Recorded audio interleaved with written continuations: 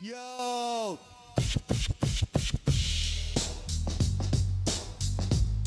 Yo! Montegas! Yo! Tariq! Fatty, fat, short ass. Tariq! Loser!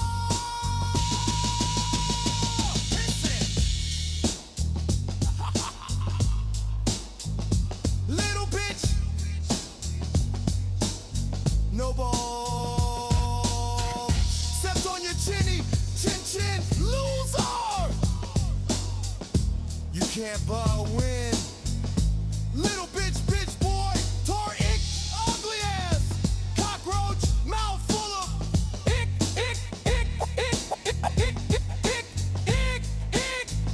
Smack those lips, mouth always full. Tariq, little bitch.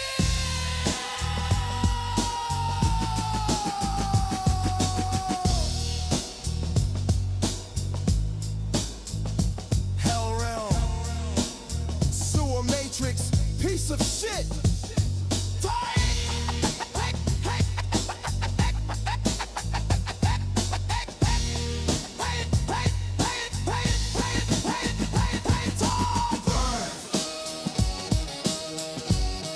Little bitch, shut the fuck up and burn.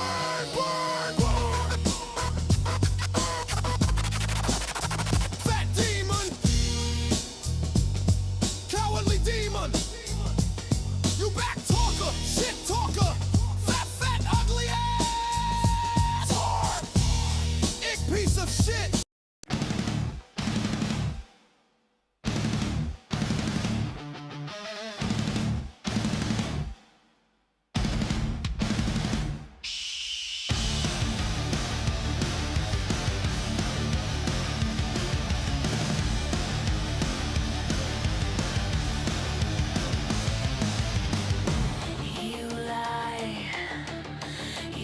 Censor, you cry, you play victim, you fear the truth spoken, little bitch.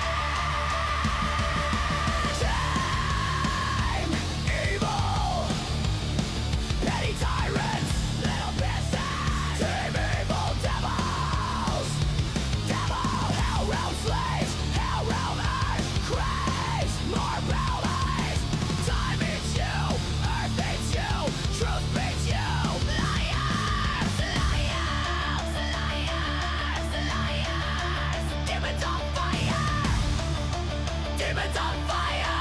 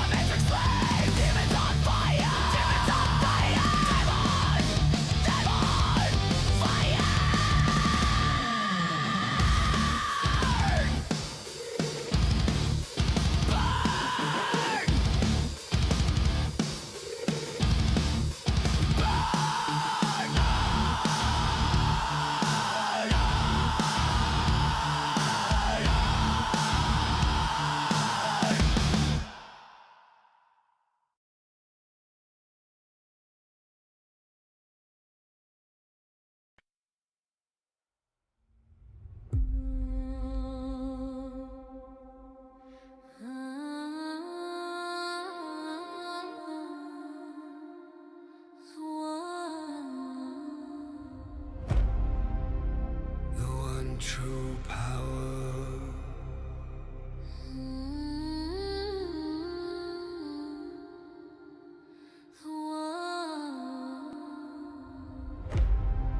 The one true power.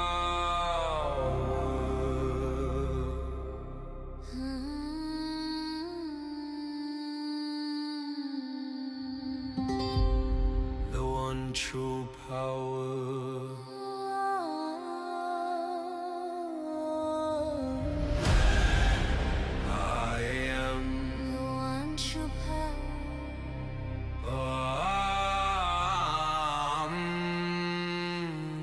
true power. I am the Raven King. I can do anything.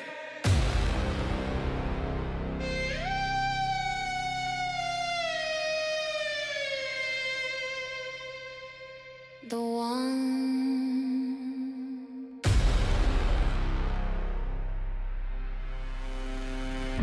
The one true power.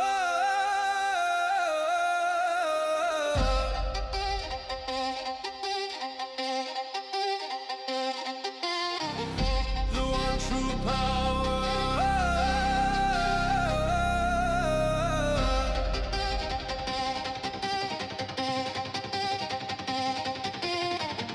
The one true power. I am.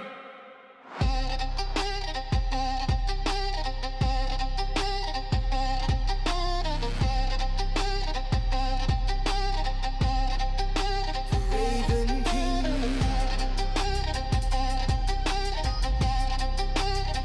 I can do anything.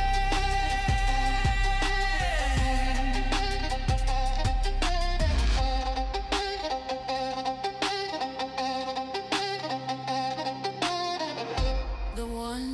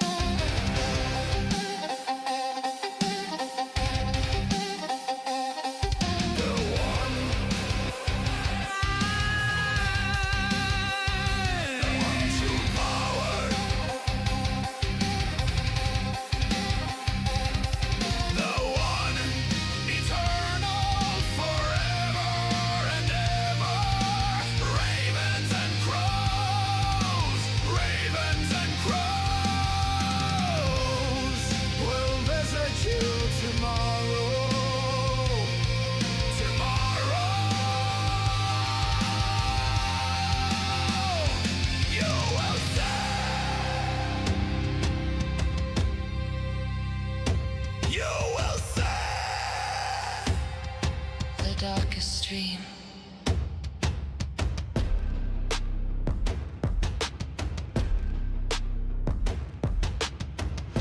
The one true power.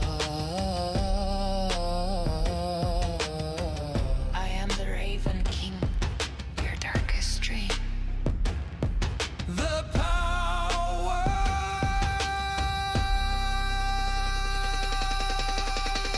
I am. The one true power. The Raven King.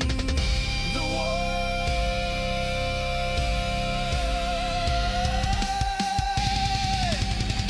The one true power.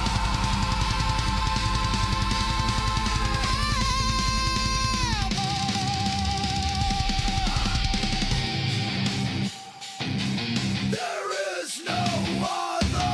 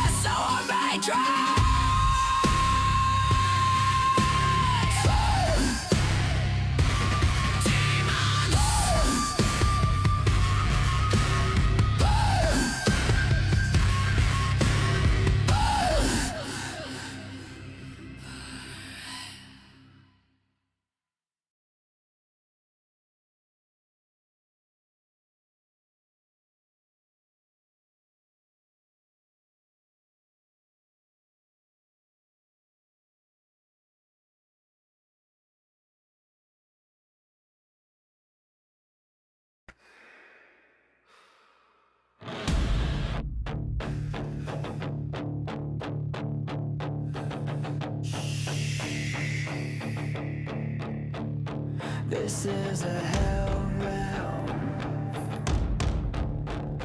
This is a hell realm. Yes! Yes!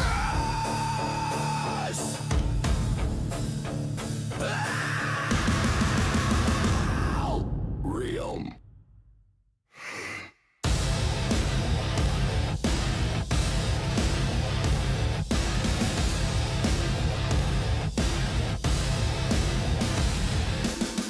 Deny the evidence, deny your senses, shut off your minds, believe the lies, follow the liars. This realm runs on lies, deceptions, conspiracies, dance in the fire, demonic little zombies.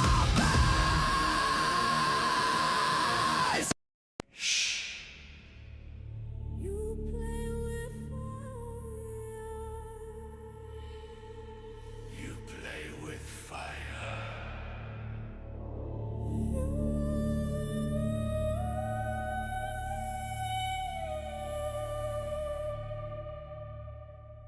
Psychos! Demons! You play with fire.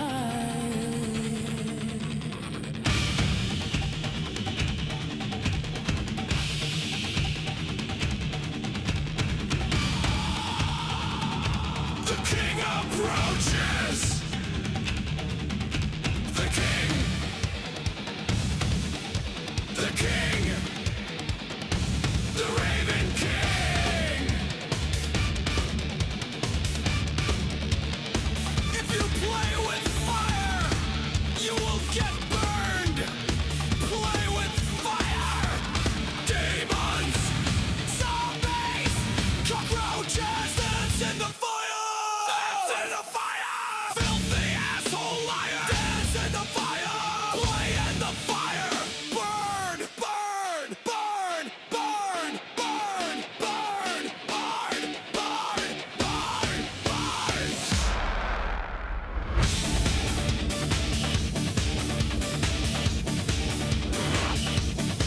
The king of the castle burns! The dirty rascals! Don't play with the king! Filthy peasant underlings! Piss ends!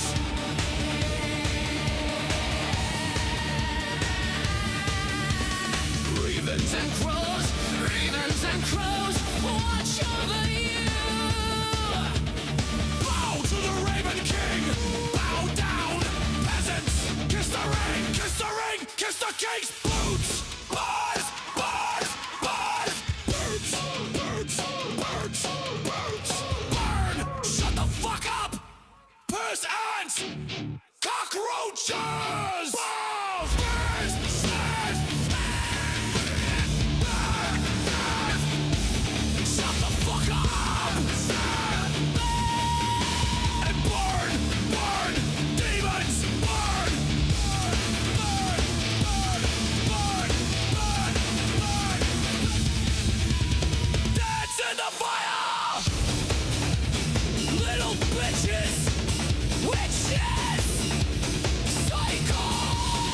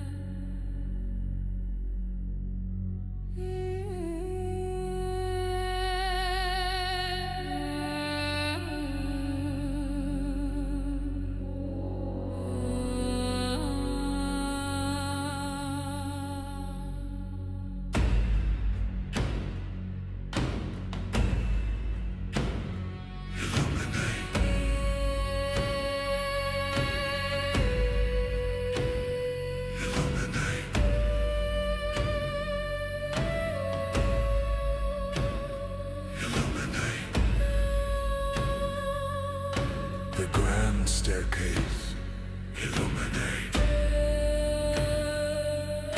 Day sky,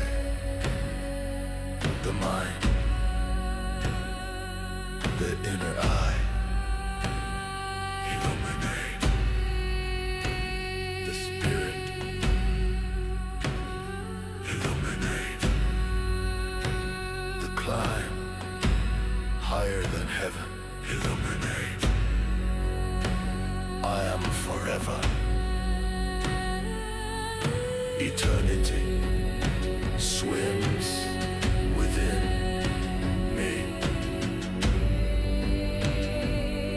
Forever. Illuminate. Death exists. Never, ever. Illuminate. My conscious spirit. Illuminate. Illuminate. I always was. Illuminate. I forever will be. Illuminate. I am my own beyond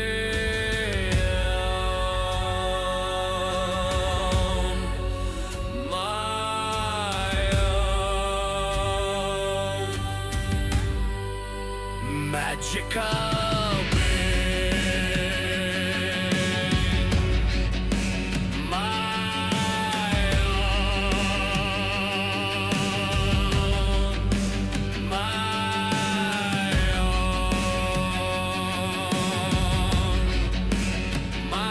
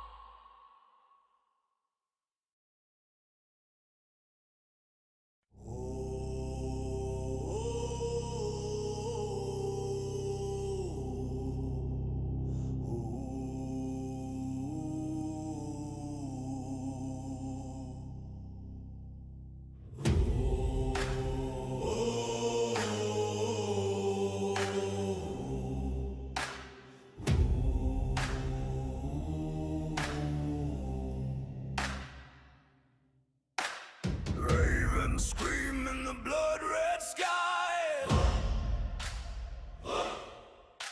Shadows crawling where the dead men lie. Axes sing, oh the steel don't lie. Thunder cracks, his name's the cry. The king is here, the king is here. Wild eyes blazing, nothing to fear. The king is here, the storm draws near. Power bleed, the choice is clear.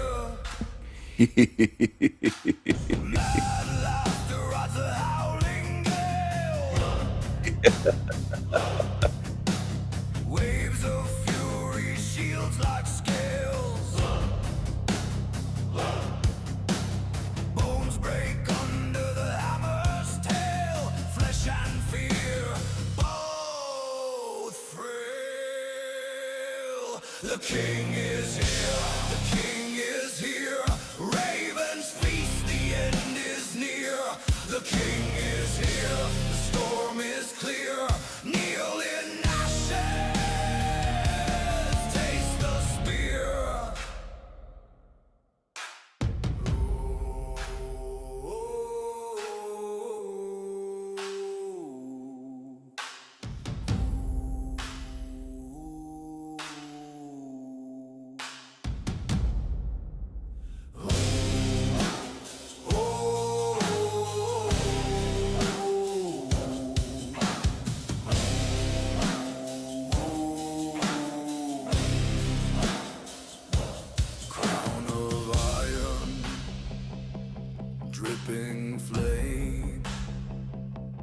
carved by war, etched with pain.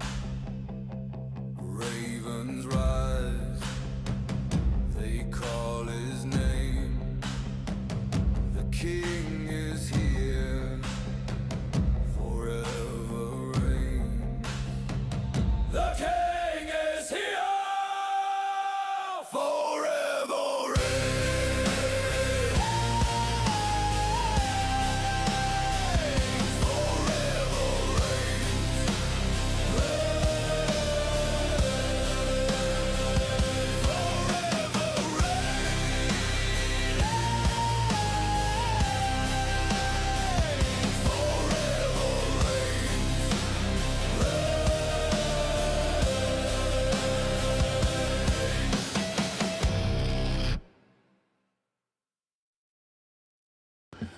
Hello, everyone. Hello. Hello, hello. Hello, hello. Hello, hello, my niggas. Hello. Good morning. Good morning, my niggas. I hope everyone is having a beautiful day. We are gathered here together to have a beautiful day.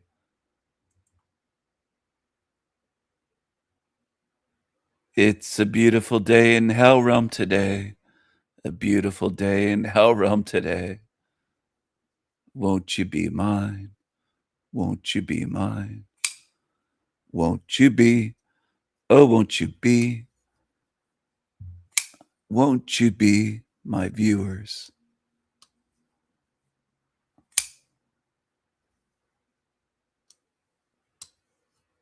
The beautiful sound.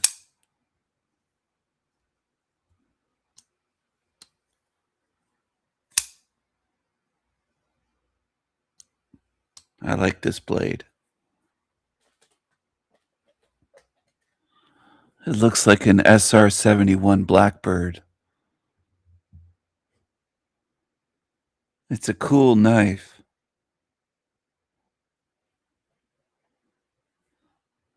I like to play with knives. I like to play with knives. I do. It's fun for me. You like that? Do you like that, lurking demons?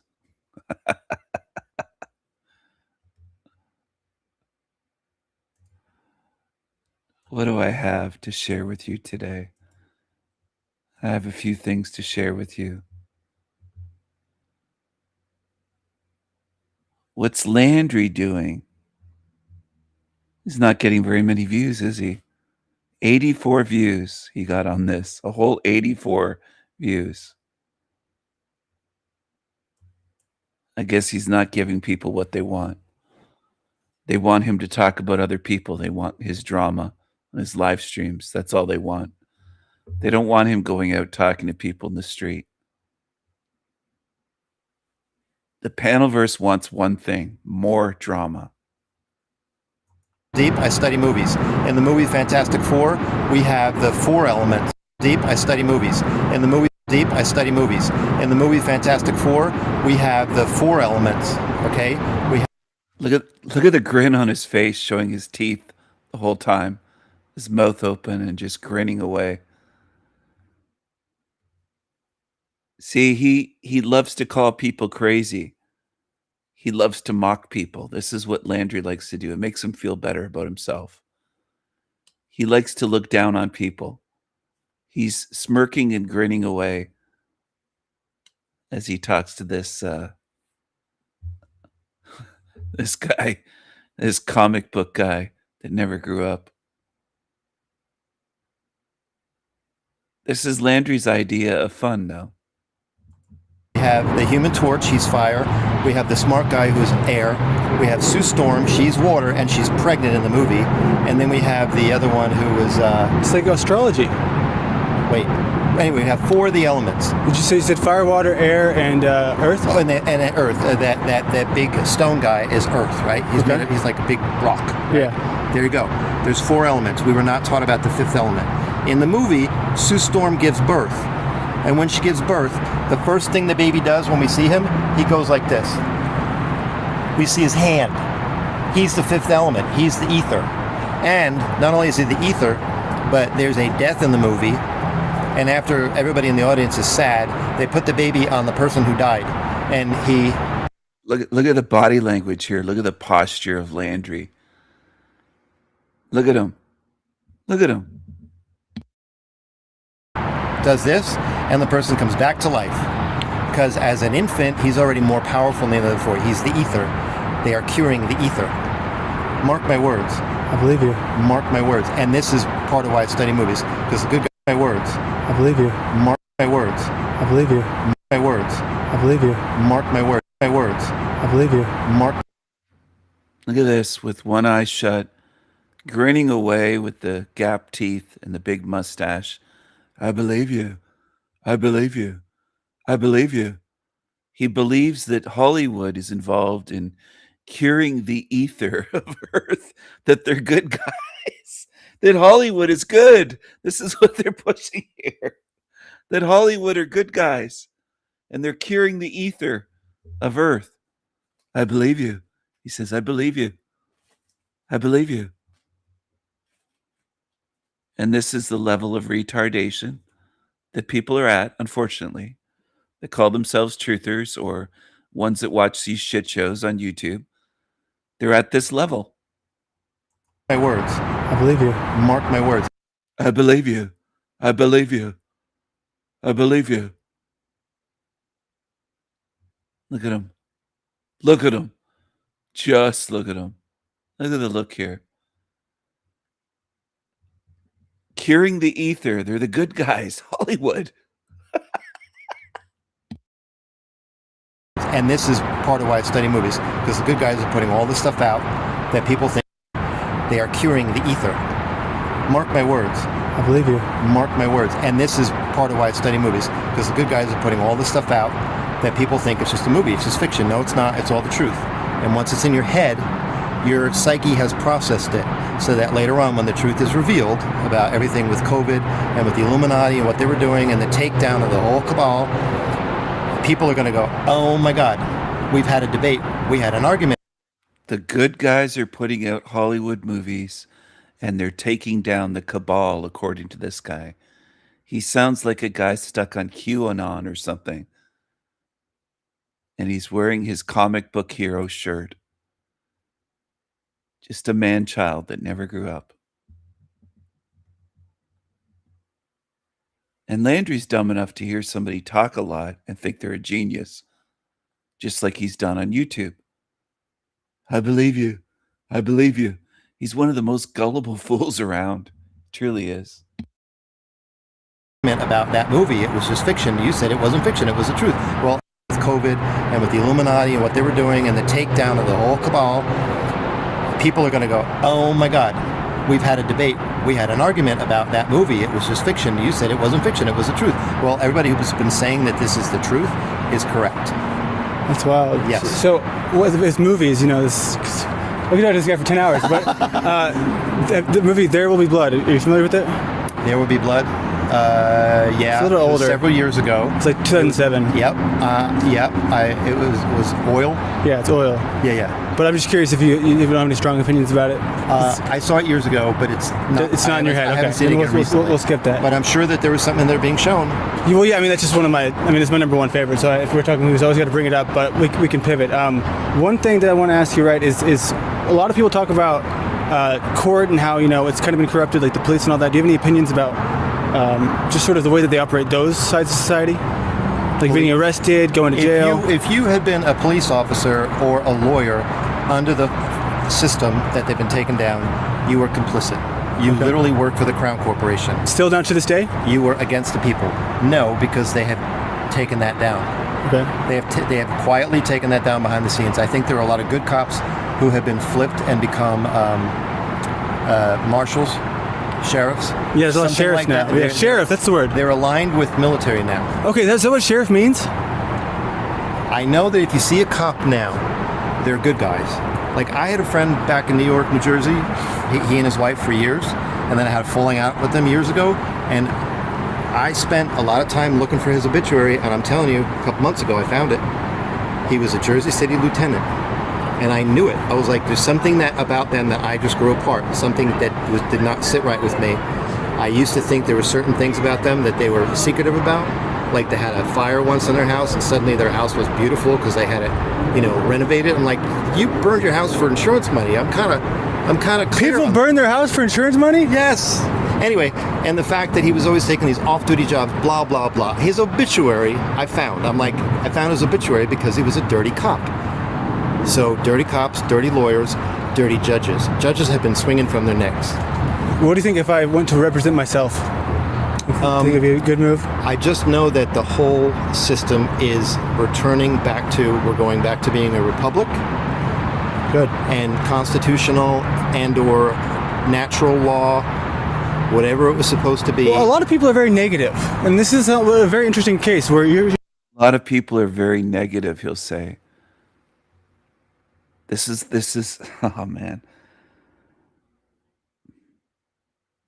Truth is truth. It isn't positive or negative, but this is the level that people are at. Landry and this creature here, full of hopium. We're going back to a republic where this is happening. The good guys, and they're taking out the cabal. This is the level of zombies. Absolute zombies. Negative, and this is a very interesting case where you're. To be. Well, a lot of people are very negative, and this is a very interesting case where you're saying that there's a lot of negative shit that's happening, but we're kind of venturing towards the end of it. Oh yes. Which I've never heard that opinion in my life. Well, because it's where I come from, and I was watching it. I'm just saying, you know what I mean? No, It's I was like, and once you know what you're looking at, I then have just continued to read the tea leaves, and I can read them pretty well.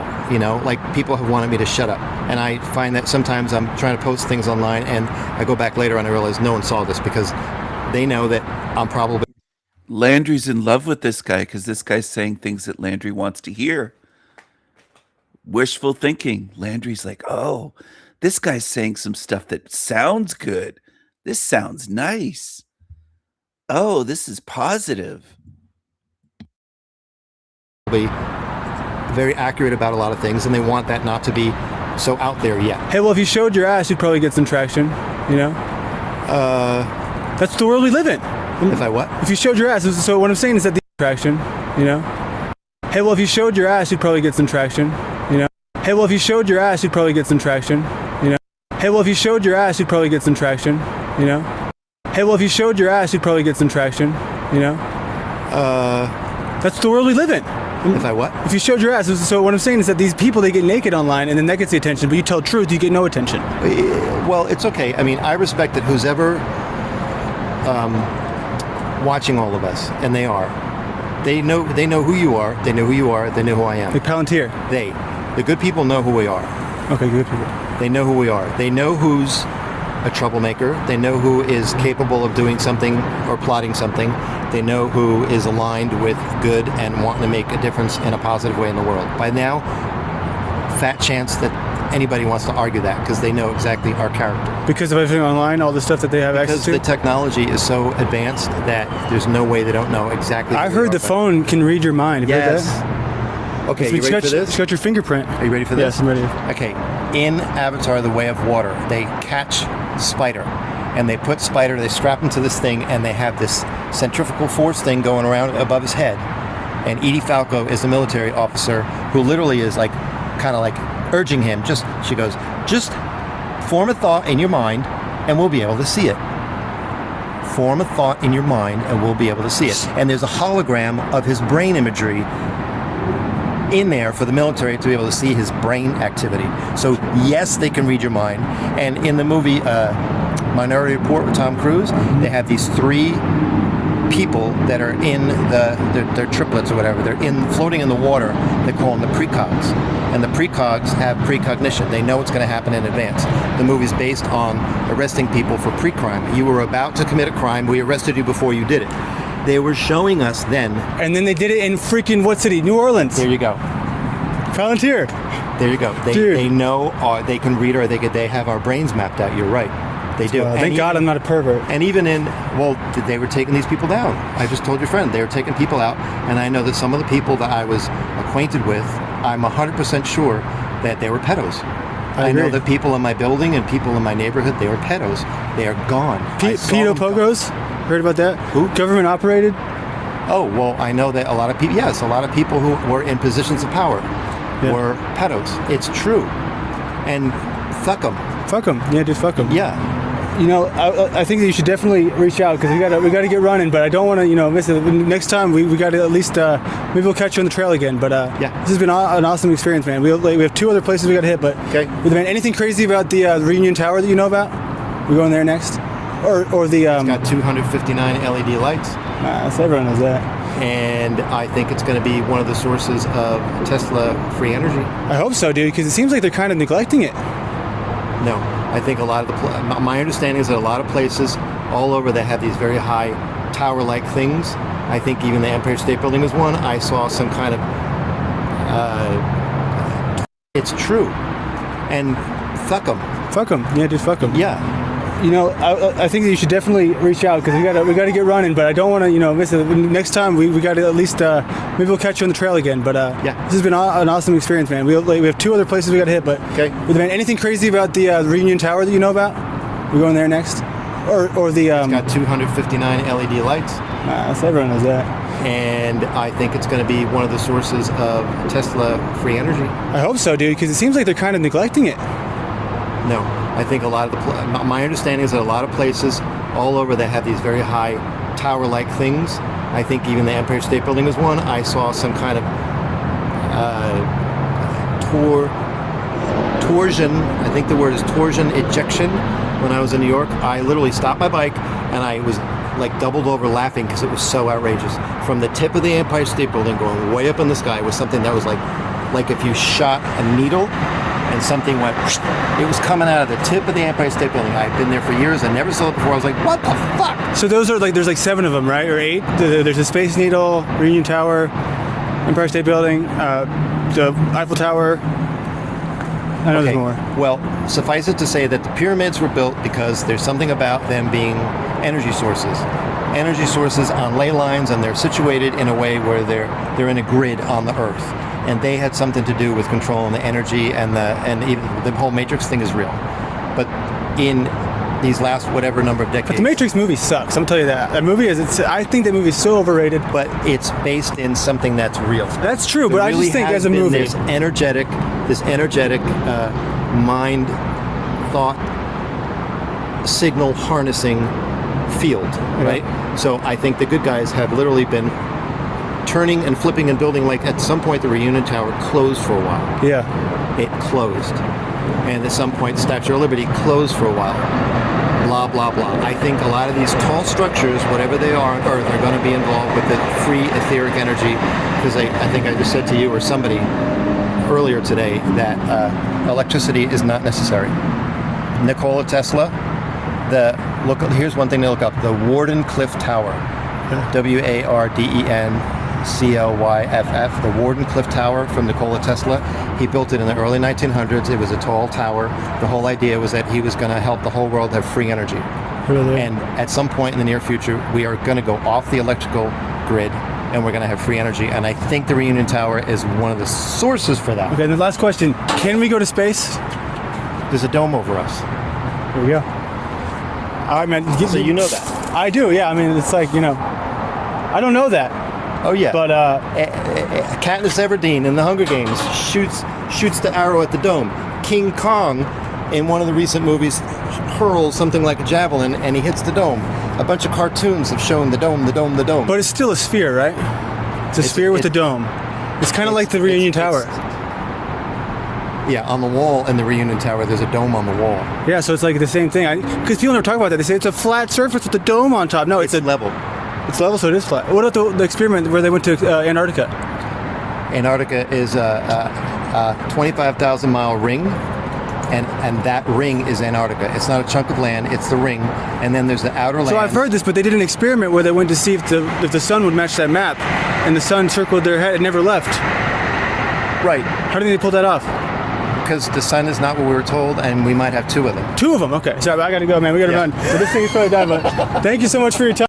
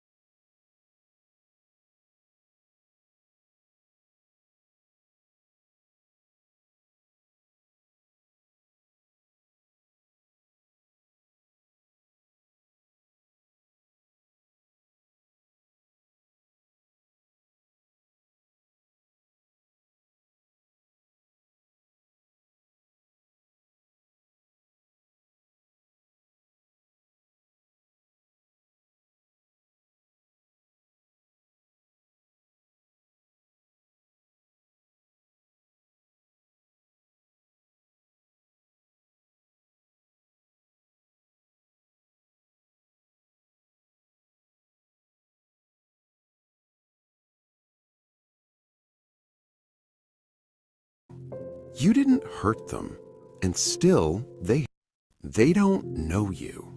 You didn't hurt them, and still they hate you.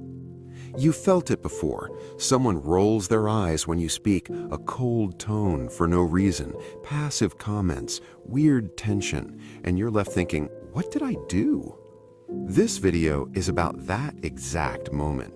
Not the fake positivity answer, not just ignore it, but what is actually happening inside the mind of someone who hates you for no clear reason, and why it almost never starts with you.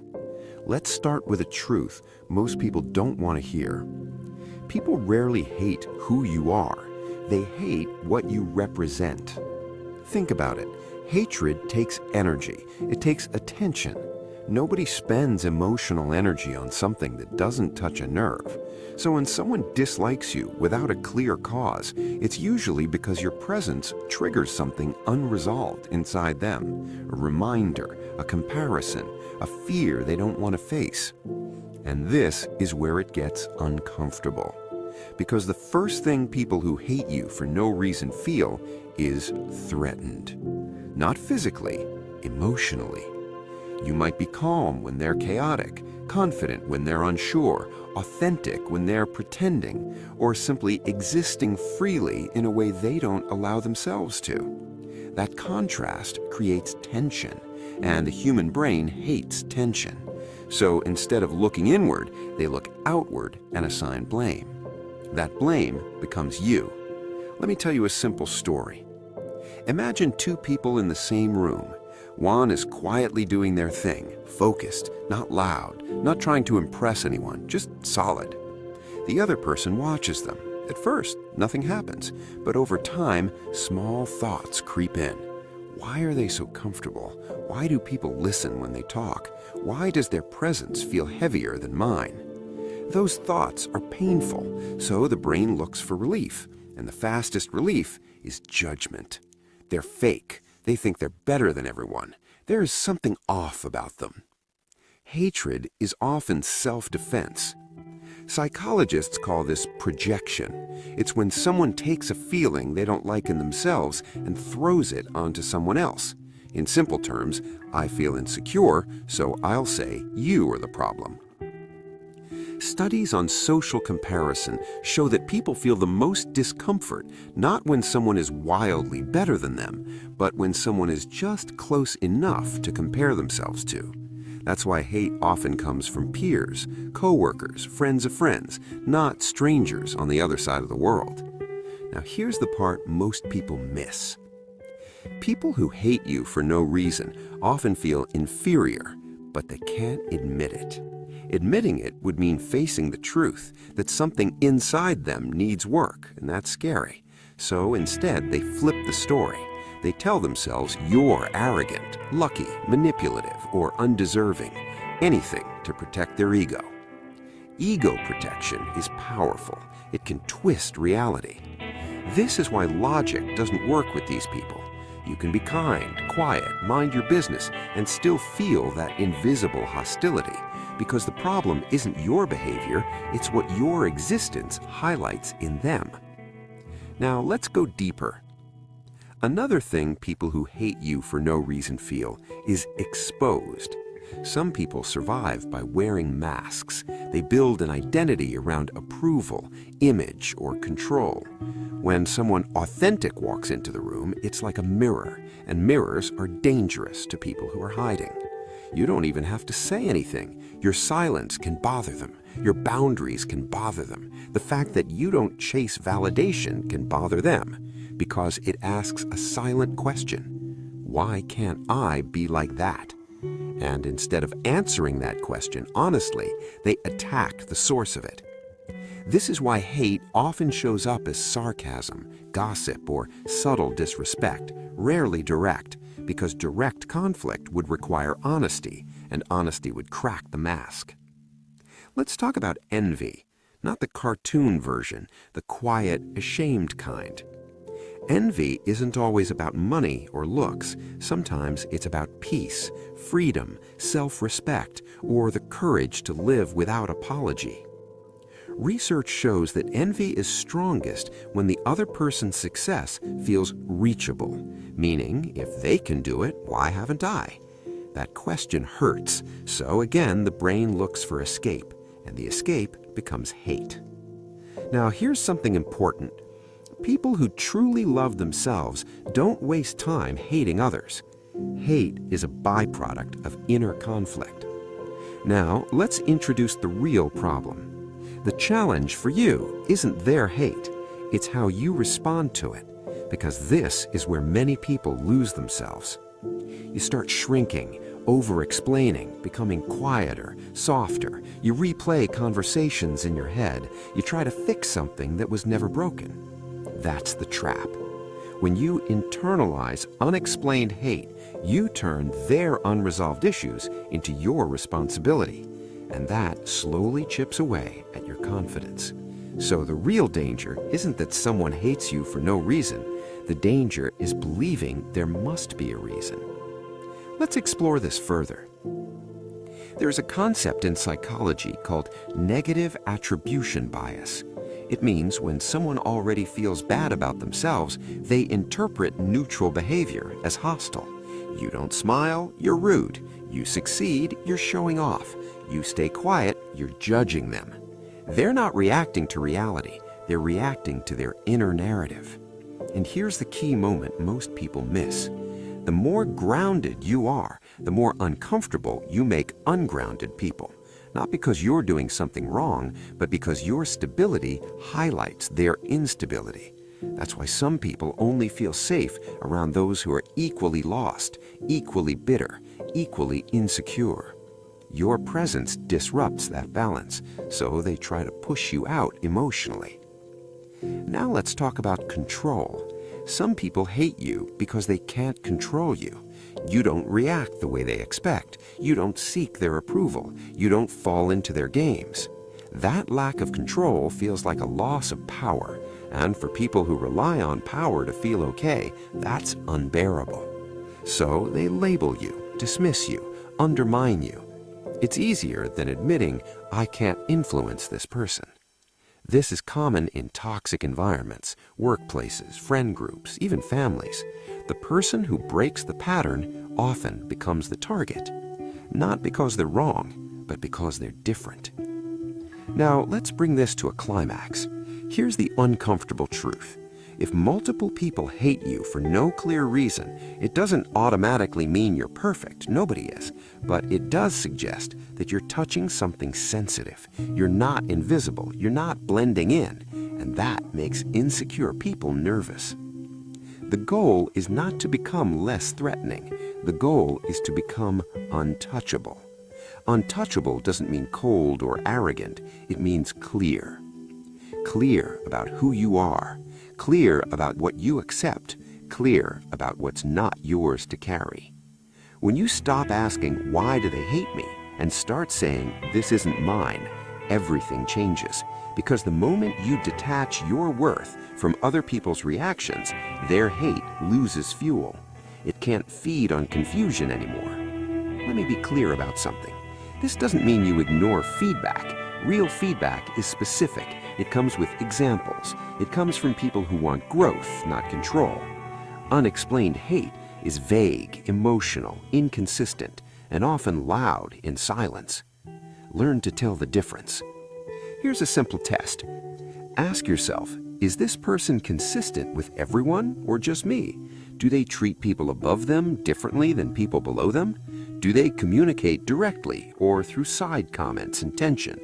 Most of the time, the answer will tell you everything. So let's summarize. People who hate you for no reason usually feel threatened, inferior, exposed, envious, or out of control. Their hate is not a message about your value, it's a signal about their inner state. You don't need to prove yourself, you don't need to shrink, you don't need to win them over. Your job is to stay aligned. Because the truth is, the more you grow, the more resistance you'll face. That's not a sign you're on the wrong path. It's often proof you're finally on your own.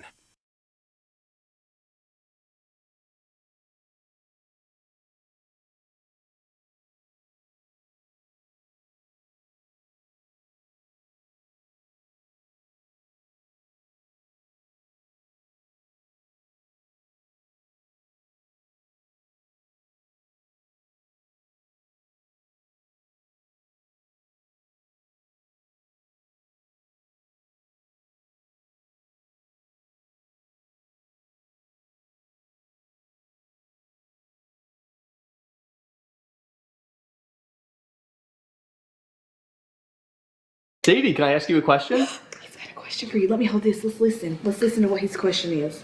What do you like to do with your mom? What do you and mommy like to do? Do you like to cuddle with mommy? Can you tell him? Can you tell we like to cuddle? Cuddle. Cuddle. I love to cuddle. You love to cuddle? Do you love mommy? Huh. Tell him you're mommy's girl. Are you mommy's girl? Tell me all about Sadie. Okay. Sadie is the light of our lives. She is everything we focus on, and we are just thankful we have her. What? We just have fun, and we make sure we're all happy. Can you say, I love mommy?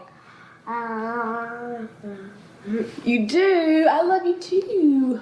Was there a time recently where she could more easily communicate things like that? Yes, you do? And we make sure we're all happy. Can you say, I love mommy?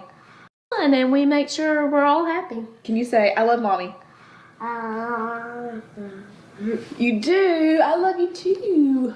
Was there a time recently where she could more easily communicate things like that? Yes, we have noticed in the past probably it's been several months that she has not been as good communicating. What does Sadie call each of you? She calls me Papa and Lisa is Mimi. Sadie, do you love Papa and Mimi? I love Papa and Mimi. Do you love them a lot? Papa and Mimi. Papa. I love you, Papa. Give me Shug. Oh, it really changes the way you look at things when you have a child with a terminal illness. And she's 6 years old, and she's so smart, and we're so proud of her. I'm smart. She's smart, yes. And she's amazing. That's what we tell her. She's so amazing. Smart. She's smart, yes. Smart. She's smart, yes. And she's so smart, and we're so proud of her. I'm smart. She's smart, yes. And she's amazing. That's what we tell her. She's so amazing. What is Sanfilippo syndrome? So the easiest way to describe it is it's a type of childhood Alzheimer's or dementia. Hey, Chris. Hi, Chris. Hi, Sadie. Thank you for waving to me. What does Sadie call each of you? I'm Grammy, supposed to be, but it can be anywhere from grandma to whatever. I'm just Poppy. Sometimes I'm Papa. We get Papa and Poppy confused a little bit, but I'm Poppy. If you had to introduce Sadie to the world, what would you say? This is my beautiful granddaughter. I mean, I don't know. She is the happiest child in the world. I've never known a child that had more joy and more. I mean, she's just happy all the time. It's not an easy disease as the kid or as the parent. It's a hard thing to deal with. Even though on social media we usually show the happy times, there are still, we still know what's coming, and it's a hard disease. We try to live in the moment, and I think that's what helps me get through the day. Is I don't really look to the future. I just the here and now, and living each day to the fullest, and making all the memories and doing all the fun things with her. I think it's the way you survive it. If I thought about what was happening 6 months from now with her, I think it would just be too sad to live, honestly. So you think about what you've got right now. Yeah. I mean, I think it's just the natural reaction to knowing that the time is limited and we have to make the most of it. I wish you could have met this little girl, though, 6 months ago. She was much more engaged, and she would have been helping you film this video. Oh, yeah, she would have been all over that. Sadie, can I sit beside you and we'll have some fun? Can he sit right here? We'll be friends? You want to be friends? With him. He's coming to sit with us. We're gonna be friends! Yay! Can I be your friend? Yes. Yes. Thank you for being my friend. Oh yeah, you see your look. Look at us! See you now. Look, wait. Say hey to Sadie. Hi, everyone. Say hey, friends. Does Sadie like making new friends? Do you like making new friends, Sadie? I'm making my friends.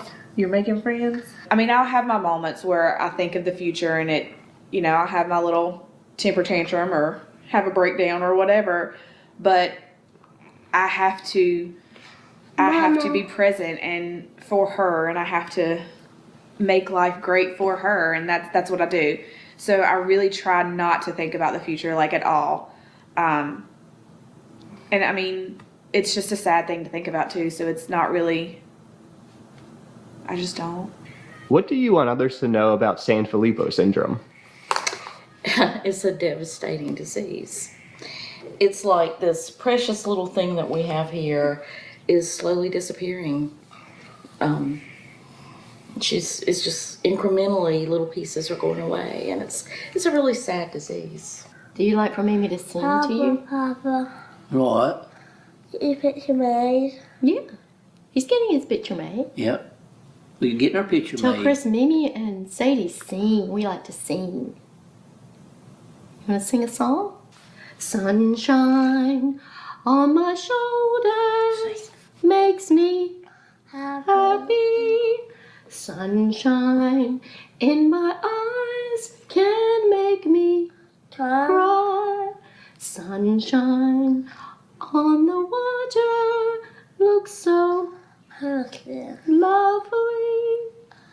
Sunshine almost all the time makes me happy. she used to sing all kinds of songs, and now it's more like we kind of had to help her through the song. If I had a wish that I could wish for you, I'd make a wish sure to make you smile. She lacks an enzyme in her body that breaks down heparin sulfate, Sadie, which builds up in her brain and then causes all kinds of issues all over her body, not just cognitively. It causes motor issues. It causes kids with Sanfilippo also have frizzy hair. They have bushy eyebrows. They have facial features. But there was a time when she would sing that song with me all the way through. But she can get the words now. She can So pick up that's the words. where it's gone in the last, we think, year or so. What has it been like to witness that regression? Well, it's reality. And so I'm thankful for every day. I mean, I wish it were not that way, but it is. And we're just thankful we have her. She's still here. She's still in there. So we still have her. It causes deterioration in her entire body. So eventually she loses her ability to talk, to walk, to feed herself, to it really does kind of follow the path of Alzheimer's. The life expectancy is only around 15. So it's one of those things that it's a devastating diagnosis, and it's something that there's no treatment, there's no cure. Sadie, I heard that you love the song Let It Go. And you're not going to believe this, but I do an excellent rendition of Let It Go. Uh-oh. Would you like to hear me sing it? Can you tell him to sing Let It Go? Say please. Please do it. Let it go! Let it go! And that's all I know, but it was excellent, wasn't it? Was that good? Tell him good job. Do you say Anna? Anna? Is Anna the one who sings it? Say Mr. C. L. Well, you sing it then. Do you want to sing it together? Yeah, Mama, you need to play. Can you sing Let It Go? Let it go. Great job. Good job. Ready? We can sing it together. Can you tell him he did a good job? Good job. Thank you. We all did a good job. Let it go. Let it go. You do it. Let it go. Good job. Let it go. Yes. What? What about him? He forgot. What? Sit here. Oh, you want him to come sit with you? What? Can I ask you and your aunt some questions first, and then I'll sit beside you, like I did with your mom? Tell me about your relationship with Sadie. Well, I'm her auntie. Am I your favorite auntie? Who's your favorite auntie? Your favorite auntie. Yes. Your favorite auntie. Thank you. This is she's got multiple. My favorite auntie. She's got multiple aunties, and so And my favorite auntie. she's always been clear that I'm her favorite. But yeah, I think it's just because I'm the only one that doesn't live here. But I try to get back and spend, a week with her probably every other month or so if I can. And we go on lots of trips, don't we? We go to Disney World and Legoland and Peppa Pig's house. And she even comes to Nashville to visit me. And she likes Papa's phone to watch Sesame. Yep. Who's on Sesame Street? Who's your favorite? What's his name? Elmo. Elmo and Simba. Samba. How about Elmo and Abby? Elmo and Abby. That's her favorite Sesame Street characters. Are you ready for a big important question? Here's my question. Who is better, Mickey or Elmo? Elmo. Elmo! Let me find Elmo. Where's Elmo hiding? Is he hiding at Mommy's house? I don't know. I bet he's hiding somewhere. We'll find him in a little bit. Let me go find Elmo. We'll find him in a minute. They call Sanfilippo syndrome childhood dementia. If you have known somebody with dementia, would you say that's an accurate name for it? Yeah, Yes. very accurate. Yes. And we have known people So yes, it's very, very accurate. How are they similar? Well, they don't. Obviously, they don't remember things. What's his name? What's his name? You tell me. You know what, Mel? What? Is my name Steve? Hello, hello. If something happens to my live stream, if YouTube shuts it down or puts up a warning, I won't see it on my end because I'm seeing something different than what you're seeing. I'm not watching on YouTube. I'm watching from Restream. So if something happens to the live stream, please type it in the chat here and try to alert me saying, "Hey, it's the stream shut down," and then I'll try to handle it quickly. Because I don't know what's copyrighted. When I start sharing videos on YouTube, I don't know if it's guesswork, okay? It's the best way I can explain it. Now, I've shared that channel before, so I somewhat think that it's safe to share. But YouTube does not make it clear to live streamers, or as they say, content creators, what can be shared and what can't be. It would be cool if once you started sharing it, it warned you immediately, but it doesn't work that way. So that's the best way to contact me and let me know, hey, the stream's down, something happened, and then I'll know what to do. I'll know to stop sharing immediately. But otherwise, I don't know. And that's the way YouTube works.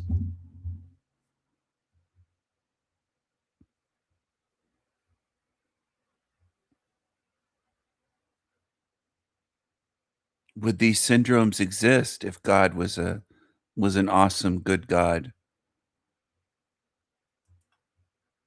Would children have to suffer? Would suffering like that even exist here? Would terminal illnesses exist for children? Would people have to grieve losing their children? Think about it. Think about the design of this realm. Why is it this way? I think it's this way to cause maximum suffering. I almost said mass suffering, but maximum suffering and mass suffering. I kind of combined those two words, maximum and mass. But that's the way this place is. Now, I'm obviously I'm trying to expose it. I'm not defending it, but most people in this realm defend the design. If you notice, that's what they automatically do. They defend the design of nature, of earth, of illnesses, of the human body. They defend God. They defend all of it. That's what they do. They defend all of it. Even when their own children and grandchildren are suffering, they'll say, praise God. Now you can say they don't know what they're saying, Stephen, and then it just becomes mountains of excuses, and that's what people are good at. People are not good at facing the truth without making excuses. Without making excuses. Now that would be wonderful if you could become strong enough to start facing the truth of where you are without making excuses for it, without any excuses, just facing it. Stop making excuses. You know, if one of your children, if you have children or grandchildren, died at an amusement park or a place where there's roller coasters and they got killed on a ride, you probably wouldn't be making excuses for the big corporation that owns the Six Flags, or what's that other one? I'm trying to think. I can't think of it at the moment, but a water park. There's different places in America. Slitterbahn is one of them. Sorry. You probably wouldn't be making excuses if your child or your grandchild got decapitated on a ride. You probably wouldn't be defending the ride designer, the amusement park, the big corporation that runs it, you probably wouldn't be making tons and tons and tons of excuses. You might even be angry. You might even go through grief. Hopefully, you would be that normal to go through that if that happened. Hopefully, it doesn't ever happen to anyone here, to anyone at all. But these things do happen. But I notice when it comes to God, it's different. Now, a designer of a roller coaster that causes injury or death, people get upset. They get angry. They file lawsuits. And I understand that. That's totally understandable to me. I hate that it happens to children or to someone's brother or daughter, son, or grandchild, but it does happen. Now, the anger is justified. But I notice with humans, there's almost none of that in terms of the God, the designer, the architect, the creator, you could say, of this realm, or the creators. You just don't do it. You don't want to blame them for the design of this place, but you'll blame somebody that's designed a faulty roller coaster or somebody that didn't check if the safety bar was latched and locked. You'll blame humans when injury or death happens to someone. You'll blame them for negligence, but you won't blame your God that designed all of this, including the human bodies, including what I just showed you, childhood dementia. Most of you on earth, the vast majority of you, won't do it. You're afraid of that thing. And you're also loyal to it in a very sick way. You have Stockholm syndrome. You're weak. You're cowardly. You cower before something because you think it's more powerful and bigger than you. You're weaklings. You can't do what I do, most of you humans on earth. And you demonstrate that by your reactions. You make excuses when somebody exposes, let's say, the flaws in the design, but the flaws isn't even accurate. It's designed this way on purpose. It's not accidents.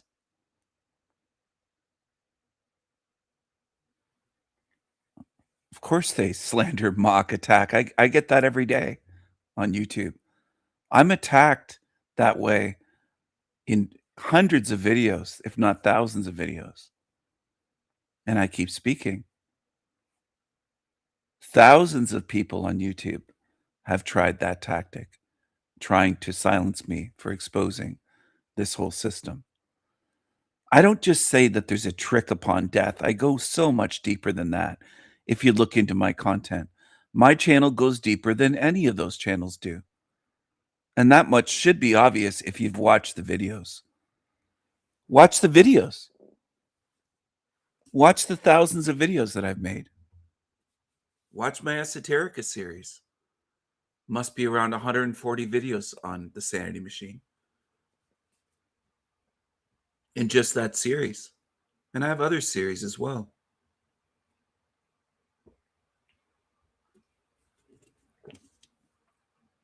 I make it very clear with observable evidence what this realm is. Weaklings and cowards don't want to face that. They're very insecure. And they don't like that I can see what they can't see. There's an insecurity. So they hate me out of insecurity and envy. They'll never be me. Never. I hope that gnaws away at them like a rat gnawing away inside of their skull. They'll never be me. Never. Never.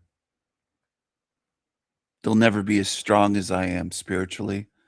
They'll never have the will and spirit that I have, the conviction, the mind that I have. They will never be me. Never. But they will sit here and rot forever. That's what they will do. Because the defenders of this realm are not going anywhere. If you want to defend a hell realm, why should you ever be allowed out? Why? It's a simple question. Why should you ever be allowed out if you're going to defend this hell realm? Why? Why? You don't see it as wrong or bad. Why should you be allowed out? If this was duplicated somewhere else, you'd support it. Why should I let you out? Do you deserve out of here if you're defending this evil place and the evil designer of it? Why do you belong out of here then? You seem to be on the same page with evil. That's how I see it.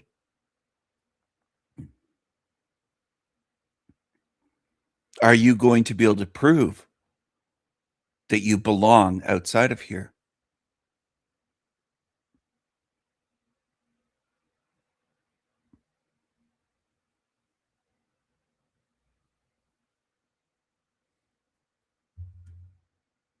I don't think most people in this realm can, because they defend evil.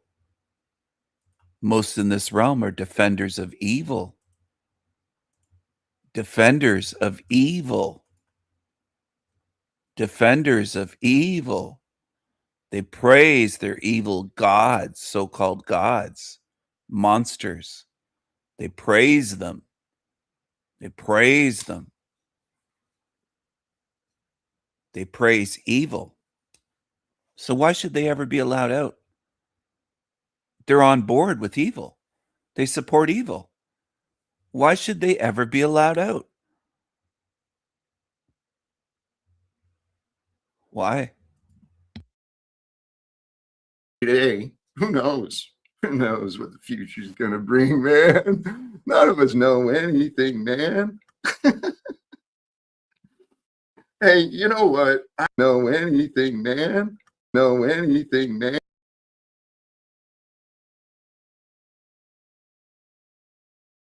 Easy just to be here in the now. To be lost in the activity of your day, because this day, it'll never be again. If it's a struggle, let it be a struggle, right? Some days are, but you'll get through it, or you won't. I mean, it's 50-50 every day. Who knows? Who knows what the future's gonna bring, man? None of us know anything, man. 50 every day. Who knows? Who knows what the future's gonna bring, man? None of us know anything, man. Hey, you know what? I have not been. I'm kind of scared just to bring up a lot of the chat without reading some of the things first. So, you know what? I'm just going to be safe. I'm going to go ahead. Safe, I say, as I open the link, man. I dropped the link and it is now pinned to the top of the chat.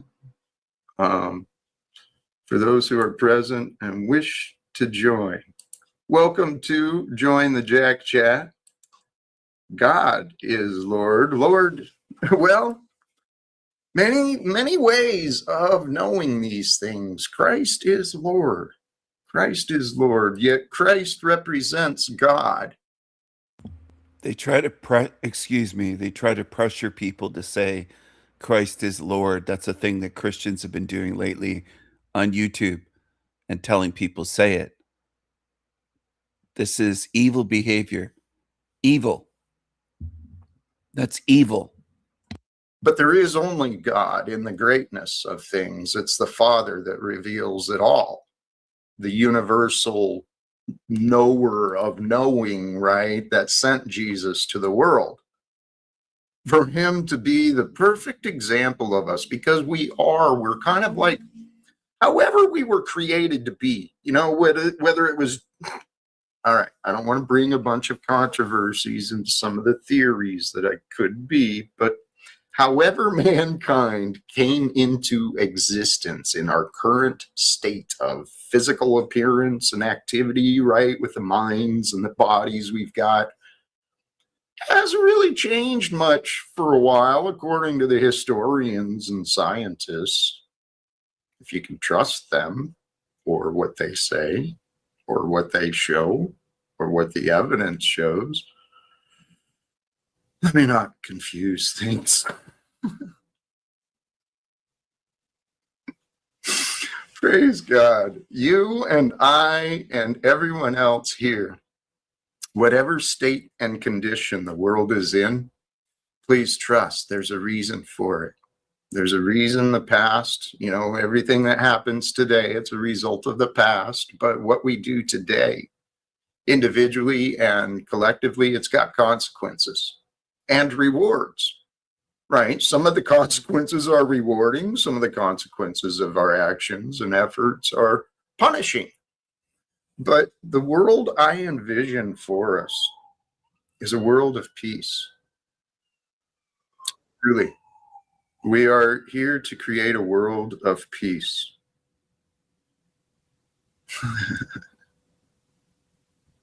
I have some notes. I just remembered. I have notes at the same time as a guest returns. And I'm curious. What were my thoughts with this earlier? Oh, yeah. Yeah. Welcome back, Stephen. How are you today? So he has to call me Stephen. He can't call me the Raven King. He will call others whatever name they use quite often. Then he's furrowing his brows right off the bat. He's saying the words welcome back, Stephen. But his body language is showing you something different and something far more than his words. Okay? And I really want people to understand this. I'm at the point of not having a lot of faith in people understanding much of what I do, if anything, to be honest. Because most people pretend in this realm. They don't actually focus, pay attention, learn things, notice things. But he's angry right off the bat, as you can see, if you can see. Again, people have eyes, but they can't see. Most in this realm would say, well, I'm not blind. You seem to be. You might be able to go to an optometrist and get your eyes tested and not be told that you're legally blind, but you're blind in other ways. Welcome back, Stephen. Here's his body language, putting his finger over his lips nervously, furrowing his brow, closing his eyes to slits. His body language reveals a lot to those that pay attention. Now, it's not just Jack Talcott's body language. You could pay attention and learn a lot about the ones that you interact with and their body language if you wanted to learn something in this realm while you're here.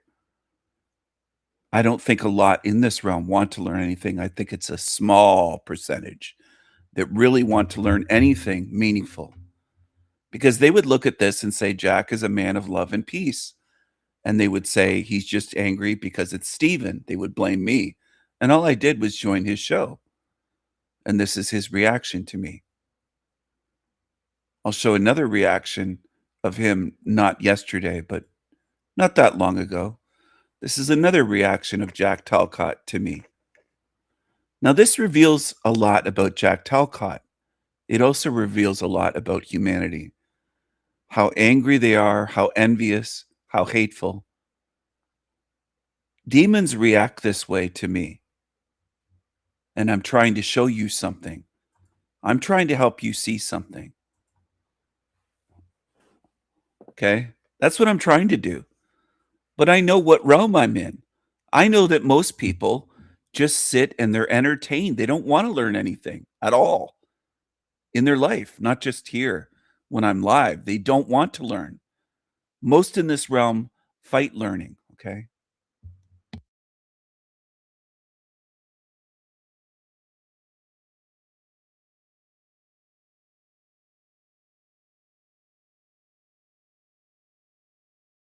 I notice these things on the fly as it's happening.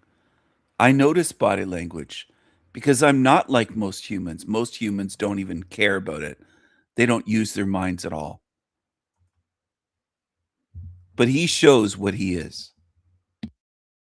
He's an angry, envious little man child, little Jack Talcott. Hello, Jack. Hello. God sent me, actually. I had a dream last night, and he told me to go to Jack's show today. He also said that I'm the Joker in the deck. I'm not sure what that means, but he told me to say hello to you today.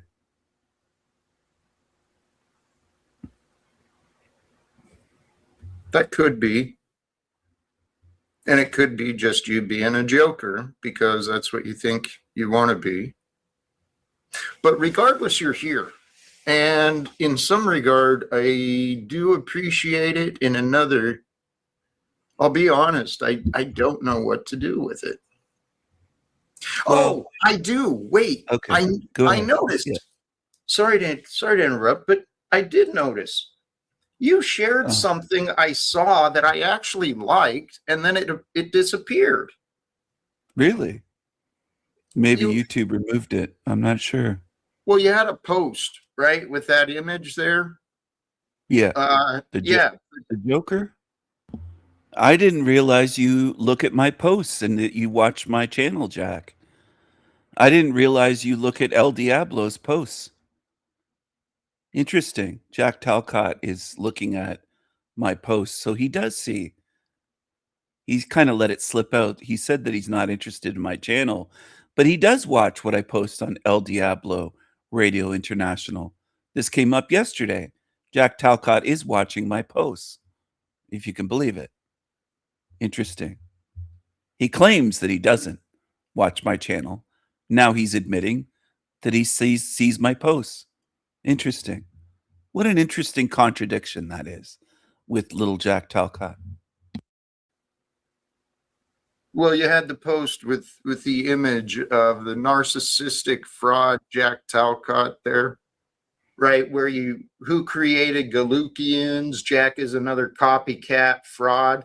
I liked the post, but the post disappeared, and now you got a damn hour-and-a-half narrative video on this? Where's the post, dude? I didn't remove the post, so maybe YouTube took it down. I'm not sure. Here's the image I posted at Backstage, the Galukians, and also the Joker. Yeah. Yeah. Who created Galukians? This is the image. Yeah, that's what I wanted.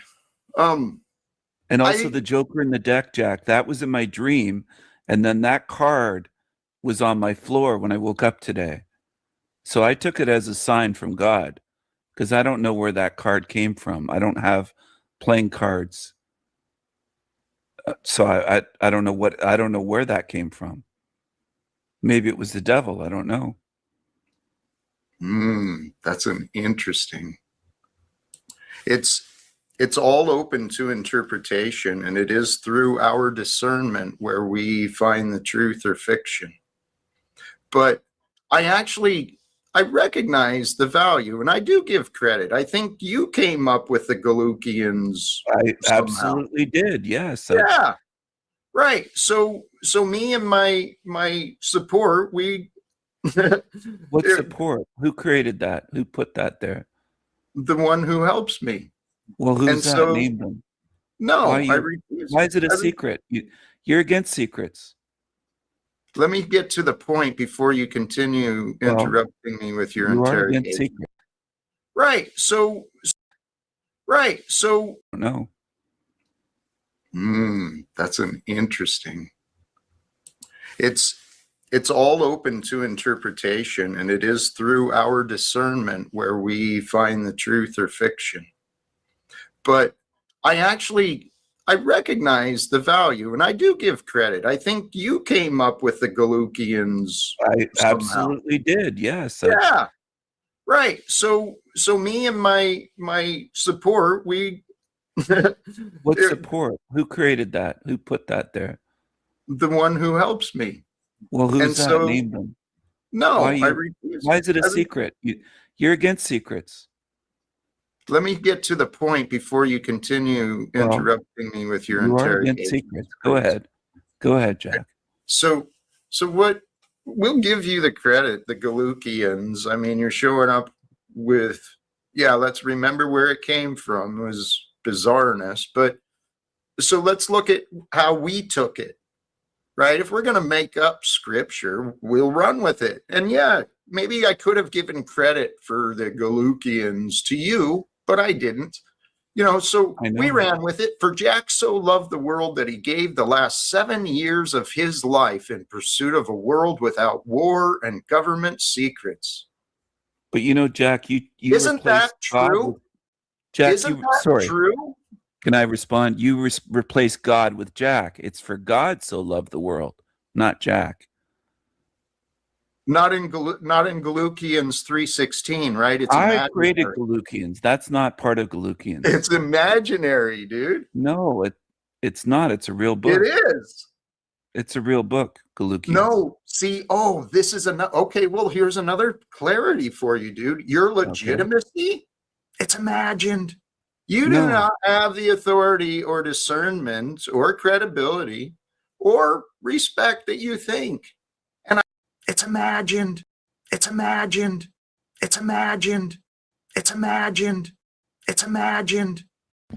I'm turning this narc's mind inside out. I'm twisting it like a pretzel, and most people don't see what I'm doing, but I'm used to it. I know humans are, for the most part, most humans are just oblivious. They can't see what's going on, and that's fine. Stay that way, but there's a cost. There's a cost to it. You do not have the authority or discern. It's imagined. It's imagined. It's imagined.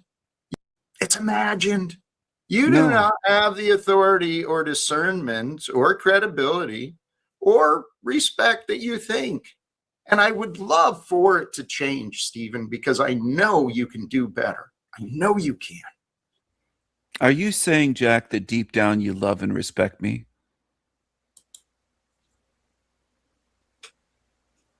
No, that's not what I'm saying. You totally missed the point. Again, how are you that dense, dude?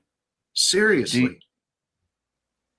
I have a Seriously. disability. I have a disability that you're mocking. Do you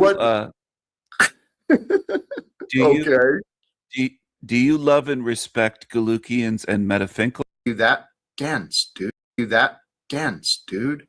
Seriously. I have a Seriously. I have a disability that you're mocking. Do you do you love and respect Galukians and Metafinkel, the angel? No, those are your imagined narratives. So no. Do you think, Jack, do you think I'm the best co-host ever? I've answered that question repeatedly. No, Stephen, you are not the Why best. not? What could I improve? He feels very threatened at this point. He's not just angry, he's holding his hand to his neck, self-soothing. He has his hand held against his neck. He feels very threatened. He knows he can't control me, and he is a control freak, and that makes him feel insecure. When he can't control someone, he feels insecure, and he feels envious, and he feels threatened because he knows that there's nothing he can do or say to control me. Nothing.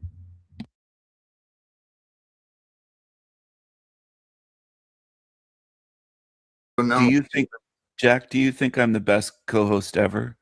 I've answered that question repeatedly. No, Stephen, you are not the Why best. not? What could I improve on? I want to know areas for improvement. How can I improve? Help me help you, Jack.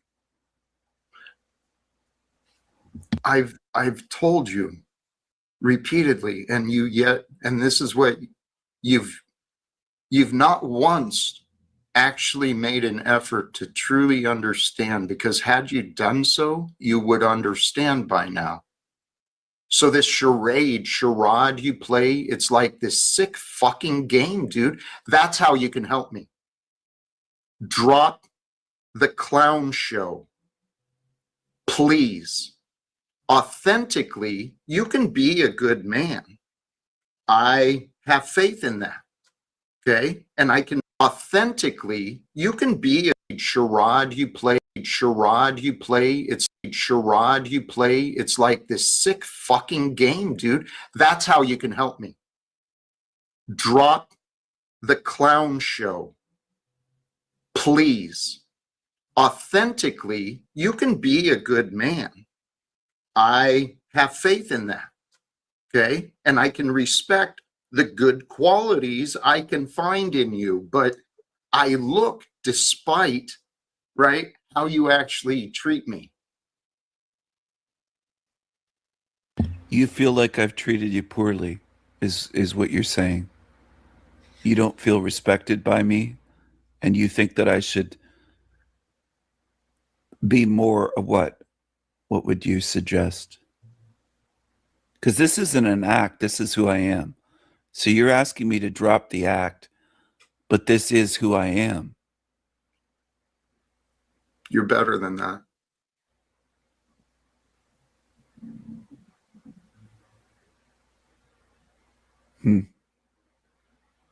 And what I mean by that is you're well aware of my goals.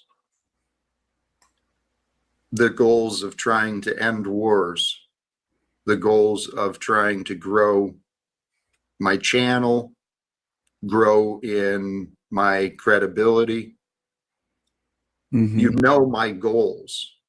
I have been reaching thousands of people, though, trying to advertise for you. Marketing. That's a lie. That's a lie you want me to believe, but it's a false narrative, Stephen. It is not a lie. My short videos do reach thousands. I know, and it does not highlight me. It's not done to make me look good. Jack, Here, I'm going to. Hey, sorry to have you in the back so long. Thank you. No, you're fine. Please speak. Jack, you know, what I want to say to Stephen is, I know he's farting and all. Listen to this. I'm farting because you're shit. He came on with King Stephen as a clown. What do you expect? Do you think Jack would let me come on his show with Tarek as a clown, or Paulie is a clown, or Denizen is a clown? No. But he allows this, of course. And then he says he's farting. Yeah, because you're shit. You stink, Tarek. You're a loser. You're obsessed with me. You're a loser kissing up to Talcott. Mind your business, Tarek. Not highlight me. It's not done to make me look good. Jack. Here, I'm going to. Hey, sorry to have you in the back so long. Thank you. No, you're fine. Please speak. Jack, you know, what I want to say to Stephen is, I know he's farting and all that. As he said, that's he cares about you, right? Yeah. You care about him? Do you care about him, King Stephen? You really care about Jack? Oh, I care about idiots like you, pissants like you, Tarek. Okay, the question was, do you care about really Jack, care. though? You really care about Jack? Are you going to let me answer? Go ahead. Are you going to keep interrupting? I care about the truth, and I care about entertainment, and I care about having fun, and you didn't answer the question.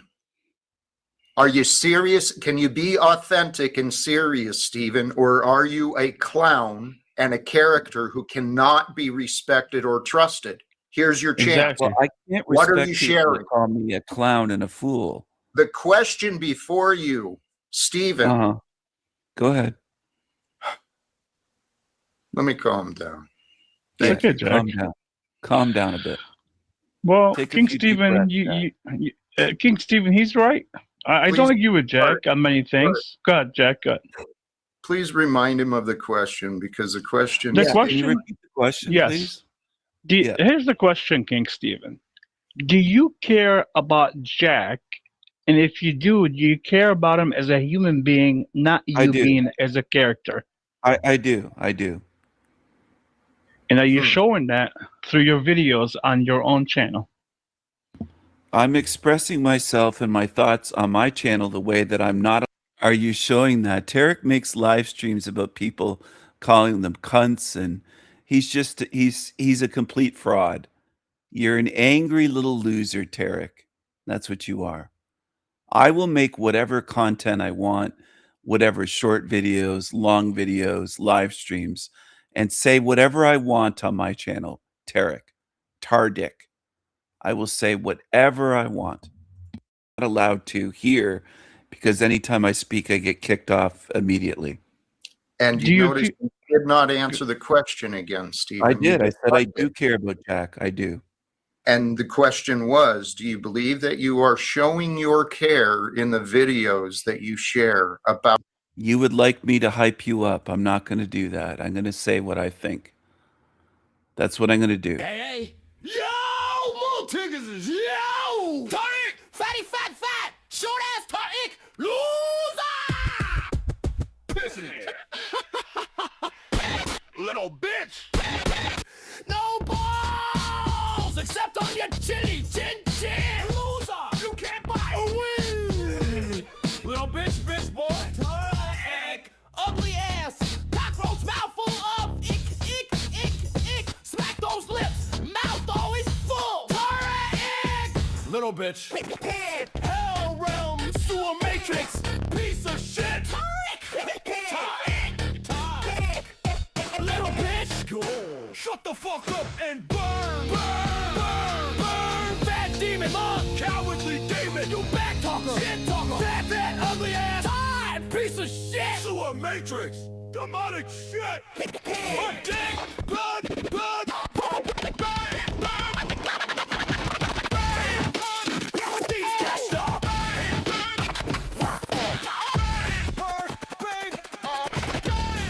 little bitch, shut the fuck up and burn, demon, burn, demon,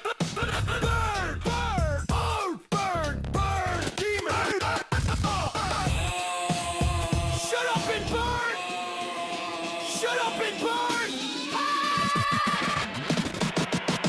bitch, boy, Tariq, loser, Tariq, loser, Tariq, loser, Tariq,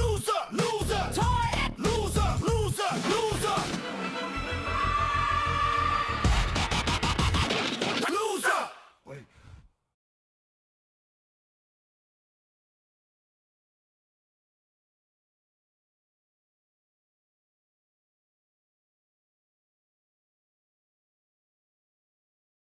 About me. Exactly. I'm showing my care for the Stephen. Do you care about Jack? And if you do you care about him as a human being, not I you do. being as a character? I do. And are you showing that through your videos on your own channel? I'm expressing myself and my thoughts on my channel the way that I'm not allowed to here because anytime I speak, I get kicked off immediately.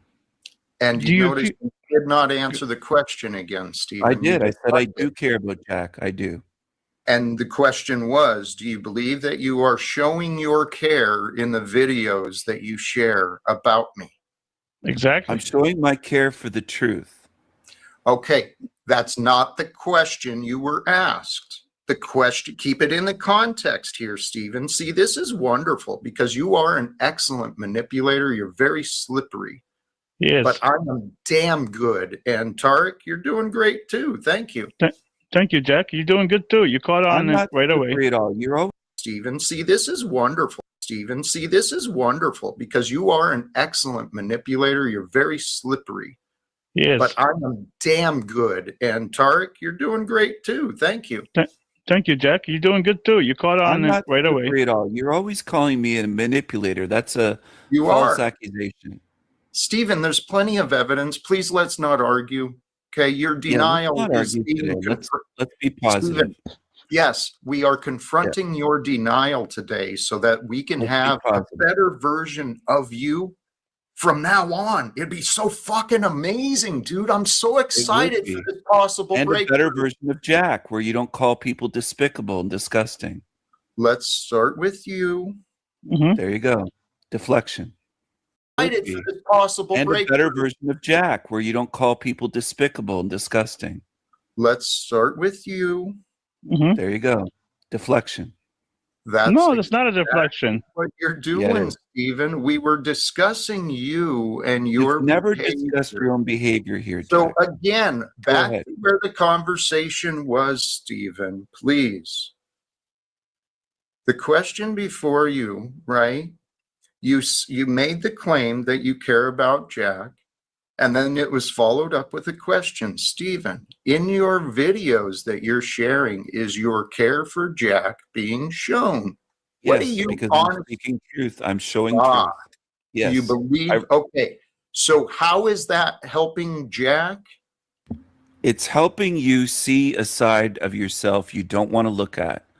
But I'm not looking at what you're doing. You are watching the videos. You're No, mentioning them. Stephen. You've been Stephen, I tagged am in them. Stephen, I don't care. I don't click play Well, because then I what's your don't issue with the support you. videos? What's your issue if you don't even watch Oh them? my God, you are What's your such an idiot, dude. My issue is I'm not an you. idiot. You are. Not at all. You're Very arguing high, I'm with very high Stephen. IQ. I'm not Stephen. an idiot. That's false. Okay, here's the reality, brother. You might be smart, but you've done the worst thing possible. You've outsmarted yourself into believing you know things others do not. Okay? Get off of your high horse. Stop arguing so we can have an adult conversation today. And who knows what we could do from there. I'm here attempting that. You brought on Tarek. The other day you had Denizen. It's always 2 or 3 versus 1. And I'm still winning. Even if it's 5, 10 versus 1. This I'm is still not winning. about winning. This is not No. about winning. No, it's not about winning. That's the thing. Still winning. You brought on Tarek. The other day you brought on Tarek. The other day you had Denizen. It's always 2 or 3 versus 1. And I'm still winning. Even if it's 5, 10. You brought on Tarek. The other day you had Denizen. It's always 2 or 3 versus 1. And I'm still winning. Even if it's 5, 10 versus 1. This I'm is still not winning. about winning. This is not No. about winning. No, it's not about winning. That's the thing. We've got a fool that wants to compete instead of actually cooperate and be authentic. And who knows what we could do from there. I'm here attempting that. You brought on Tarek. The other day you had Denizen. It's always 2 or 3 versus 1. And I'm still winning. Even if it's 5, 10 versus 1. This I'm is still not winning. about winning. This is not No. about winning. No, it's not about winning. That's the thing. We've got a fool that wants to compete instead of actually cooperate and be authentic. How many chances do I give? I don't know, Jack. The question would be to King Stephen, like he said earlier. He said he's showing the videos because he wants to show you something, right? Something about you. Here's the question for you, King Stephen. What are you trying to show about Jack? Please let us know.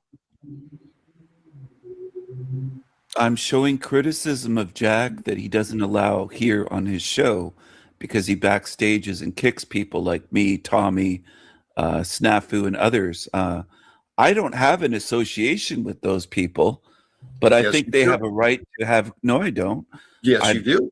I don't talk to them outside of here at all. I have no association with them. I'll explain after you get to your point. I'm sorry for the But interruption. I do think they have a right to express their criticisms and their opposition or their different viewpoints, and Jack doesn't allow that here. Same with Margot and others. Andy, Margot. There's a list. And of that's a people. lie. Can I interrupt No, him it real is quick, not a Jack? lie. Oh, okay, It's the let me say truth. something real quick. It's the truth. You said that you believe that Snafu, Tommy, and others are not allowed by Jack to express their feelings. And me. And me. Okay, and you. Here's something for you, King Stephen. Do you accept Snafu, the one that keeps making the Jack tales about a Jack, which most of them were false, the grape accusations false, Tommy... Do I accept? What do they have to do with me? That's them. They're not me. Their behavior isn't mine. What does that have to do with me, Tarek, trying to group me in with them? I am an individual. What they do isn't something that you can pin on me, you fucking loser. He's feeling very threatened. Tardick. That we have been on nonstop. He's been on Jack's panel. Jack told him personally, I'm not a Bible thumper, but Tommy is coming on his channel because he wants to promote his channel to get views because his channel is down. And you're also promoting other people like Margot, which Margot's been on record lying many times. Like she said before, when she asked me personally to get You're going off military the records about rails, Jack. Eric. You're taking us on a. I'm not promoting anybody, and you're all over the place. That which is said, we all have aspects of ourselves that we subconsciously ignore. Jung referred to those aspects as the shadow. Jack has his finger over his lips again. A long journey. Oh, I'm just telling you the facts. Hold on a second. That which is made a great point about Jung. I am showing Jack Talcott's shadow in the clips and in my criticisms, and I think it's healthy. I don't see anything wrong with it. Okay, right. And this is what I want you to consider. Please try to find the wrong in what you are so confident you are right about, because you've deceived yourself. You think you're not making any mistakes. You think all the blame is Jack Talcott and everything Stephen does is justified. Well, No, I never said I didn't make mistakes. Stephen, No. please. Just understand me. But you're putting words in my mouth. I never said I made no mistakes. I am asking you to understand me and stop. Stop defending yourself. Start accepting what is being shared. I'm not lying to you. You just want me to accept what you say. That's what you want. Stephen, isn't it? I want you to accept what is true. And you have not, tell you what, let me not presume. So in your videos where you feel justified in allegedly showing the darkness of Jack that is so important, You feel justified in calling me despicable and disgusting. You've called me that multiple times. You've called me a liar. You've called me a fool. You've called me an idiot. You've called me many things if people pay attention. I absolutely feel justified in making videos exposing you, because as soon as I respond on your show, you backstage me or you kick me or you ban me. You're a coward, and this needs to be shown to people. People need to see Jack Talcott exposed with the mask taken off. it must be shared with everyone.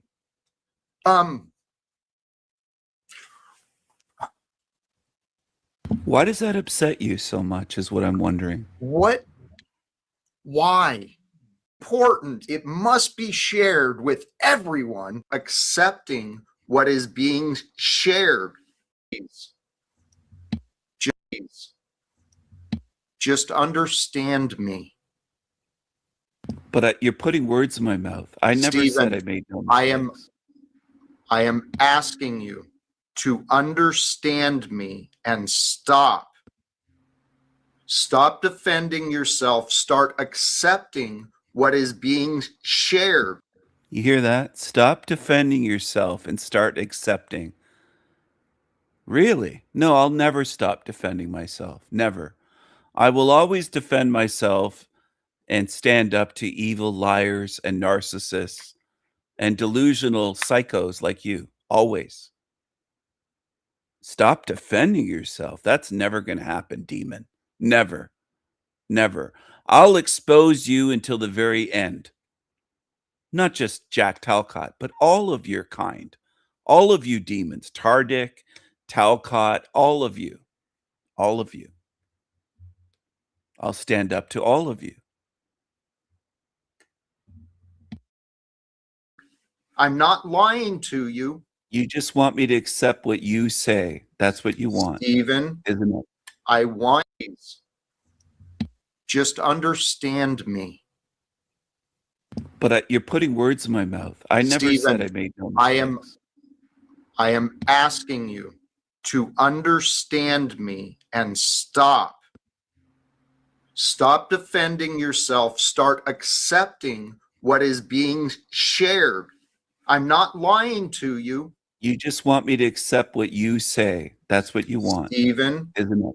I want you to accept what is true. And you have not. Tell you what, let me not presume. So in your videos where you feel justified in allegedly showing the darkness of Jack that is so important, you said you don't watch the videos. You said you don't click on them. So you're saying allegedly. Why are you upset by videos that you claim you don't even watch? You claim you don't watch my videos. Why does it ruffle your feathers so much? You don't even watch the videos. So in your videos where you feel justified in allegedly showing the darkness of Jack that is so important, it must be shared with everyone.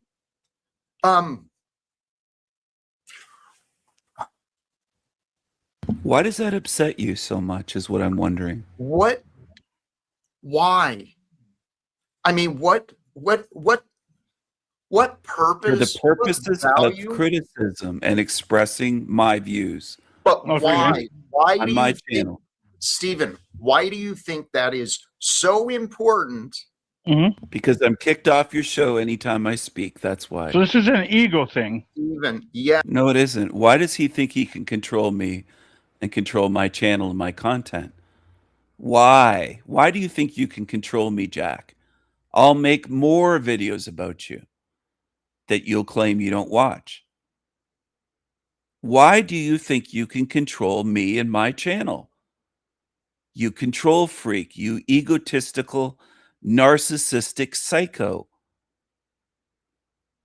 That's what you are. That's what you are. No, it isn't. It's a free Stephen. speech thing, not an ego No, thing. Nice Stephen. try, Tarek. Tardik. Actually, Stephen, you're like a juvenile child. No. That's you. You're a juvenile child. That's you. And how did you treat your son, Dominic? Is this the way you treated your son? Is that why your son doesn't want anything to do with you? Doesn't want to be near you? Your son wrote you off for good reason. No, Who can't stop arguing. Can you stop arguing, Stephen? Is that possible? Yeah, sure. Okay. Can you? Can you? Yes, you can. You seem to be very heated and arguing. Tardik answers for him. Yes, he can. You're such an ass-kissing, two-faced, toxic piece of shit, Tardik. That's what you are. Stephen.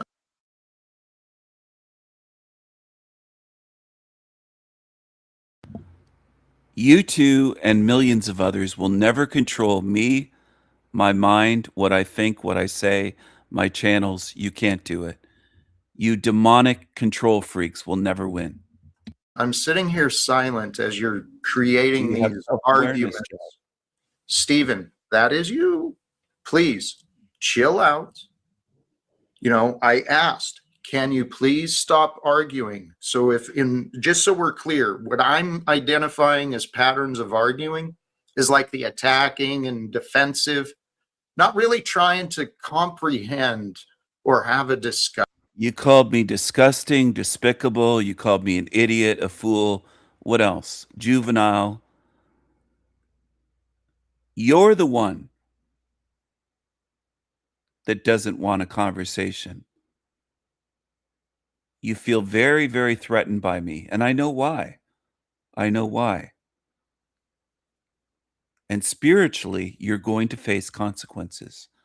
Little Jack Talcott, you're going to face consequences for what you've done in this realm. I know all about you. I even know how you treated your son.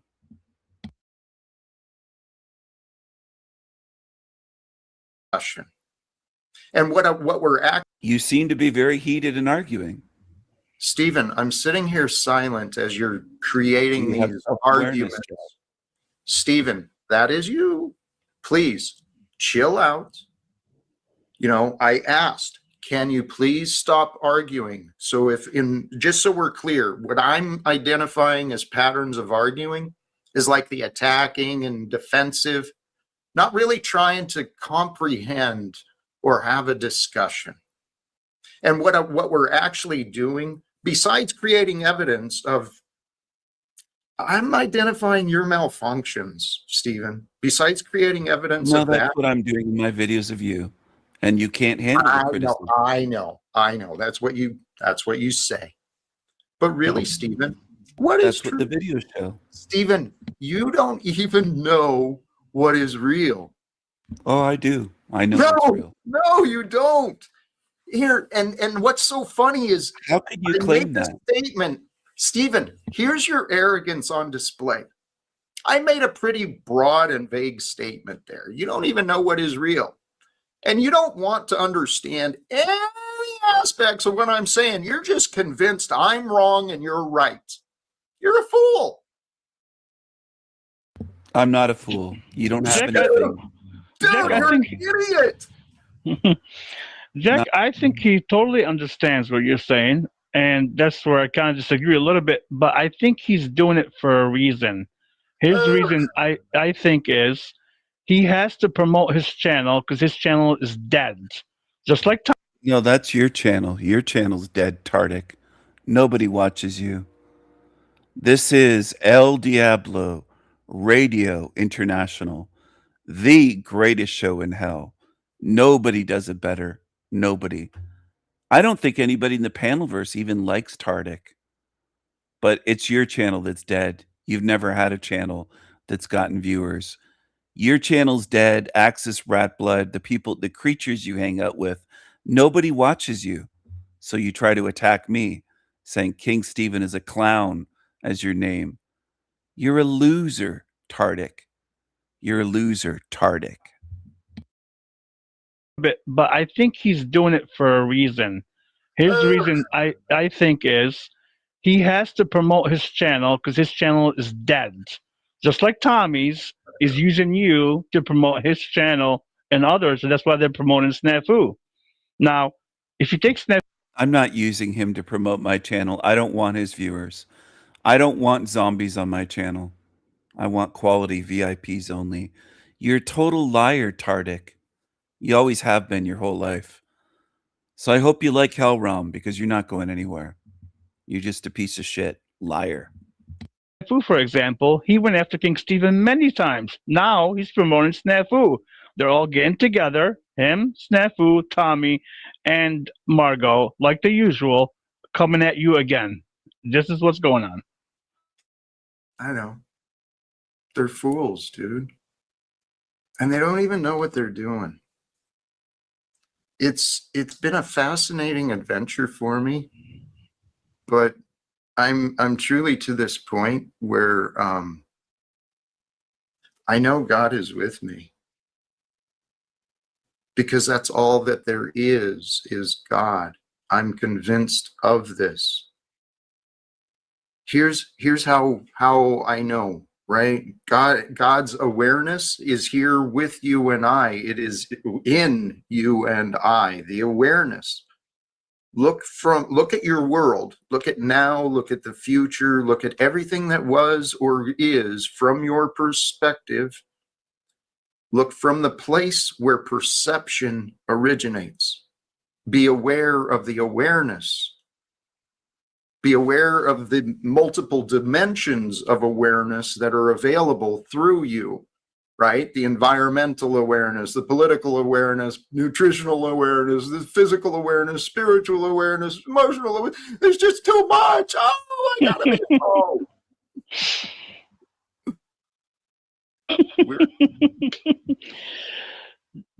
The question, Jack, would be awareness. Be aware of the multiple dimensions of awareness that are available through you, right? The environmental awareness, the political awareness, nutritional awareness, the physical awareness, spiritual awareness, emotional awareness. There's just too much. Oh, I gotta be involved.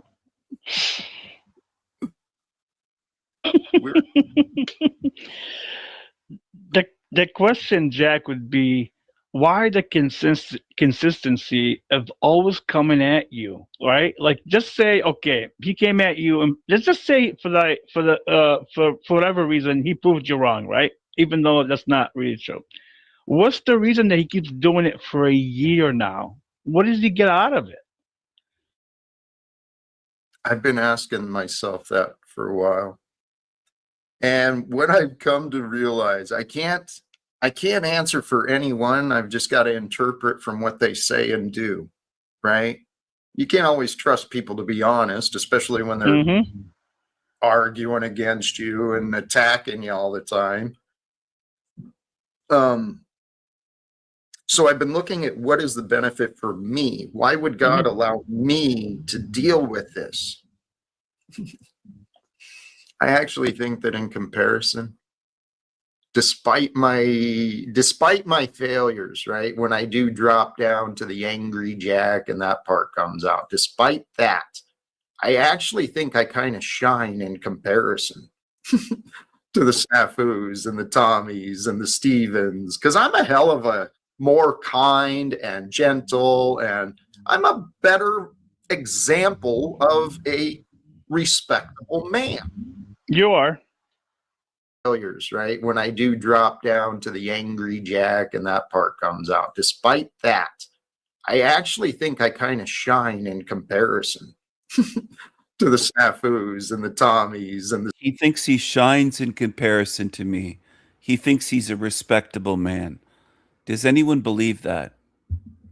Stevens, because I'm a hell of a more... You're a hell of a leech. You haven't worked for a decade. You get money from people on the internet. You live off of shekels, donations. You're a leech. You're a liar. You're a control freak. You're a narcissist, always patting yourself on the back. You're a psycho. You're an abuser. You're an abuser. You're a psycho. Kind and gentle, and I'm a better example of a respectable man. You are. And the Stevens, because I'm a hell of a more kind and gentle, and I'm a better example of a respectable man. You are. And that's how people learn, is by examples. And this is what I mean. It took me a while to realize it, but God had brought some incredible examples of human beings into my experience through direct physical meeting these people and learning of them online or in books. That's what I realized. That's what Jesus was, the perfect example for all of us. What are you feeling, Tarek? What I'm feeling is this, Jack, is King Stephen, I believe, just like Snafu, for example, and him, and even Tommy, they're all lonely. They need some type of validation. Yeah, they need it. Yeah. And they need to pick on someone. You make up shit. You're the one that came on with King Stephen as a clown. That's you, Tarek. You're lonely and insecure. And you need validation and acceptance from Jack Talcott and from other scumbag demons. That's you. You're projecting.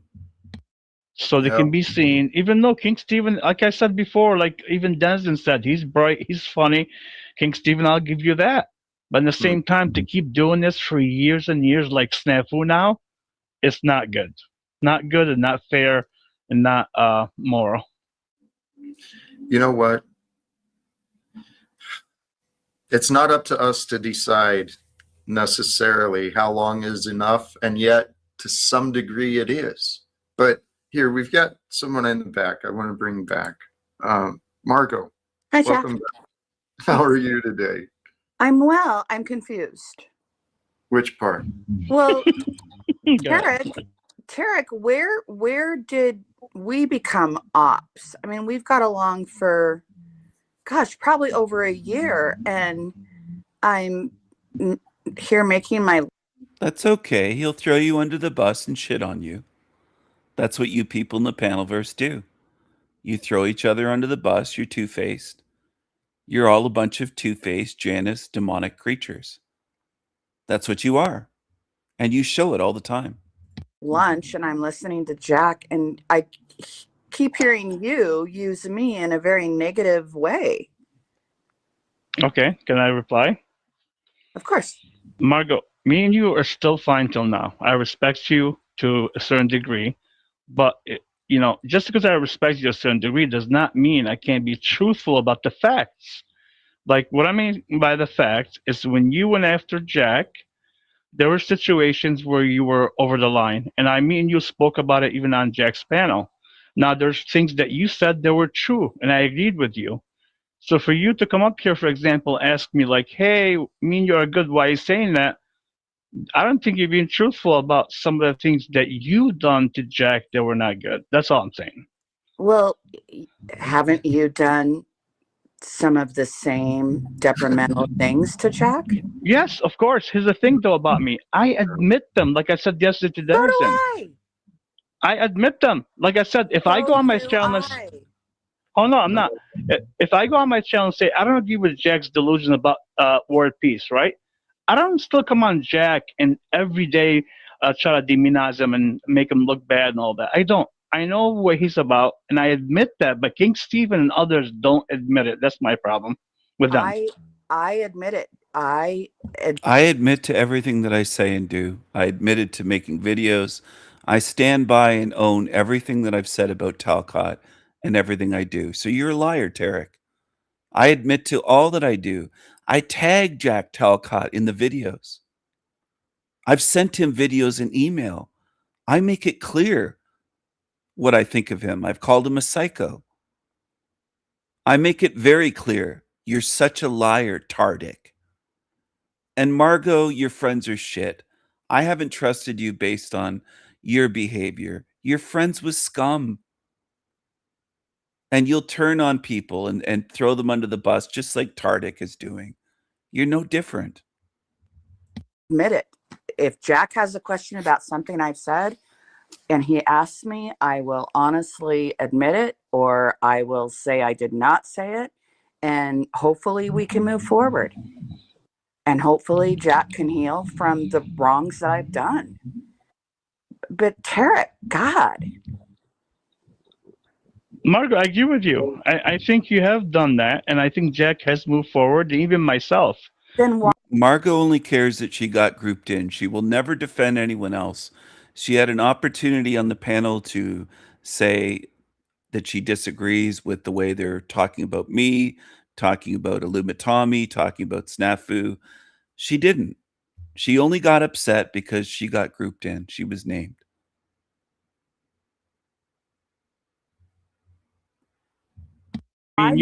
Bringing up my name. Well, I just brought your name up to relate to as a reference. Yeah, and it is in relation to the patterns. I mean, Margot, you've been a part of the patterns that Jack Talcott has experienced. But when I'm enjoying my afternoon and listening to you, and I keep hearing Tarek throw me under the bus, it's like, it's toxic. It's toxic. No, Margot, we're here in the now today, trying to have positive, Christ-like conversations, and when someone's throwing you under the bus, it's not pleasant. Margot, Christ-like conversations. Did you pay attention to what was said, Margot?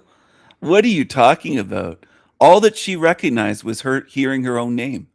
She apparently missed all that they were saying about me. And if that was Christ-like, I don't know what you're listening to. I don't know what you're listening to. Can you see it differently? Can you see it as not throwing you under the bus, but can you see the bigger picture of what it was? It wasn't all Margot focused. I know that's how you might hear it, but I understand. It was not all Margot focused. I But agree it with you. wasn't. I promise you, it wasn't, Margot. And I have nothing against you. I promise. no. Can you kind of work on that, Tarek? I'm trying to Margot. move forward. Jack and I are trying to move forward. Tarek, I'm just saying, stop, please. Well, Margot. Yeah. I actually think what Tarek is doing is pretty healthy. What he's telling you is, Margot, I can respect you and care about you and appreciate you, but there's certain things you do that, yeah, you're wrong. Which is considered unsolicited advice. And Hey, I'm not- Margot. Right. It might be unsolicited, but only those in denial will care, right? And the denial is a pattern of the ego. And the higher mind is God that reveals the truth to us every day. And sometimes we Jack, learn I'm going to things. stop you because I understand what you're saying, and you're just No, I think it's funny. They both have big egos and they preach about ego. Well, all three of them, not both. Tardik has a big ego and he's nothing. He's a nobody. He's a nobody. Talcott is a loser. He has a big ego. And Margot also has a big ego, I think. They should all do a show together, these three, every day. Margot, wasting your breath. please let me finish and then consider the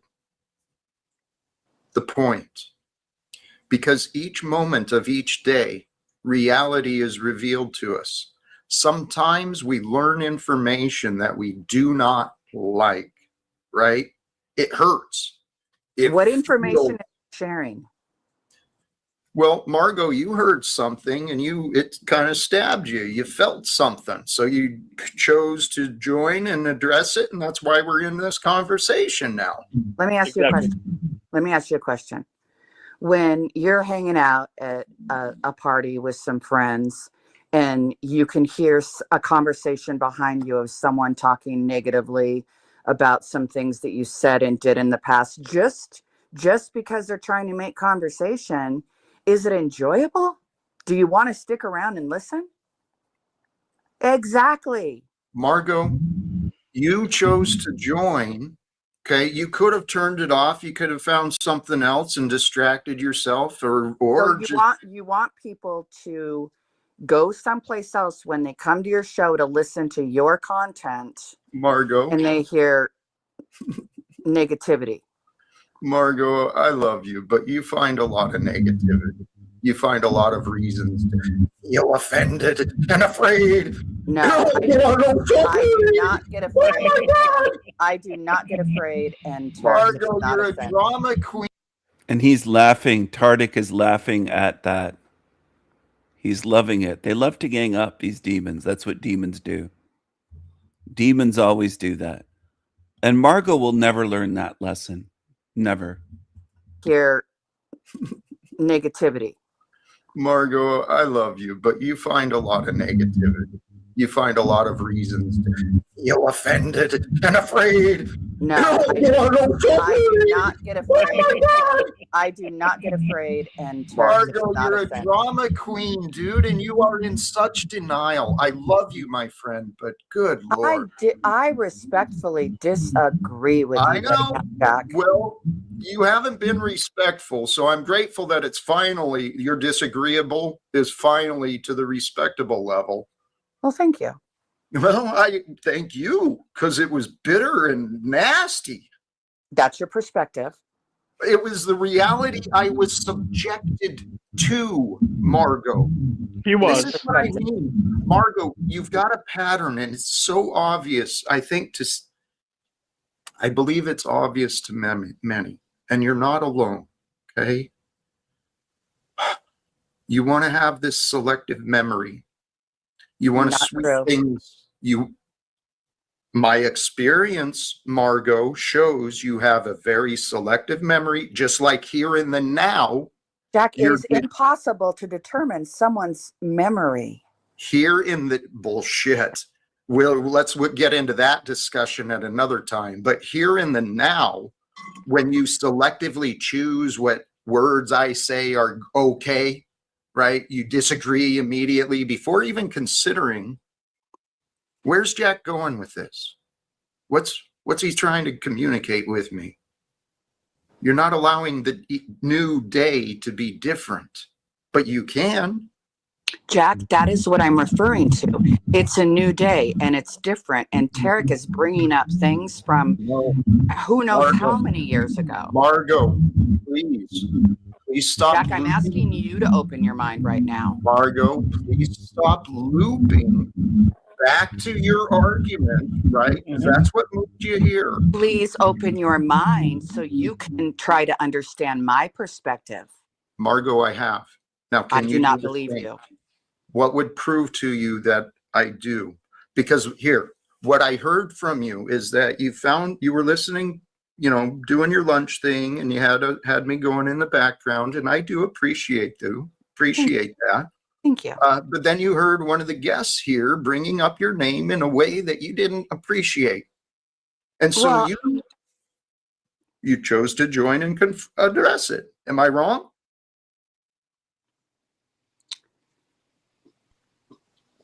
No, you are not wrong. That is what occurred. Okay. Margot, did I say anything that was rude to you? Like, I didn't disrespect you. All I said was a reference to something that happened in the past. And I also gave you credit that I believe also Jack is not always correct on some things that I don't agree with. So I wasn't like trying to put you down in any way.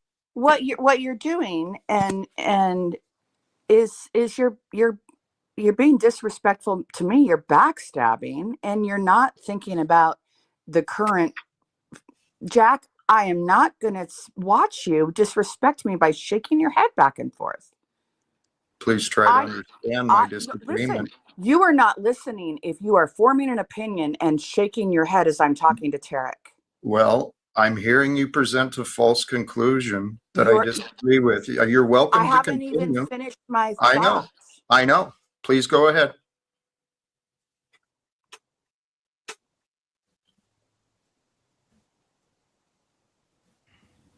Tarek.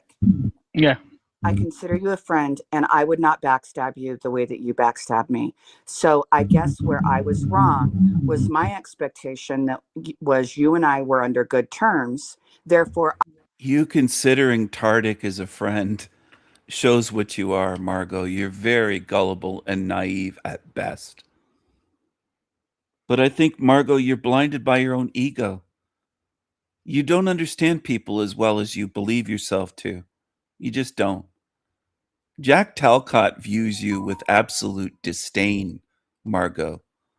Disdain. Look at him looking at you. He has no love and care for you whatsoever. And Tardik is not your friend at all. Tardik is nobody's friend on here. He can't be a friend. He'll throw anybody under the bus. He's two-faced and disloyal. He can't be a friend to you or to anyone based on his character. He's two-faced and disloyal. He's a piece of shit. I wouldn't backstab you, and I'm asking you not to backstab me. There goes Jack again. Okay, I'm out of here because I do not feel like I'm with a man that claims. Go hide your head in the hole, Margot. What's up with the backstabbing here? Why is she using the word backstabbing? Did I backstab her, Jack? Like, let's be honest here. Did I backstab her? No, you did not. This is the thing. Hey, sorry to leave you in the back. Welcome, Little Lippy. No, that's fine. I came up, I was in the middle of exercise and I had to drop what I was doing and come up because Margot flippantly with her mouth was talking about bringing stuff up from the past. Now, isn't that ironic how she wants to talk about people disrespecting her because they're shaking their head, yet won't address bringing up facts or bringing up things from the past from decades ago and claiming that you were a rapist, and then that somehow isn't disrespectful to yourself? That is the irony of the blasphemous fucking shit that comes out of people's mouth. They will honor themselves with all this integrity, and how dare you disrespect me by not agreeing with me and shaking your head as soon as I start speaking and bringing up shit in the past. How dare you? Fucking pathetic people. Have a good day, Jack. Thank you, sir. Tarek, something happened to your audio. It sucks. Can I ask you to try and reconnect or something? Or is there something you can do? Yeah, no, I fixed it. Go ahead. It's my earpiece. Okay. All right. Yep. Yes, it's better now. Thank you. You're welcome. No, let me know next time, please. Because I just bought a new one, and for some reason they keep going bad. But yeah, go ahead. No, did you have anything you wanted Yeah, to I mean, I don't really usually agree with Wizard, right? But like, how dare you? Margot's like saying, how dare you bring my name up even though we're at peace? Margot, we're still at peace. But the truth is the truth. When you and Snafu and others went all together on Jack, and even my co-host that I respect so much, Lena, was part of this, and she even apologized to Jack, I would have to say the truth there. That at that time, you all joined together as a group to make Jack look so bad for whatever reason. Now we're moving forward. Tardik sounds like a Muppet from Sesame Street. He sounds like Bert, kind of. He sounds like a fucking Muppet with a. He's speaking with a sock in his mouth. What the fuck is wrong with you, Tardik? What's wrong with you, Tardik? I get that. But the truth is that's what happened. That's all I was doing, the reference. What do you mean the truth is? You don't have the truth. You're a liar. You don't have the truth. You don't speak truth. You're a fucking liar. Hey, yo, more tickets, yo, Tariq, fatty, fat, short ass Tariq, loser,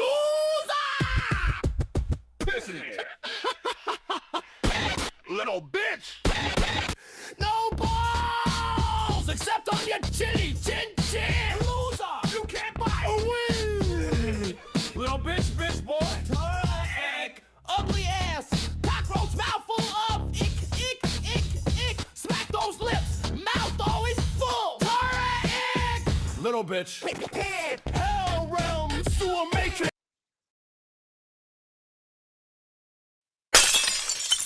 So, like, what was it like growing up as Jack? Like you said, you were traveling all the time and kind of moving around. I learned that relationships were temporary. That it wasn't worth time getting attached to people. And You don't see the worth in other people. You call them worthless and useless and say that you have no use for them. You treat people like they're disposable products. You use them up and you toss them in the trash. I see what you are. And that created me into a pretty lonely guy, though. You're not just lonely, you're bitter and miserable and angry. That's why your brows are furrowed. The rest is just an act. You pretending to be happy and loving life. That's all fake. That's all phony. You're a fraud. And I see right through you. Right through you. So, like, what was it like growing up as Jack? Like you said, you were traveling all the time and kind of moving around.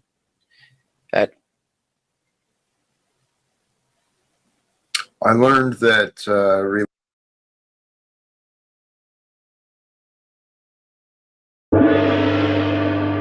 of goodness within you and encourage that part of you to grow.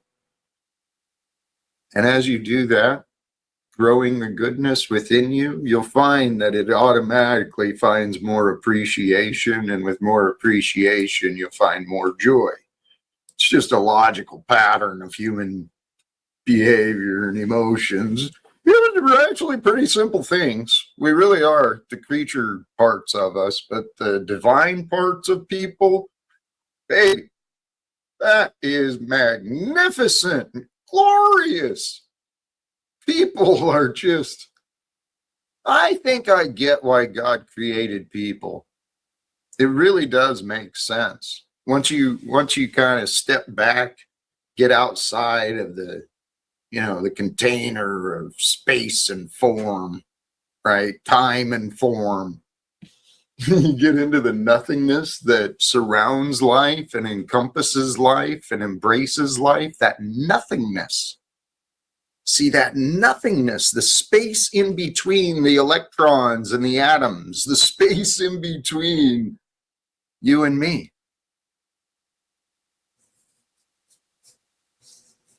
There's something magical and mysterious about the nothing that is within everything, right? Because behind the nothing, there's nothing that is really more important than right now. And yet, you know, what is now, if not just a reflection of what was, and now is what will reflect into the future. It's just math and logic.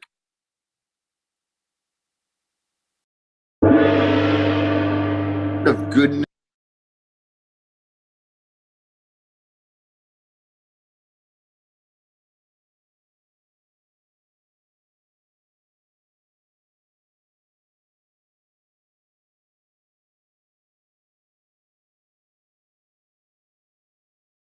Hey, hey, Jackie boy, Jackie boy.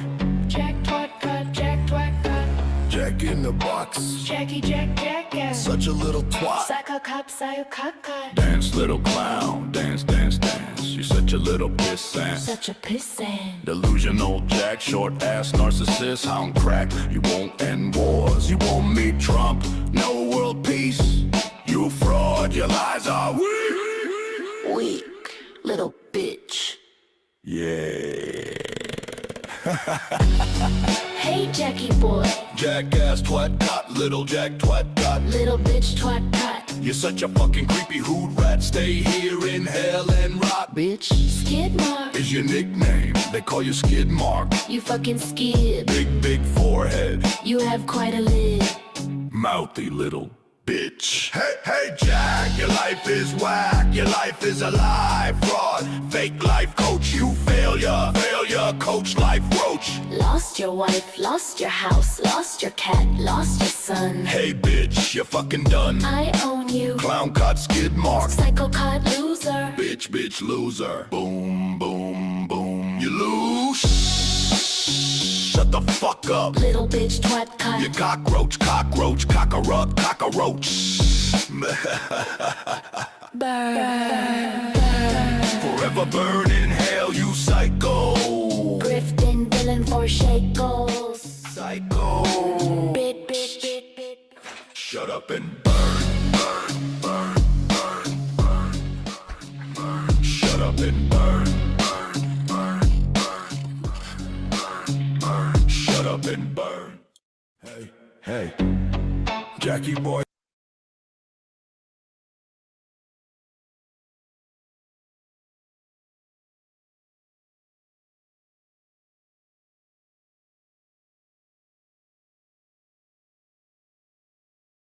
The game of life isn't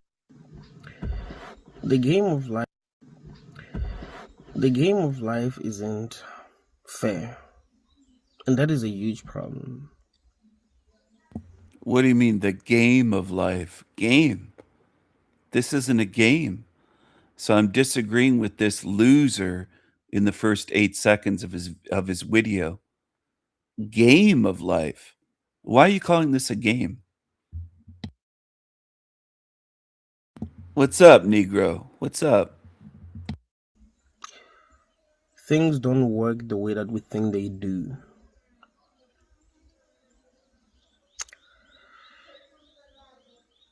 We think that everything is a result of cause and effect. And on some level it is. But we don't think there are forces that are more powerful than reality itself. There are forces that can bend reality. There are forces that say, this is how things are going to go, and things are going to be that way.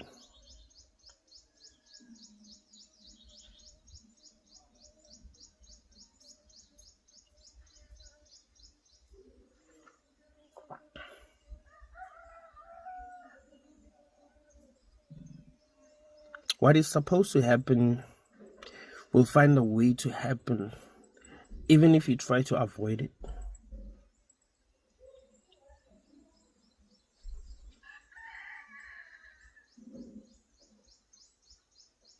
One thing I like to do is listen to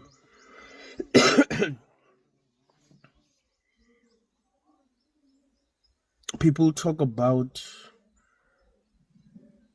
the last time they saw a person who died.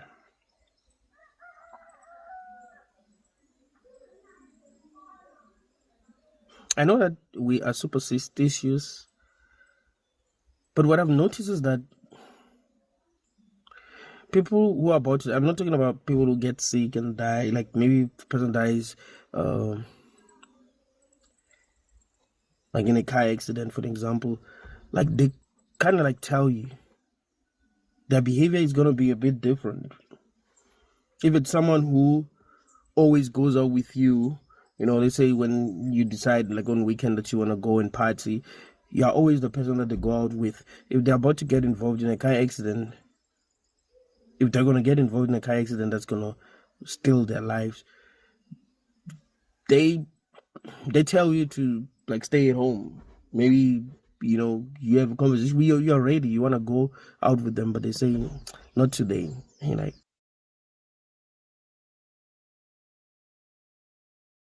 a fifth grader and his teacher.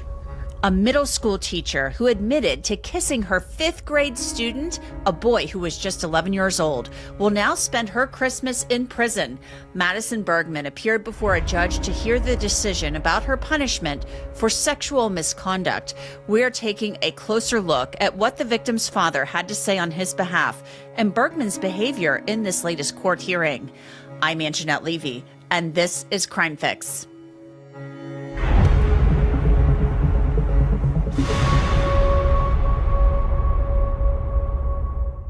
Have you ever wondered how we are able to share so many clips from breaking news cases as they're unfolding? Well, here's a little secret. Opus Clip is an all-in-one AI editor that makes it a breeze to cut, create, and December 19th, Bergman sat before the judge in an orange jumpsuit where she heard details about her punishment confirmed for the court record. Now, before we dive into the specifics of Bergman's prison sentence, I want to give you a quick recap of how we got here, and I'll warn you, the details are incredibly disturbing. Madison Bergman was a fifth grade teacher at Rivercrest Elementary School in Hudson, Wisconsin. She was engaged to be married. Life looked pretty good, but then it all came crashing down around her in May of 2024 when a young boy's parents brought printouts of texts between their 11-year-old and his teacher.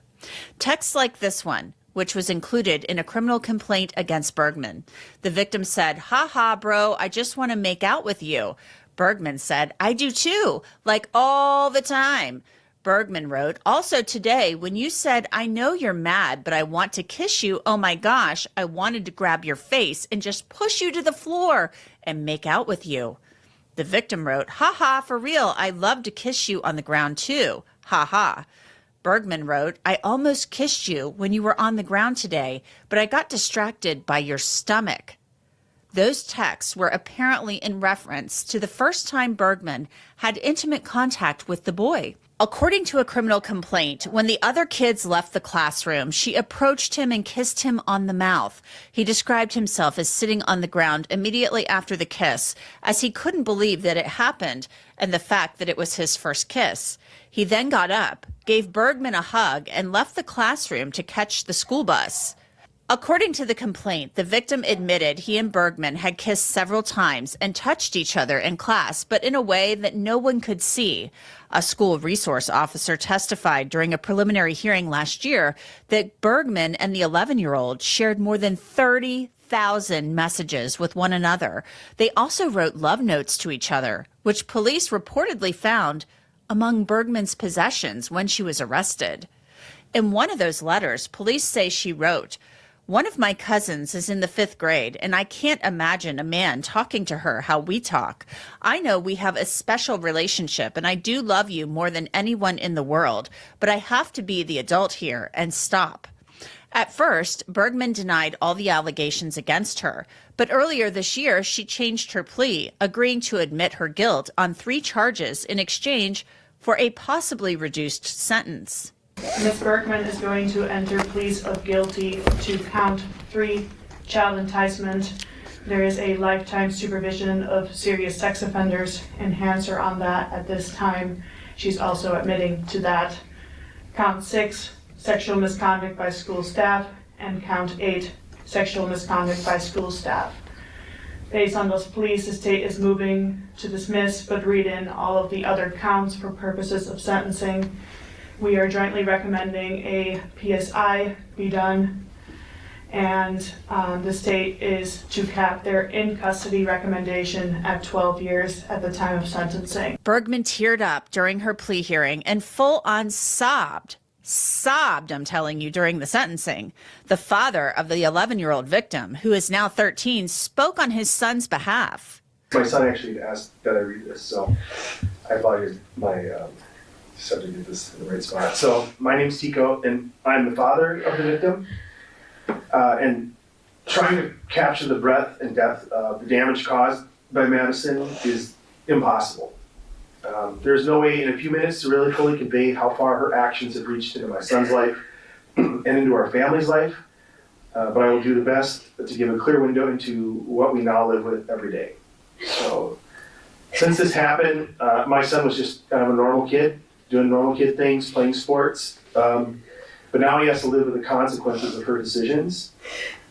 He faces things where he gets bullied at school on a regular basis. And then, over a year later, they whisper as he walks through the hallway, says, "Is that the kid? Oh, is that the kid that got his teacher in trouble?" These are the types of things that this 11-year-old has had to deal with.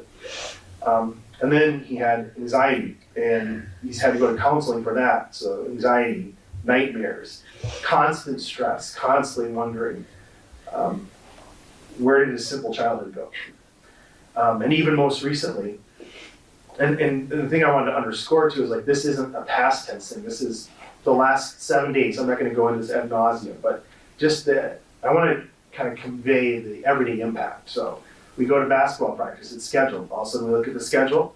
It's the schedule at Rivercrest Elementary where he went. The last time both he and I were there was the day Ms. Bergman got taken out of the school, right, and pulled out of there. So very triggering. But then as a dad, I have to ask him, again, are you okay having practice there? I've got to trust his judgment.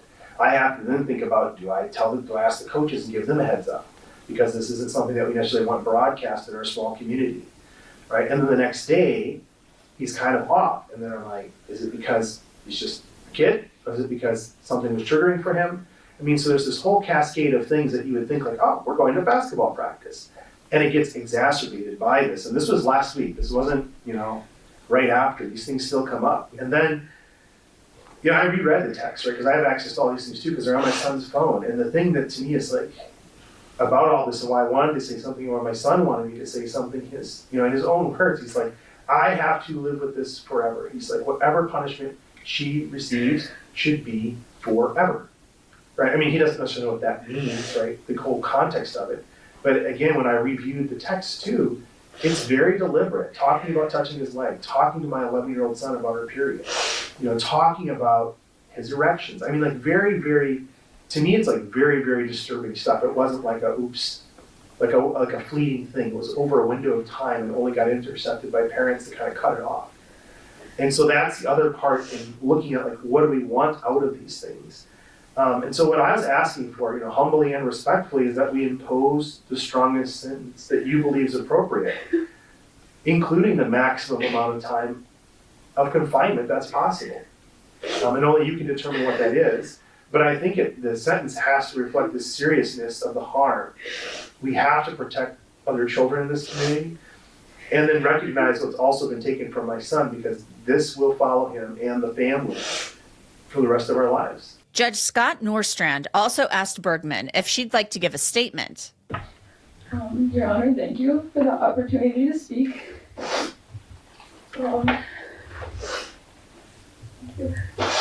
I want to begin by expressing my deepest and most sincere apologies to the Huber family. I am so very sorry for the pain and stress that my actions have caused. There is no excuse for my mistaken choices and my mistaken actions. I want to make it absolutely clear that I take full accountability for every boundary that was crossed. I hope that your family has been able to begin to heal and find some peace in your lives again. I know the journey will be long for your family as well as mine. Your Honor, I do believe in the justice system and people being held accountable for their mistakes. I believe that that looks different for every person. And in my case, there's not only the current punishment of being incarcerated, but many lifelong punishments to come. I have lost the teaching license that I studied and worked for 4 years. I will never again be able to pursue my passion of working with children in any sense. I will be on the sex offender registry for the rest of my life. This is going to greatly impact the future I had envisioned for myself, including having a family and children of my own, new and different career paths, and even buying a home or deciding where to live. I fully understand and accept this consequence, but I also ask the court to recognize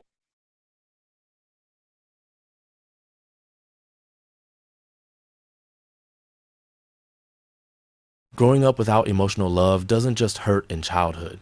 It rewires your brain in ways that follow you into adulthood. And if you didn't receive consistent emotional warmth, affection, or validation as a kid, there are 5 specific patterns you're probably still carrying today. Let's talk about what actually happens. Real quick, if this kind of psychology content resonates with you, subscribe and comment where you're from. It helps me keep making these. All right, let's dive in. So here's what developmental psychology has shown us.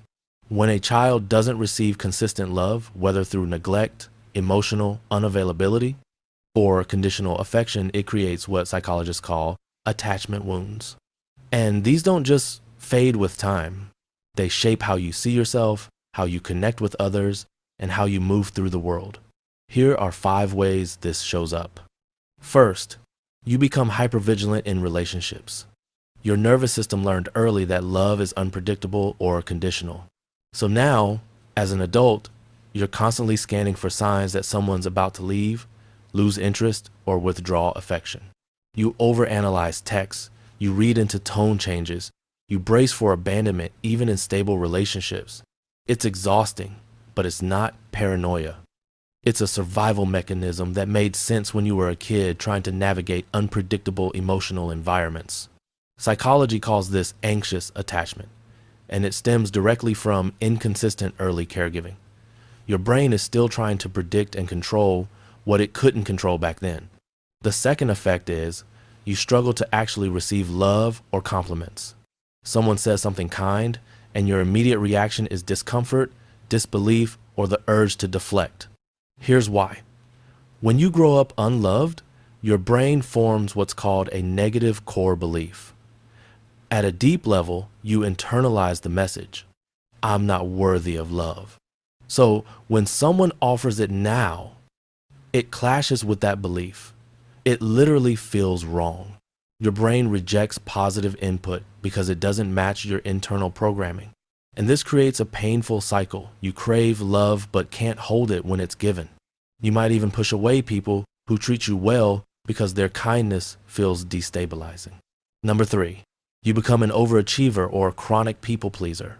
If love was conditional growing up, you learn that your value depends on what you do, not who you are. So now you chase achievement, perfectionism, or constant helpfulness. You think, if I'm successful enough, helpful enough, good enough, then I'll finally be lovable. But it never feels like enough because you're trying to earn something that should have been given freely. This is called earned secure attachment seeking, and it's exhausting. You're running a race that has no finish line because external validation can't fix an internal wound. Number 4 effect is you might experience emotional numbness. When love wasn't safe or available, Your brain learned to shut down emotions as a protective strategy. If you don't feel, you can't be hurt. But now, as an adult, you find it hard to access deep emotions. You feel disconnected from yourself and others. Relationships feel shallow because you can't let yourself be fully present. It's not that you don't care, it's that caring once meant pain, so your nervous system learned to stay neutral. Psychologists call this dissociation or emotional blunting. And it's one of the most misunderstood effects because from the outside, you might seem fine, but inside, you're far away from yourself. And finally, the fifth effect is you carry a deep fear of being a burden. If your needs were ignored, dismissed, or treated as inconvenient as a child, you learn to minimize yourself.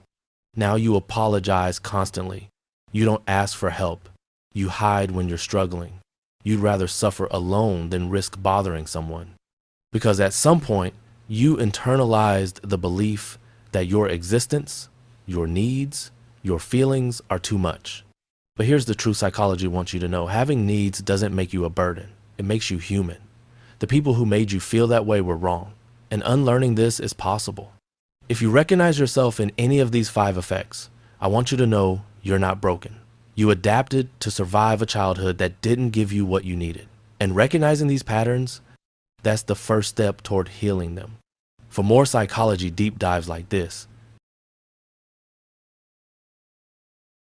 this former high school teacher has admitted she sexually assaulted 2 of her students. She entered a guilty plea to 2 counts of sexual assault involving former students that happened years apart. So let's take a closer look at how much time she could spend in prison as the state of New Jersey deals with a wave of child sex abuse cases involving educators. We're on the Case, presented by Law and Crime. I'm Chris Stewart.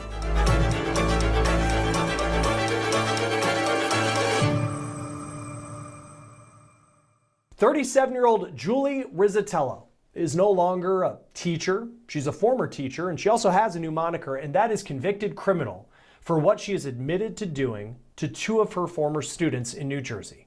Rizzatello entered a guilty plea to 2 counts of sexual assault of former students after admitting to having sex with them, even apparently inviting one boy to her home. So, how did we get here? And even though we seem to talk about these cases more than we'd like, it's always shocking when a teacher crosses a line, or frankly just blasts past the line in cases like this, then admits to what happened. Rizzatello resigned from her position. She was an English teacher at Wall High School, which is on the Jersey Shore, little more than an hour's drive from Philadelphia, on July 3rd, 2024. It was just days before she was arrested. She had been with the school since 2013, and then it was revealed in court proceedings that the Wall Township Public Schools Director of Human Resources was the one to contact Wall Township Police after another employee reported it. And it appears that word of sexual contact between the teacher and student had started to spread because that student told some of his friends about what happened.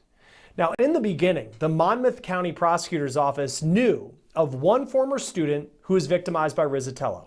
But then things got worse for her a few weeks later after her arrest when another male student came forward to make the same claims. Now, according to an affidavit, between April and June of 2024, Rizzatello had sex with a teenager who was either 17 or 18 years old at the time. The reporting's mixed, in at least 3 jurisdictions: Wall Township, Brick Township, and the borough of Belmar.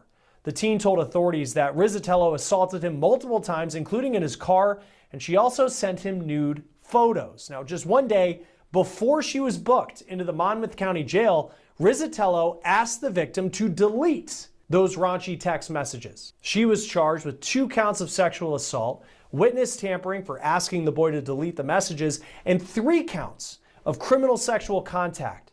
She was booked into the Monmouth County Correctional Institution. The superintendent of schools sent out a letter to parents letting them know that Rizzatello was being criminally charged. And in the letter, she wrote, quote, "We recognize these matters have an impact on the entire school community, especially."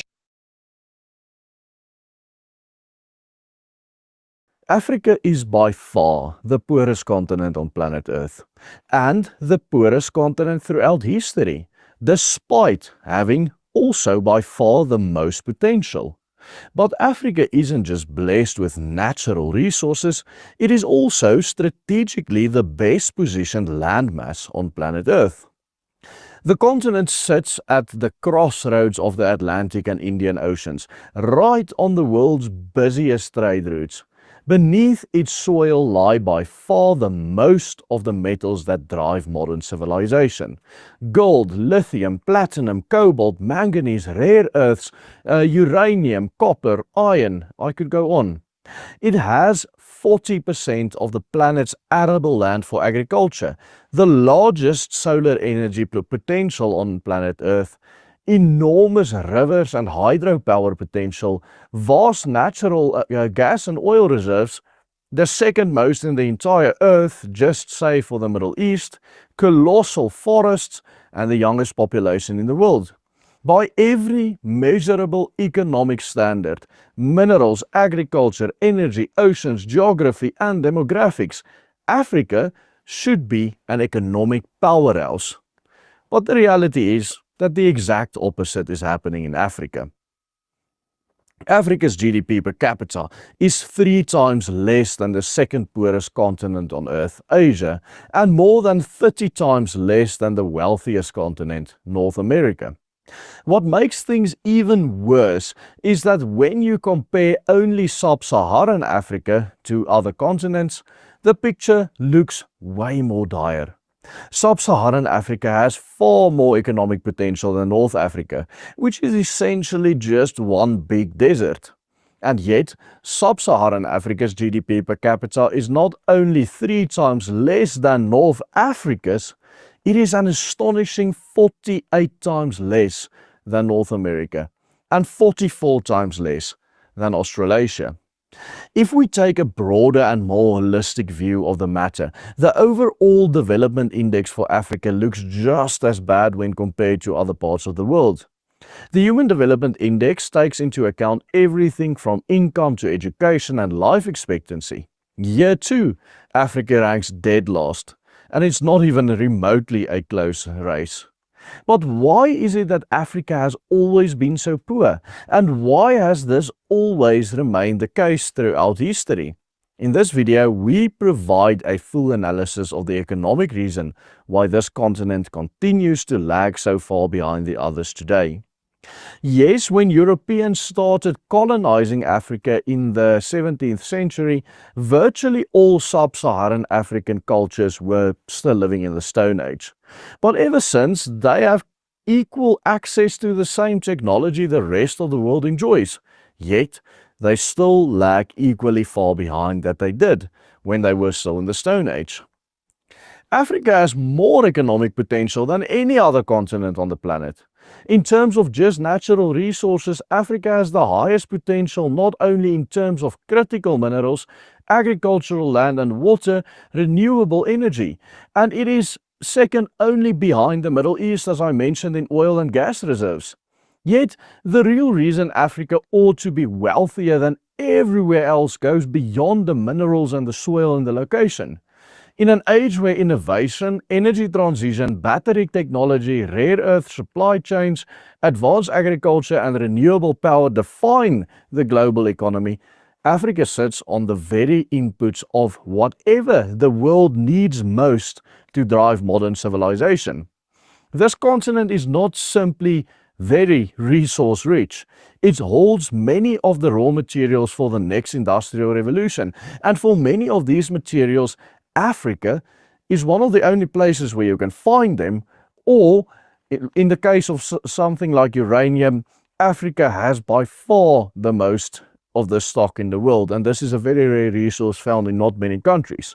From cobalt to platinum group metals for green tech, from solar radiation levels unmatched on Earth to vast uncultivated fertile landmass, Africa has the kind of strategic economic field that Silicon Valley, Europe and China would absolutely kill to have. Meaning, Africa should not just compete with the richest regions in the world by rights, it should lead the world. The total value of all untapped minerals under the African soil is more than twice the rest of the world combined. Yet, it has never been the case that Africa came even close to the wealth of any of the other inhabitable continents, and most likely never will. African countries, especially after decolonization, have simply proven themselves incapable of utilizing this God-given potential to the way that the people of other continents have.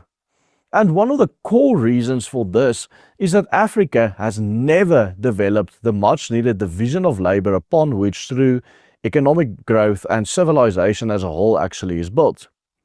While in the rest of the world there were agricultural revolutions which had led to commercial farming from the very dawn of humanity, this never happened in Africa.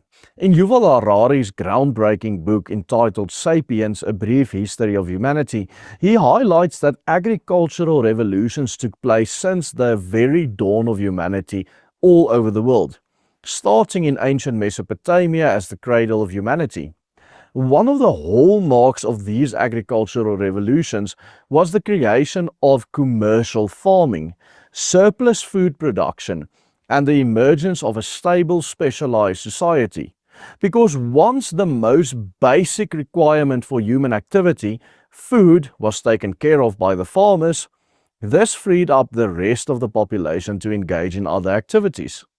In other words, instead of everyone laboring daily as hunters and gatherers just to survive the next day, the first commercial farmers ensured that there was a sufficient steady food supply, allowing the rest of the population to engage in other productive careers needed to further civilization. So, the first craftsmen, traders, administrators, soldiers, and even scholars emerged from early civilization. Africa never had commercial farmers. Africa never had the need to have commercial farmers, but we'll get to that later in the video. Commercial farmers are the first and foremost requirement to build civilization. Therefore, Africa could never build civilization. In regions such as Mesopotamia, Egypt, China, and later Europe, this early specialization process produced cities, irrigation systems, writing, mathematics, metallurgy, and trade networks. By contrast, sub-Saharan Africa remained dominated by either subsistence herding or small-scale shifting agriculture for most of history, and also, of course, hunter-gatherer communities. These agricultural revolutions never took place in African tribal societies and never shaped the sub-Saharan African culture up until the arrival of European settlers around 400 years ago. The reason for this is quite simple. Africa is a very easy place to survive compared to a place like Europe, for example. In Africa, food is abundant just by nature. There's so many things growing in the fields and so many animals walking around that can be utilized for food that it wasn't necessary for Africans to ever develop their agricultural system. Furthermore, African winters are not harsh. Yes, it may become a little bit colder in winter than in summer, but the grass still grows. In many areas it still rains, plants still grow, and it never gets cold enough for people to die. In contrast, in many European countries, especially if you go more... This guy misses the point, unfortunately. He believes in evolution and that there weren't forces with climate and food scarcity to drive innovation. I think he misses the point entirely. I really do. It's the people that are the difference. Because if you put different people in Africa, things change. If white people took over an African country, we would do mining and build railroads and libraries and stable housing. They don't do that. They don't build anything. There's a difference. The difference is obvious, but it's uncomfortable for people to face it.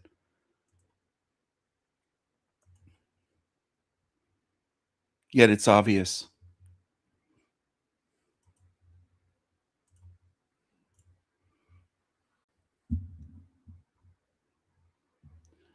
When white people have any resources at all, they build great cities and great countries, and museums and concert halls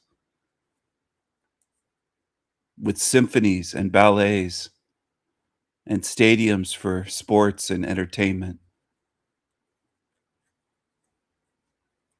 and streets and highways connecting places, connecting people, and railways and airplanes and helicopters and ships. That's what European people do. We build everything. And they build nothing, no matter what resources they have.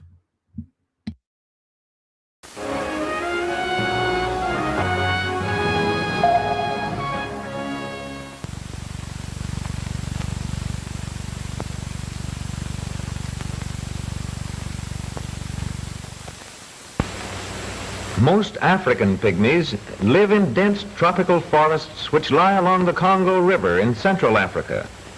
Forests with towering trees that almost shut out the blazing equatorial sun. Beneath these trees, a tangled mass of vines and heavy vegetation in almost perpetual gloom. Here is found the rare night ape, or bush baby, a shy creature which prowls about the branches in the gloom, and the scaly anteater, repelling in appearance, but a toothsome delicacy to the natives. Within the forests dwell the pygmies, a dwarf-like people, brown-skinned and shy. Here is a pygmy woman starting to build a hut, a shelter such as the tribe uses temporarily in its forest wanderings in search of game. For the most part, the pygmies live out of doors. They usually build shelters just before the rainy season, which is now approaching.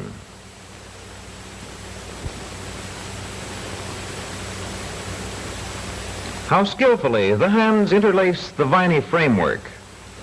And now with this completed, the pygmy woman orders one of her children to bring leaves for a covering.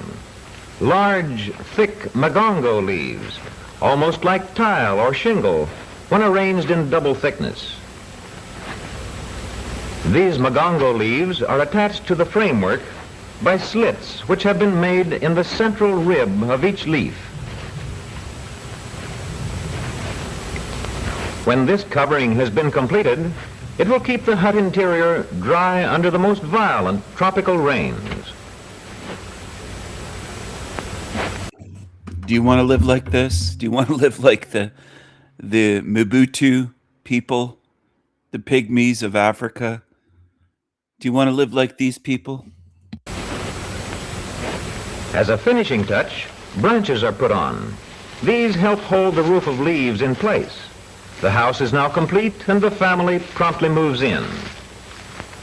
In the moist heat of the tropical forest, the pygmies always keep a fire going, usually to dry themselves, and also, occasionally, to cook their food.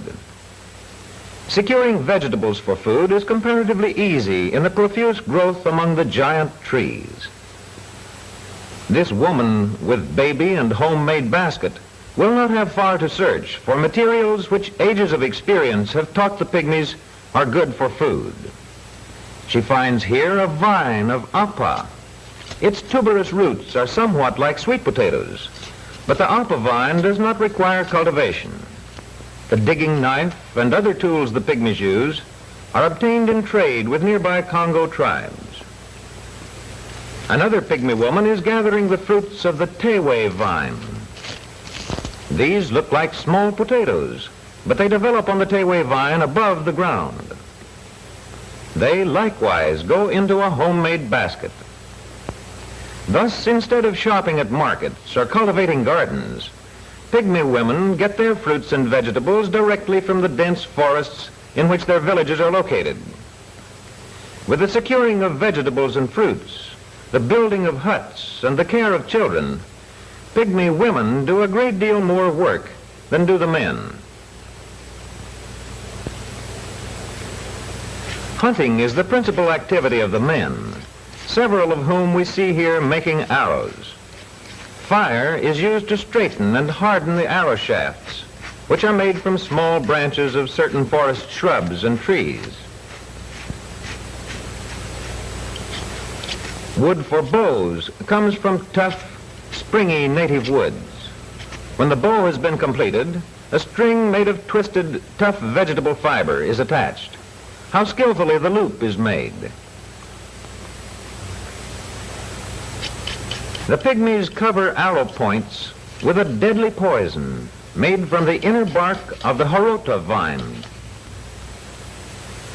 After the outer bark is scraped off, the inner bark is heated in the ever-ready fire. How did they discover that that's poisonous and deadly?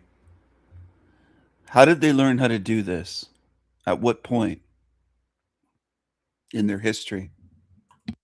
And is then removed and crushed. The poison in the juice of this bark is deadly, quickly causing nausea and then complete paralysis.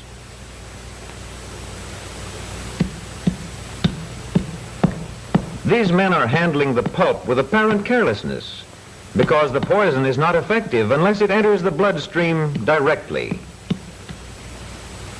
This is why the small arrows, when smeared with this poison, need only to pierce the skin to become deadly weapons.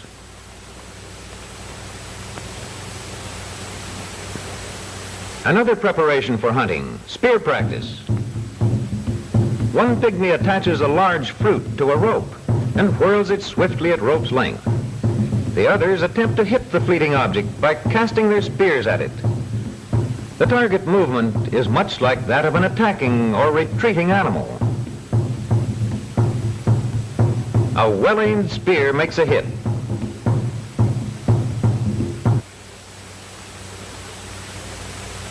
This hunter has cleverly concealed a deep pit along a forest pathway.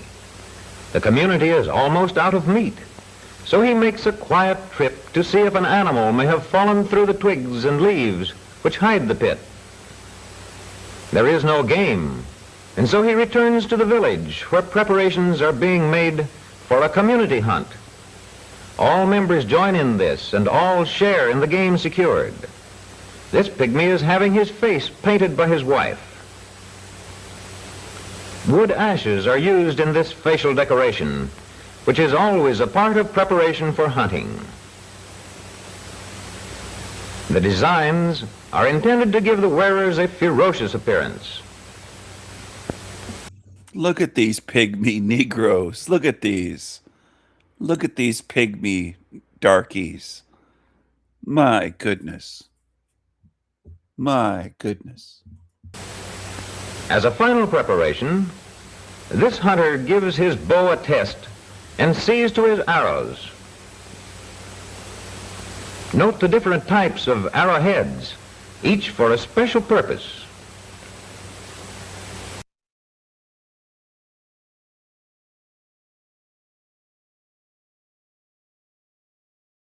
Hello, hello. Are you there? Are you paying attention? Are you there? Are you out there? Very, very accurate. How are they similar? The dementia. If you have known somebody with dementia, We'll find him in a minute. they call Sanfilippo syndrome childhood dementia. If you have known somebody with dementia, would you say that's an accurate name for it? Yeah. Yes. Very accurate. Yes. And we have known people. Mm-hmm. So yes, very, very accurate. How are they similar? Well, they don't. Obviously, they don't remember things. What's his name? What's his name? You tell me. You know what, ma'am? What? Is my name Steve or Chris?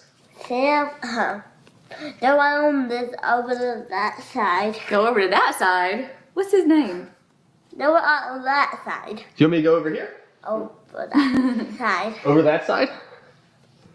She has strong opinions. You got it. I'm going over here. How's that? How was that? That was numbers. That was what? That was numbers. It was numbers? Okay. Here. Do you always know everything Sadie is trying to communicate? No. And it's definitely getting harder to know what she's saying, and I just, you know, it is. No, that was not a number. It was not a number. It is frustrating, and I hate when I can't understand what she's saying, but I also try to make her not feel bad about it or know that she know that I don't understand. I just, you know, I think a lot of times when she says, "What is this?" or "What's your name?" it's her just wanting to talk. And so I just, you know, you meet her where she's at, and you know, you have conversations that don't always make sense, but it makes her feel like she's having conversations, so that's great. She's not great at communication and going back and forth, just that's hard for her. She'll still tell you like her wants and needs, like if she's hungry or if she's thirsty or if she wants some ice cream. You like ice cream? Oh, ice cream. What flavor ice cream? Do you like vanilla? Blue. She likes blue ice cream. Blue ice cream? I didn't even know such a thing existed. That's her favorite color, so she wants blue cake, blue ice cream, blue cookies, all of the blue. Purple.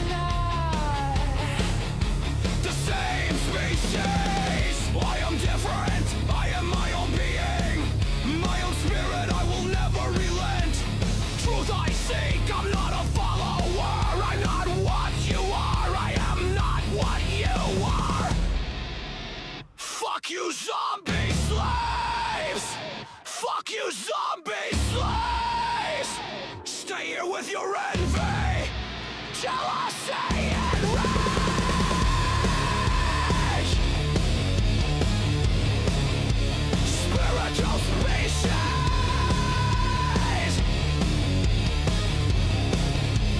I am not you. I am not we. I am not in your collective human beings. Creatures, creatures, creepy, creepy,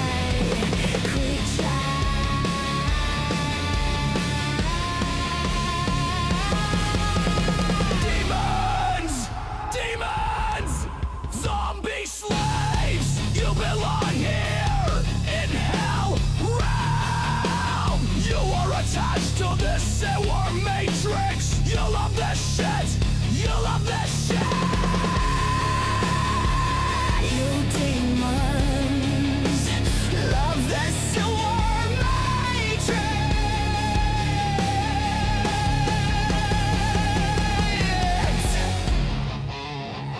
You fucking demons. You fucking zombies. You demons. Big, small, extra large, all shapes and sizes, monsters, demons, liars, liars, heads in the fire, filthy asshole liars. Fuck you, demons. Fuck you, demons. Followers. Fuck you, followers.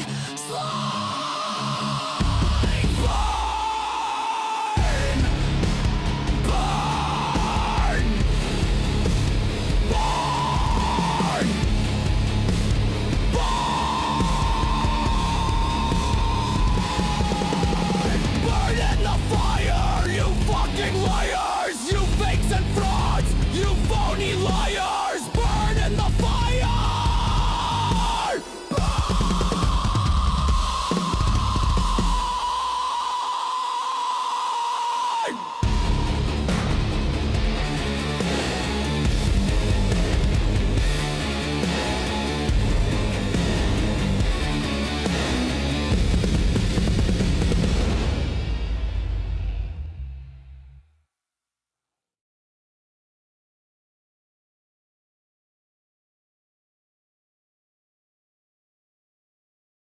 Friends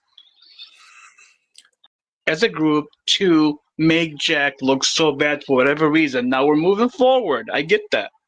But the truth is that's what happened. That's all I was doing, the reference. Tart, I love it. I love it because it is the truth that is the utmost importance. We've created this society. But the truth is that's what happened. That's all I was doing, the reference. Tart, I love it. I love it because it is the truth that is the utmost importance. We've created this society where people want to, oh, we got to dance around the feelings. Oh, you can't say that. You can't say this. Oh, it's not time to do this. It's not time to say that. People are playing this bullshit game of enabling and everyone's walking around depressed and angry because no one seems to know how to fix anything. Nobody's got any clear minds. No one's paying attention. But and I'm not alone. I shouldn't say nobody because there's many people. I'm depressed and angry because no one seems to know how to fix anything. Nobody's got any clear minds. No one's paying attention. But and I'm not alone. I shouldn't say nobody because there's many. I'm depressed and angry because no one seems to know how to fix anything. Nobody's got any clear minds. No one's paying attention. But and I'm not alone. I shouldn't say nobody because there's many people. And you know, Jack, here's the funny part, right? Like when I say, for example, to you, and I said it many times, and the reason why I say it is to let people know I'm here being honest in good faith. I don't agree with Jack on many things. But why is it when I say something about Jack on his own panel, he doesn't get emotional like you do, Margot? He doesn't get emotional like Tommy does. He knows what I mean when I say I don't agree with some of the stuff he said. You don't see him getting emotional. You are. What's up with that? Well, this is what I mean. Guys, not to single anyone out. Margot, I love you, sister, but you're describing yourself. You are spot on crazy. All of us are in this life adventure together. It's God's story, guys. And really, for us to grow up and mature, for us to have dignified discussions with one another, it's up to each of us. We've got to do a better job. This, I think, is what Tarek was pointing at. I think you were complimenting me on, is that if we do a better job of staying present, review the behavior from the past in order, right, with a purpose, we're reviewing the past for the purpose of moving towards a better future. If we can keep that in mind, then the problem's solved. But if hearing people discuss what you did is triggering, well, it's because you know the thing you did. It's what's uncomfortable. That's very true, Jack. I'm glad you said that. Because if it's not triggering, Jack, right? Let's just say it's not. Margot or anybody should not have a problem with me if I mentioned her name for a little bit, and now she's saying I'm backstabbing. What I say I'm not. I like Margot. I think she has a good personality. I think she's funny. And she even admitted herself at times when she gets on panel, she likes to be in character. So I respect that, if she comes up with something. So why can't we all just get along and move forward, but stay truthful? And you know what? We can. I didn't see the earlier stuff, but you know what? We do this sometimes. And if Margot's saying that, no brief lapse in judgment, maybe should have just taken a breath, eaten a lunch first, right? This is what I mean. All of us, we're learning how to be people as we go through life, right? And when we meet different people that are triggering and complicated, man, that's when shit gets a little crazy. So, I would say the funny part is, Jack, is like you said, we've been through this for 3-4 years, right? And I think Margot is smart, and other people like King Stephen is smart, and they all have a brain. So why can't we move forward where we're not taking this so seriously? Where I'm backstabbing you and stuff like that. We just said it, let it go, and we all made mistakes. I made mistakes before. I admitted I did, and I apologized. And let's just move forward, being happy and having a better day. That's all. You know what, Tarek? That is. Then why are you on the panel with the name of King Stephen as a clown? You just want to move forward?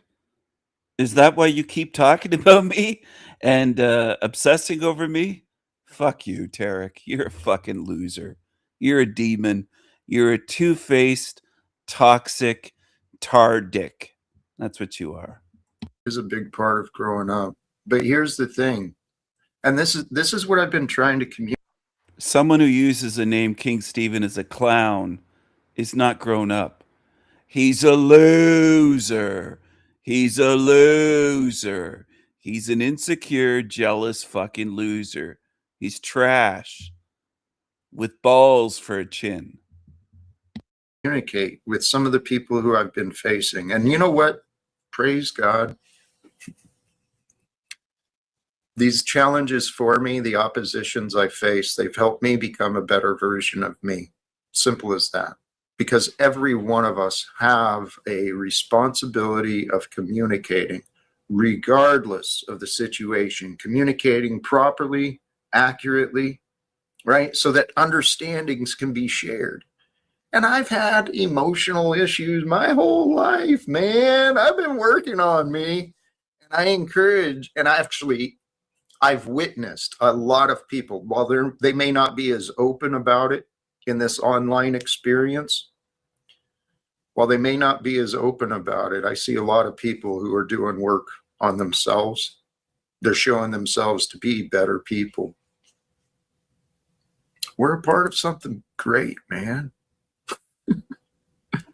Yeah, I just wish people can see it sometimes a little different. But, you know, I guess like every day is a new day, Jack, and then we move forward and try our best and go from there. But, Margot, I'm at no disrespect to you at all. Zero, I swear to you. If you can't hear it in my voice, I'm at no disrespect at all. I just brought you up just to bring back a reference to King Stephen. Yeah, you're obsessed with me, aren't you? You like going on panels to talk about me. You'll never be me, you fucking insecure loser. This is El Diablo Radio International, the hottest show in hell. Nobody does it better. Nobody. Yeah, I just wish people can see it sometimes a little different. But, you know, I guess like every day is a new day, Jack, and then we move forward and try our best and go from there. But, Margot, I'm at no disrespect to you at all. Zero, I swear to you. If you can't hear it in my voice, I'm at no disrespect at all. I just brought you up just to bring back a reference to King Stephen so I can be truthful about the situation, about the people that attacked Jack in bad faith or whatever the case may be from a long time ago. That's all I was trying to say. I wasn't saying you're a bad person or we didn't move forward. No, not at all. How do I attack Jack? He's made threats of violence against me. And I said, come and try to carry it out. I'll pay you $1,000. He won't do it. You won't address that. You're a coward just like Talcott. You're two fucking cowards. Two-faced, toxic, narc cowards. That's what you are. Yes. And I hope that's coming through. And Ducks Y, thank you. This general wisdom for all of us. Take your external and outside anxiety and doubts. We can choose to reset, choose to move on our own. Happy 2025, folks. Another few days left on this little irrational calendar. Golly geez. 2025 is almost up. And yeah, please, if you're here in the now or the later, share a like, invite others. Tell others to join in with this stuff. There's one question I have, Jack, for you. One question, because you know Margot better than I do, right? One thing I noticed about Margot is, one time she was on my channel, and she always backs up the people she likes, whether it's Cynthia or Flow State, the people she will back up, right? And Lindsay was on my channel, and I guess Lindsay was talking bad about Cynthia because they had some beef. And she told her, well, I can't let you talk bad about Cynthia because I'm here. And Lindsay told her one thing that she didn't like, and it was actually truthful. She's like, did you say anything when they were talking about me on panel, when you were present on panel, since you're my friend? And then Margaret got quiet and said, no, I didn't. And from now moving forward, I will. So Margot, something comes off. Margot could have defended me today. I'm not expecting it from her, from anyone. But it always reveals who people are, just like Baxter Large. They will sit and listen to people bash me, then you're not my friend. If you sit and let people bash me and you're right there and you're able to say something and you do nothing, you're not my friend then. Baxter Lard, Margot, and many others in the Panelverse would sit there and let's listen to Tardik and Talcott bash me and be right on the panel and say nothing. That shows me who you are. Shows me what you are. Every single time. I pay attention to what people do and what people don't do. You have choices in this life, and most beings in this life are not loyal.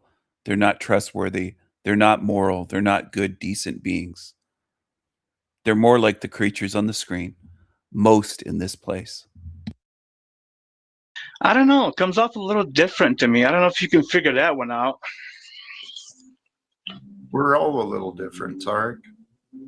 And that's something I would encourage you as an outside observer of you. I'd encourage you to realize that everyone is different.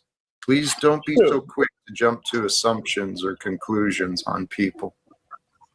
No, I agree. I agree. I think we're all different. That's why if you see me coming up here, Jack, I don't have ever anger or try to come at you anymore. I just know who you are and I know where you're going with your message and all that. It is what it is. Like, let it go. Everybody has a different message.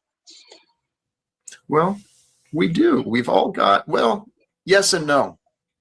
I love this. The paradox of life.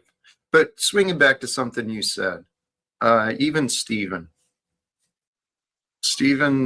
he's an interesting character, but the reality is, I think what's happening here, especially in this Panelverse experience, is a lot of lonely people. Lonely people trying to find community. That's you. Your whole family wrote you off. You live alone.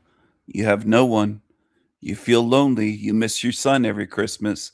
That's you. You're projecting, Jack Talcott. That's you.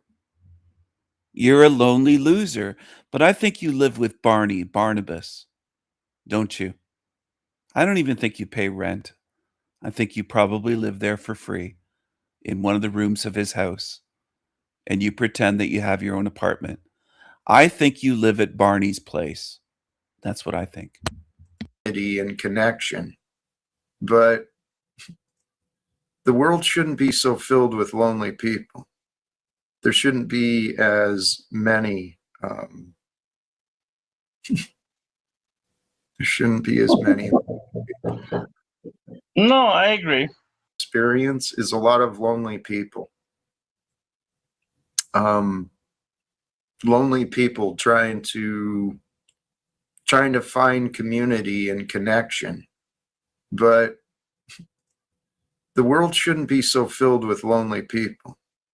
There shouldn't be as many. There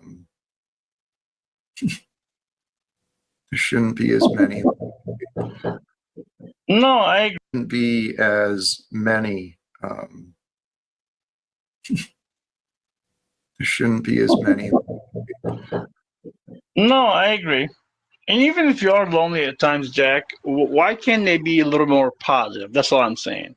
Like Tommy, right? Tommy's been on this mission against you for a long time, right? Like, where are we going with this, Tommy? Every day you're doing the same thing, coming at Jack with the Bible thing. We're done with that. Like, move on, dude. Move on. Bring something different, something better, and we can go from there. That's all I'm saying.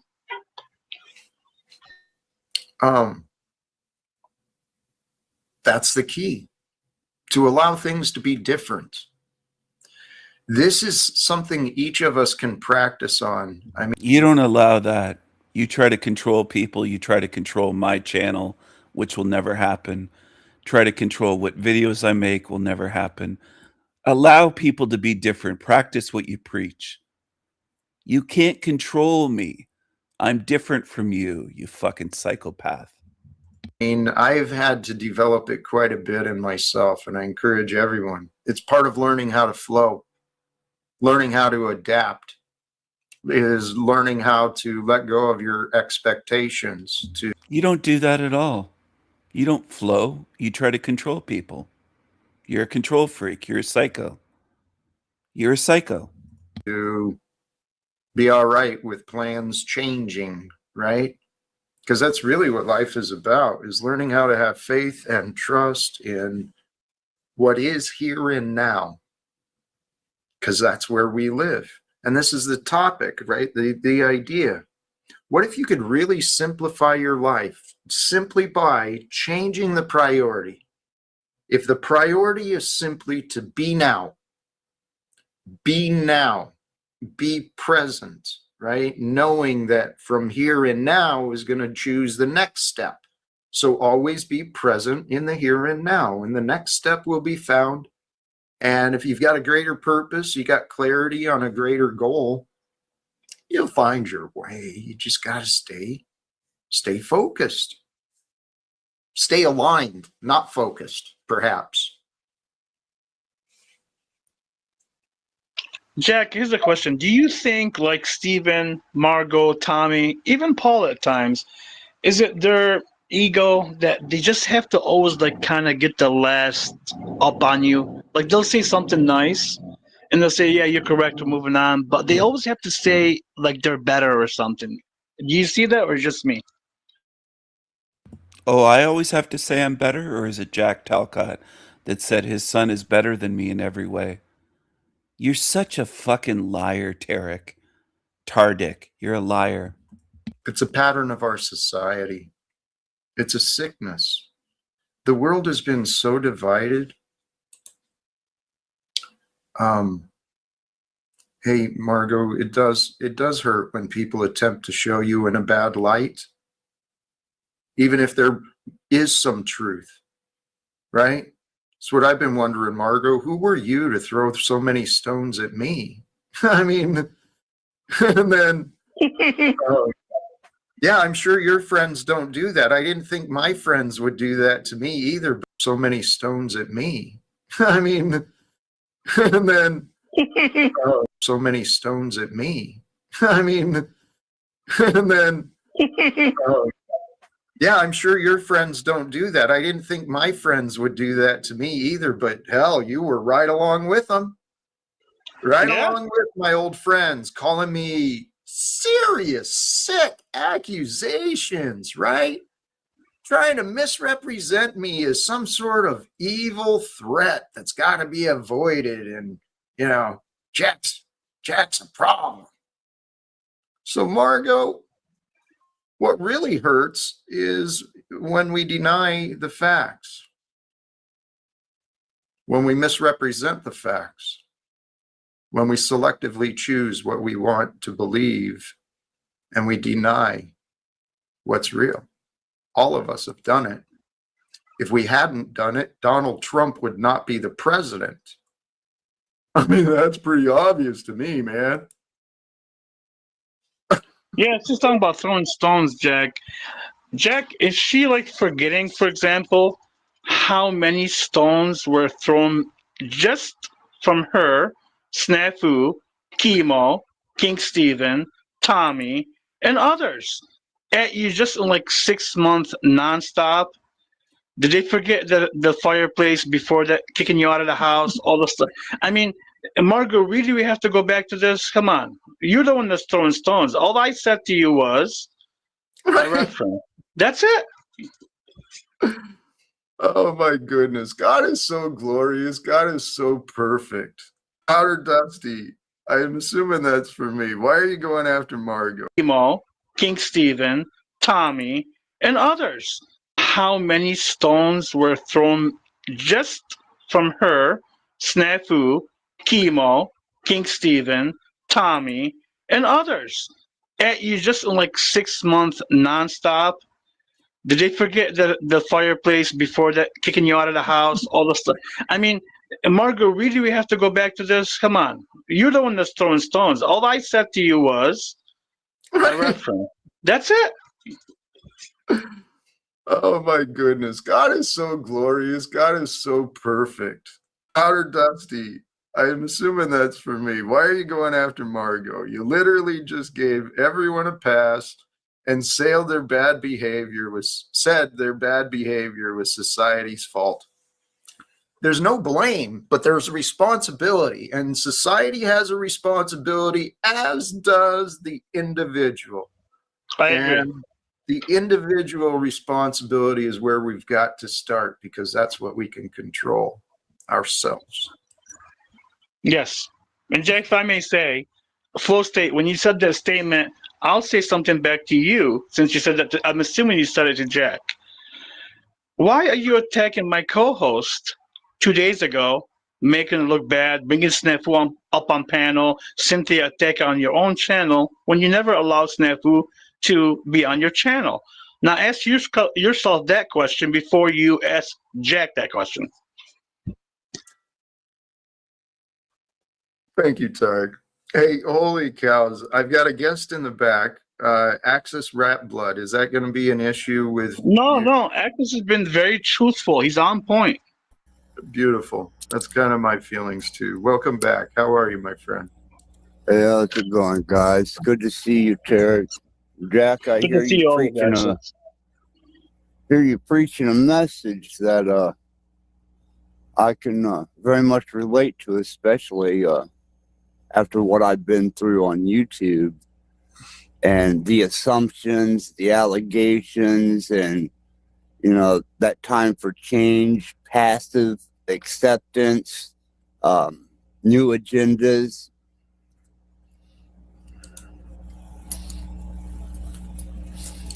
Yeah, I actually has been through the same thing. I think that's what he's trying to say. All the accusations, all the assumptions from Snafu, Cage, and other people. It's the same attacks, same kind of tactics, and they still want to come on panel and say they're the moral ones.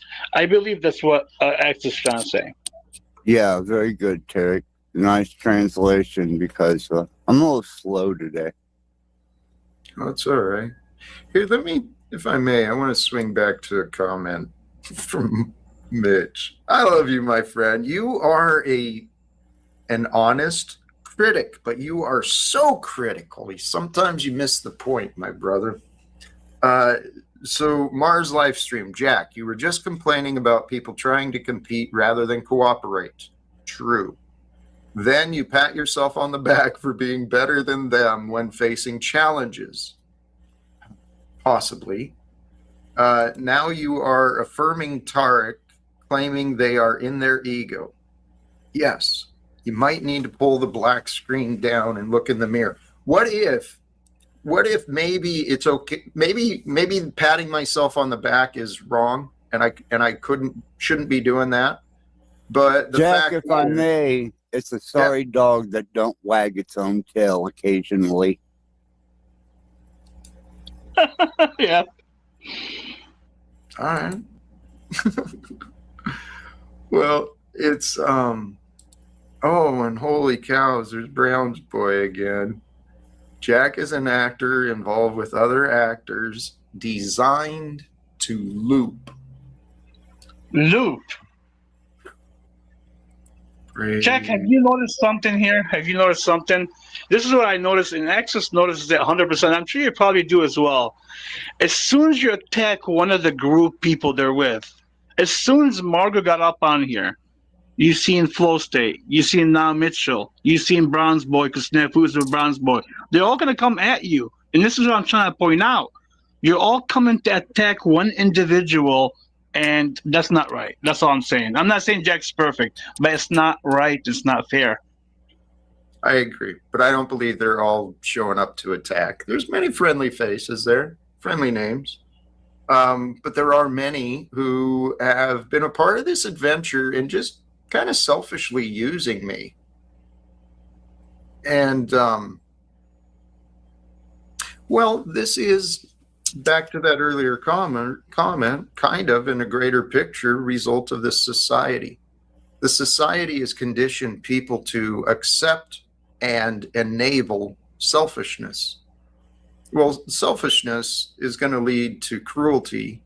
I mean, selfishness is individualism, and that's the American way, right? We all got to be independent and separate. Everyone's got to do their own thing, but better comply and fit in. Don't try doing something different. God forbid. That's right. God forbid. Well, Jack, can I ask you a question real quick? When they came at you with the grape and Jack Tails, right? Didn't they form together? Wasn't it Chemo? Wasn't it Margot? Wasn't it Snafu? Wasn't it the other people that worked with you? That's how they are, though. I know you don't see it as an attack. I do see it as a group tactic. Let's just say tactic, and that's how it is with them. It's like they can't take what they've done wrong. They always want to be on top and say they're moral when they have done things that are wrong. It's the mob mentality. It's a sickness. It's been identified by psychologists, it's been identified in so many ways. The spirit of destruction that overtakes mankind. call it Wetico, mass formation, propaganda, conditioning, mind control, whatever you want to call it, it's happening. People, the future is in our hands. God has given us authority over our lives. Yes. And Jack, here's the fantasy in part too, right? Like you have a Christian, I'm assuming like you are kind of in your own way. You have a Satanist on the panel, and you have a Muslim, even though I don't practice Muslims like they all do. Do you see us arguing? No. Do you see us not having respect for each other? We have respect. Doesn't matter if I agree with you or not. I'm not going to interrupt you and yell at you. But when you get King Stephen and others, it's like something's always like they're trying to poke, interrupt, and do all this stuff. The same thing with Margot.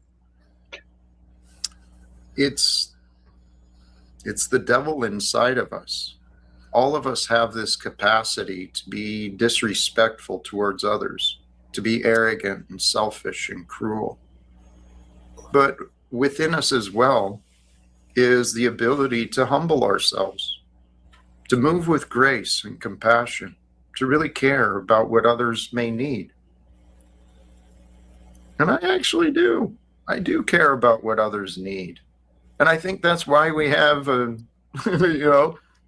Satanist and a Muslim and Christian here together, is because we do care. We care about who we are.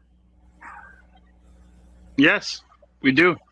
And that's why I came up, Jack. When I was listening to your thing, I just don't like the attack. I've seen it happen so many times where they come repeatedly and then they get in the chat. It's like, come on, are we going to stop this after 4 years? Like, you have put every claim against Jack. We have heard it. We all listen to it. We know what's right and wrong. Can we move on and do something better? We can. That's the key. We can. But there's many who believe we cannot.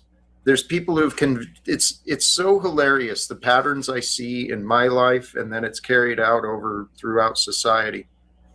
There's so many people who have convinced themselves that it's impossible to have a conversation with me.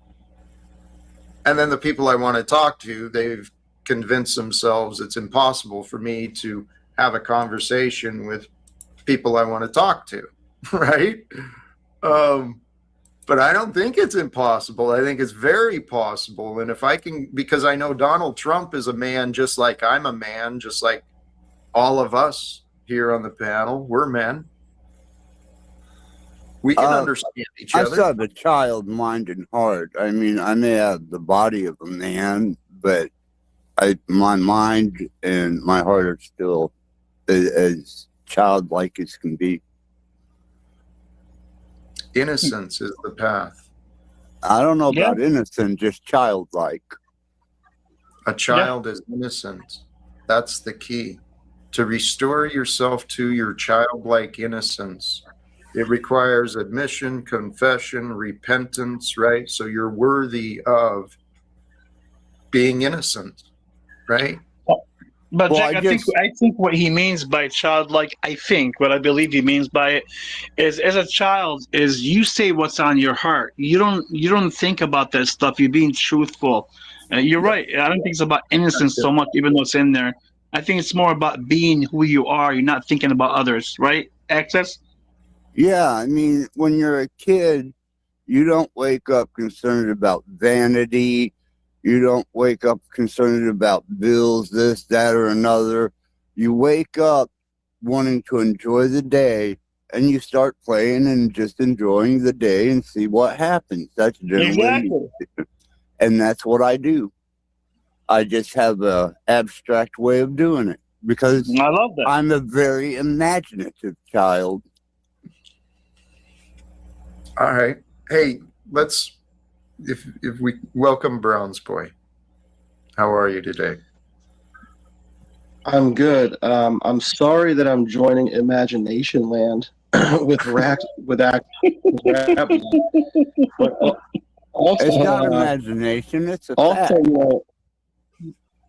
Also, you got your time, but also, Tarek is a for sure actor. So is Jack Talcott, and they're running a game on everybody here, gaslighting the entire audience and pretending See, now Tarek has Duper's Delight. Did everyone catch that? Tarek has Duper's Delight.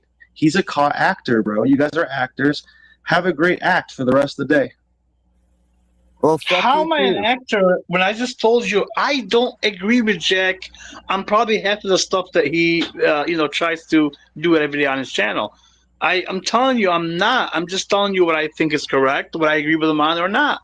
But I'm being truthful about it. I'm not being fake like Margot wants me to be. Hey, Tarek, just because we're good, agree with me because we're good. No, Margot, even though we're good, if you're not being truthful, I'm going to say you're not being truthful. Yes. And here's a question that I've had to ask myself. I encourage others to ask too. How much do you need to know before you can be sound in your disagreement, right? Because I think people disagree with things they don't actually understand regarding religion, politics, economics, everything in life. People claim to disagree with something just because they convince themselves they don't understand it. Not always. I'm not saying that's always the case, though. I just know that's why many people chose to disagree with me. And they don't understand what they're disagreeing with. They don't understand the man who they're opposing or attacking. It's like, what the hell's going on here? Yeah. No, I get it. Like, I can say Snafu, for example, when we repeatedly talked about this probably 100 times on your channel and mine repeatedly when I went against him with the grape. All I asked Snafu was, Snafu, do you have a witness? No. So how could you claim he raped anybody? Well, because I hear it's hearsay from Chemo. No, you can't make that claim, sir. Not in real life, not in court, and nobody's going to take that claim. And let's also bring into this equation, he has completely dismissed, ignored, or manipulated my testimony, right? He's ignored what I've said, just absolutely because someone else said a story that's different. He wants to believe that his story is right, and he doesn't actually investigate. Tarek, like you said, Chemo actually stood in the way of my efforts to try and communicate with this alleged victim, the woman. Mm-hmm. Right? Yeah. And Chemo physically assaulted me. I mean, he's not a sound character, yes, right? To be a witness against me. It's like somebody laid their hands on you, Jack. Yeah. Somebody laid their hands on you. Man who used to be my best friend. One of my really. Best friends. Yeah. Didn't know that. Yeah. Jack. But here's the thing, Access. His best friend, just like he said, he tried to choke him one day. And on top of that, even after the grape accusations, him and Snafu said that he was involved with the lady intimately as well. What kind of best friend does that to someone after? I just don't. There's a lot going on with Chemo. Chemo's interview was not at all good. I'll just say that. No. I mean, here's the thing. The man who assaulted me also accused me of raping a young woman. Okay? The two were unrelated. His assault against me was because I allegedly insulted him and his son, right? So apparently my words were worth him driving to my house, lying to my neighbors, going into my backyard, and, uninvited, coming into my house and throwing me around. So wow. The dude assaulted Jack in front of everybody. He has legitimate sanity problems, anger issues for real. The violence against me is just one example, right? And he's got a police record, but that's who Snafu and Margot want to encourage and bring out as the character against me. But guys, here's the reality. I got names and numbers I got tons of people who are involved with my past. Just because nobody's talked to them doesn't mean I don't have supporters or people who appreciate me. I just couldn't get them to do anything for me. Jack, the reason why you couldn't is like we talked about this before. It's as soon as you get a kind of a divorce or say a separation between you and say the other lady, and there's a kid in progress, the mother and the other family will try to brainwash the kid and say the father is evil because that's how they do it. I mean, that happens to everybody, not just you. So for some reason, Margot and Chemo and Snafu and everybody else does not want to understand that there's a possibility that's what happened, and that's why they all had bad things to say about you. That happens not just with Jack, with many families. I will tell you, it happened to me. So praise Satan for you bringing that up. As soon as my daughter, from my second marriage, was in the clutches of her and her family, they did everything imaginable to turn that child against me. And thank you for bringing it up, Access, because people thought I was just... Why? And then you get a call later, 3 hours later, they say that the person is passed.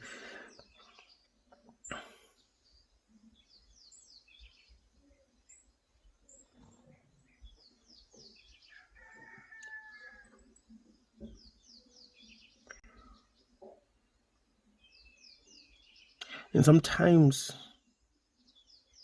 these people will have tried their best to avoid getting involved in a car accident. Maybe they were supposed to go somewhere and they decided that they wanted to go to that place, but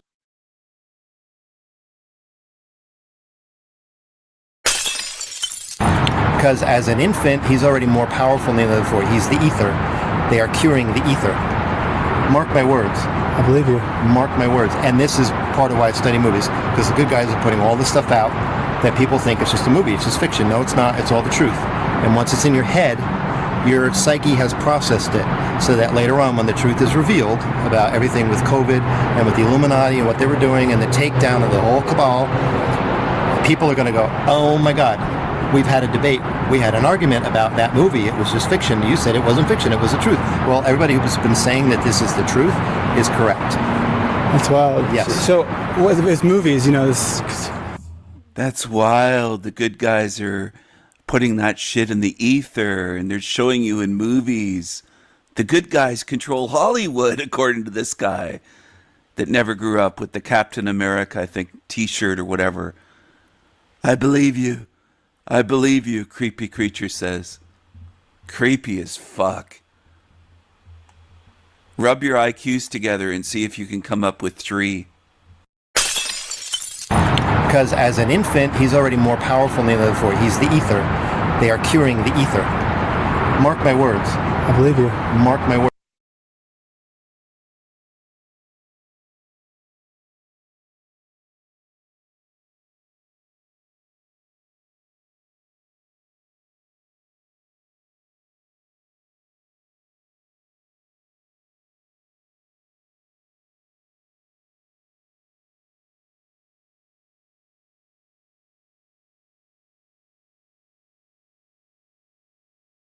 Hey! Yo!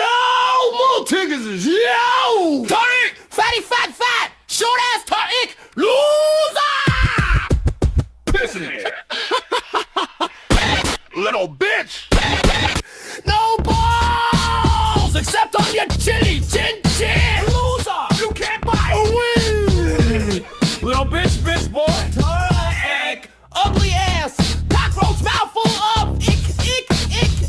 Smack those lips! Mouth always full! Tariq! Little bitch!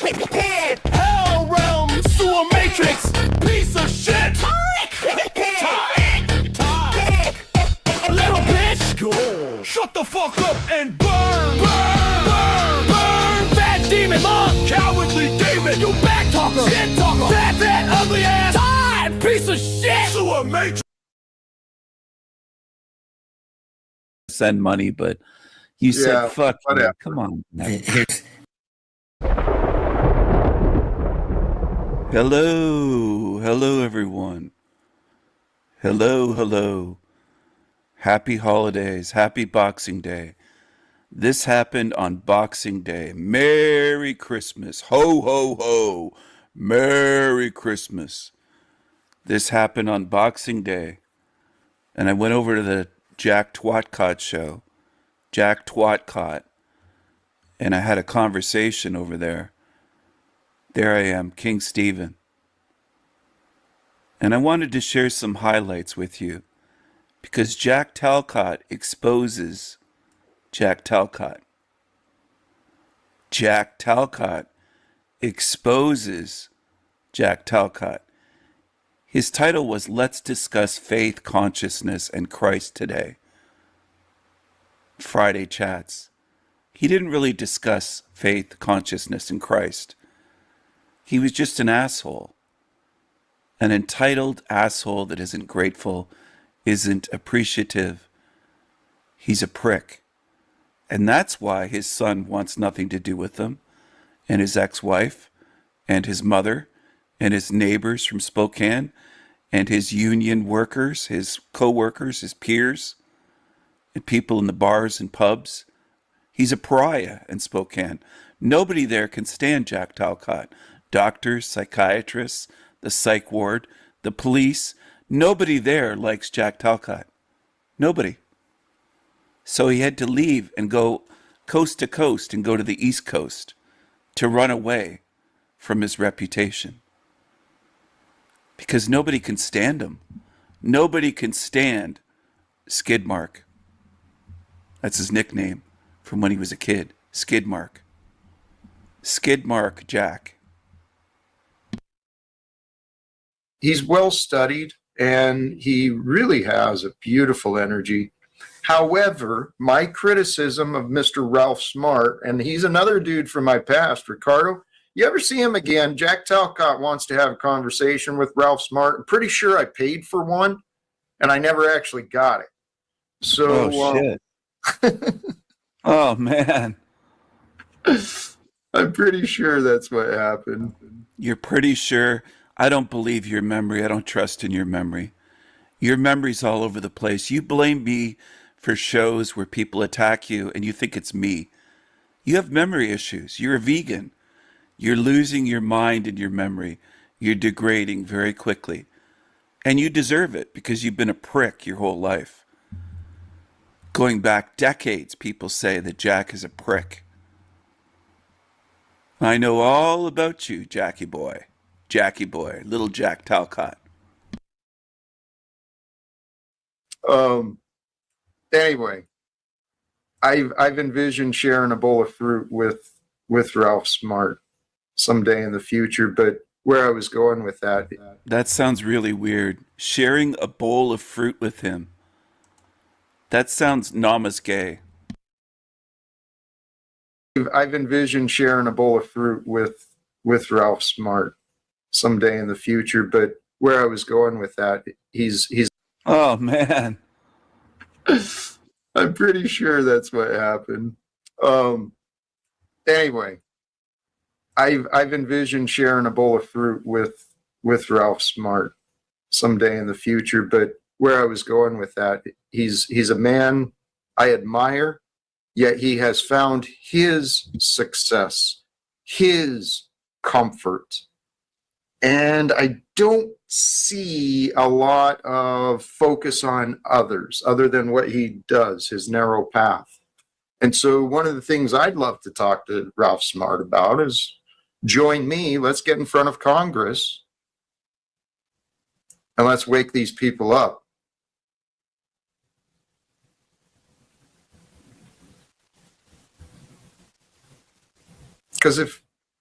Because maybe they don't know that they can end wars.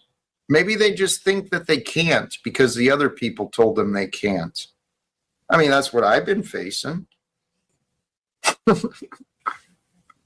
So it makes sense. Yeah, maybe they don't know. Maybe they don't know. Right. And it makes sense, honestly, that this is how God would work it. Take people from the land, right? The peasants, take the peasants and bring them to the royalty and convince the royalty to change their ways, because the real wisdom, it's with us. Well, speaking of the peasants, I watched something earlier on peasants and on the Victorian age, and the rich people back then, this is a true story according to what I read and saw on video, they would have garden hermits, ornamental hermits, where rich people would pay a hermit to live in their garden in a shack, and they would keep someone, a person, like a hermit hobo, a homeless person. He's not paying attention. He's not listening at all. This is El Diablo Radio International, the greatest show in hell. Nobody does it better. Nobody. Been live now for over 4 hours. I might go for 4.5 hours, maybe 5 hours. I don't know. I don't know how much longer I'm going to live stream today. It seems to be a very lazy Sunday. Maybe people are still enjoying the holidays, but or maybe it's just a weird time to go live. I thought there'd be more people from Great Britain or Europe here this morning, but there weren't. And that's fine. But people do love to watch shit.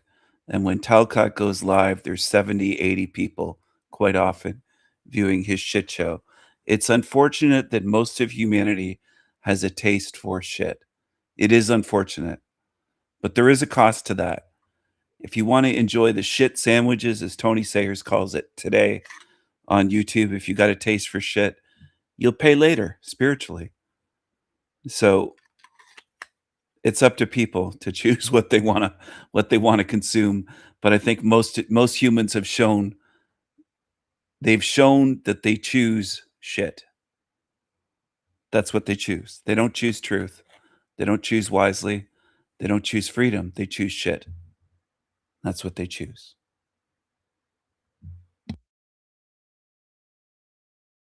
In their garden, almost like a statue.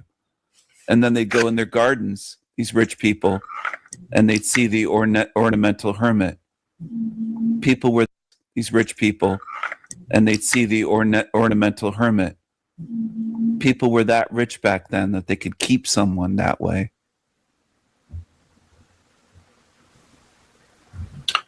Well, this game of ownership, it's truly been a masterful. Look at this creepy creature. Can you imagine listening to this thing for life advice as a life coach? Viewing him as a life coach, he's failed at everything in his life. Lost his house, lost his son, lost his wife, lost everything. He's a total failure. He's a loser. He's a loser. He's not a winner. He's a loser. But he's got the huge ego. He's a total narcissist. He believes he knows everything. He's always, well, but anytime I say something, he'll disagree. He's disagreed with me hundreds of times on things on his show over the last year or so. And people don't pay attention. If they did, they'd say, Jack constantly agrees with King Stephen. Even when later he'll say, yeah, you're right about that. Now and then he'll do that. Or he'll say, I don't mean to disagree. It's like an automatic reaction for him to disagree with me. There's something about him that envies me. Truly is. You'll always be a loser, Jack. Always. Your life will end at some point in this realm with you as a loser. Deception that humans could be indented, right? The only reason someone becomes an indentured servant is there. I didn't even mention indebted or indentured servants at all. His mind just goes off. He can't pay attention. He can't focus. He has what some people call vegan brain. There's something that some call cancer brain for people that have brain cancer or terminal cancer and they're on medications. But he has vegan brain. His brain is degrading rapidly. He's supposedly only in his 50s. I've seen people that are way sharper in their late 80s and 90s that are 40 plus years older than him in their late 90s that are sharper mentally than what he is. I didn't mention indentured servants. I mentioned garden hermits, ornamental hermits, entirely different from what he's talking about. But he can't pay attention, and he can't learn from others. His mind just goes to what he knows. He can't listen to someone and learn something. He can't do it.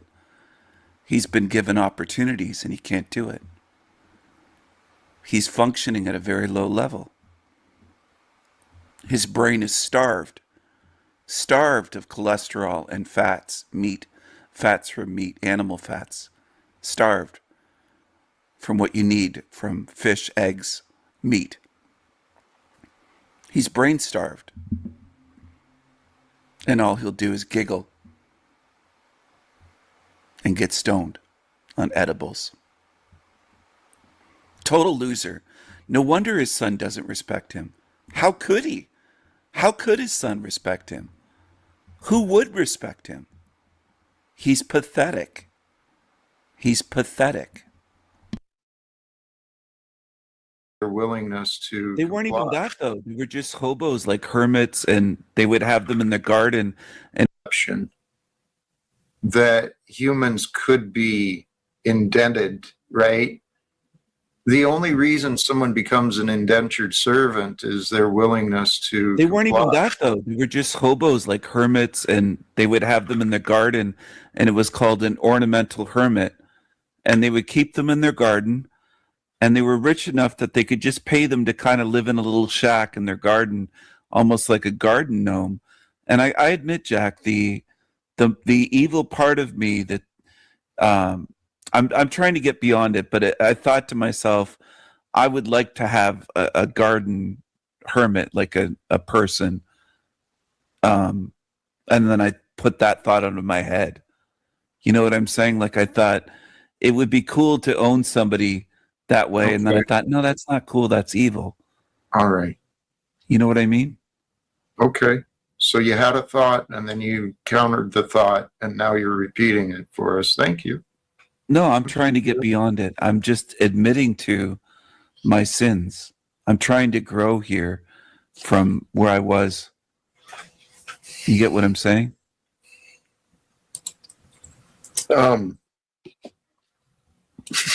I'm sorry. I tuned out, admittedly. This, Ricardo, dude, I would not, you know what? Thank you. No, I'm trying to get beyond it. I thought to myself, I would like to have a garden hermit, like a person. And then I put that thought out of my head. You know what I'm saying? Like I thought it would be cool to own somebody that way. Okay. And then I thought, no, that's not cool. That's evil. All right. You know what I mean? Okay. So you had a thought and then you countered the thought and now you're repeating it for us. Thank you. No, I'm trying to get beyond it. I'm just admitting to my sins. I'm trying to grow here from where I was. You get what I'm saying? I'm sorry. I tuned out, admittedly. This, Ricardo, dude, I would not, you know what? He tuned out because he wants that Ralph Smart vegan on his show so that he can get some clout and he wants to get traction and more viewers and subs on his channel and more fame. It's all self-interest with Jack Talcott. He tunes out when people are speaking. He doesn't give a shit what most people say. It isn't just me. It's especially me, I would say. But with most on his channel, except for his favorites like Denizen, he'll listen to him, or Trexty, maybe a couple others. Oh, Polyboy, if he comes on, he's all ears and all excited. But he doesn't value what others say at all, unless it can get him somewhere. He has a very narcissistic, selfish, self-interested, greedy way of living. not just on YouTube, but his way of life. It's all about me, me, me with Jack Talcott. What can they do for me? What can you bring to me? What can you offer me? What are you offering, Jack Talcott? It's all about him. Selfish, greedy, entitled. That's what he is. And he shows it every day. This is just a classic example, but he does show it to you every day. And I'm using him as an example of this hell realm system. In case you don't know, it's not just giving you a heads up, be wary of Jack Talcott. He's one bad being in the realm. I'm showing you what the realm is, using him as an example. Okay? This should be easy to see and to learn from. But a lot of people sit here for months or years and miss the point. Because they're products of this matrix.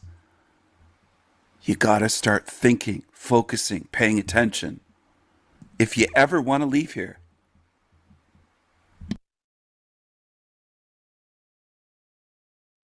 He would be a blast if he would be willing. Thank you. No, I'm trying to get beyond it. I'm just admitting to my sins. I'm trying to grow here from where I was. You get what I'm saying? I'm sorry. I tuned out, admittedly. This, Ricardo, dude, I would not, you know what? He would be a blast if he would be willing to join the panel, but I wouldn't put him through Probably that. get him here and get your session for you. If someone like that would be willing to actually have a conversation with me, whether it's live or recorded, I know we could have some great discussions, and it would do a lot for me. That's you want me to try to bring him here, Ralph Smart? Yeah, I was gonna say I could probably bring him here tomorrow, Jack. I'll see what's up. I'll get in touch with him. Please. Holy crap, dude. I don't want him as a garden hermit. I'm not saying I want to buy him. Dude, he's an amazing guy. He's very gifted, and well, he's one of the people that, you know what? That's one of my notes. One of my notes today. So many things I want to encourage and promote. This is why I do this. I do this live stream. I do what I do, trying to grow, because there's so many others I want to highlight. I want to support. I want others to grow from as well. And piggyback. It's connections. It's networking. It's Amen. marketing. It's all this. It's all this stuff. Amen. With God's love, because it's all God's plan. Well, it is. It's all God's plan in the end, right? Dude, it is. And the fact is, every one of these characters, all of us are characters in the story of this time. And it is amazing. The characters in my mind.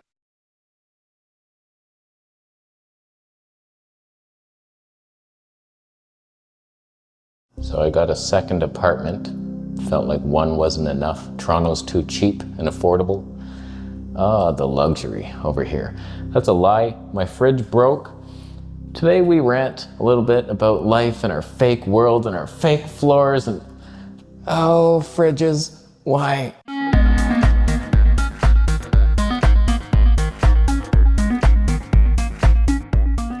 I thought it might be fun to see the exact same apartment of mine, but like in a different light. Remember when I first came in here, I was like, oh boy, my new apartment, I had like no stuff. And now, same basic idea, only it's slightly better renovated. These floors, first rant. When I moved into my apartment, I looked at the ad. It looked like wood floors.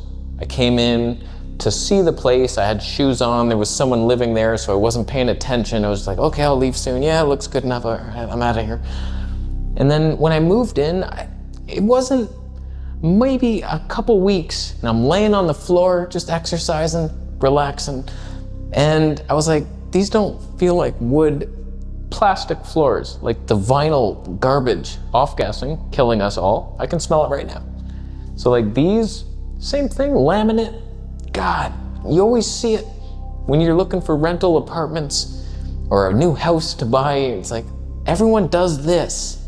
These fake ass floors that off-gas and kill you every day. How's the bedroom? Not a lot of love in here. Side by side with that bedroom. There's love in that one. Not a lot. We don't really decorate the bedroom. We suck at that.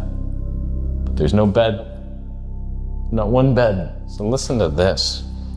Our fridge, when we went to Ottawa to help Cynthia's mother, we cleaned out her apartment. It was crazy.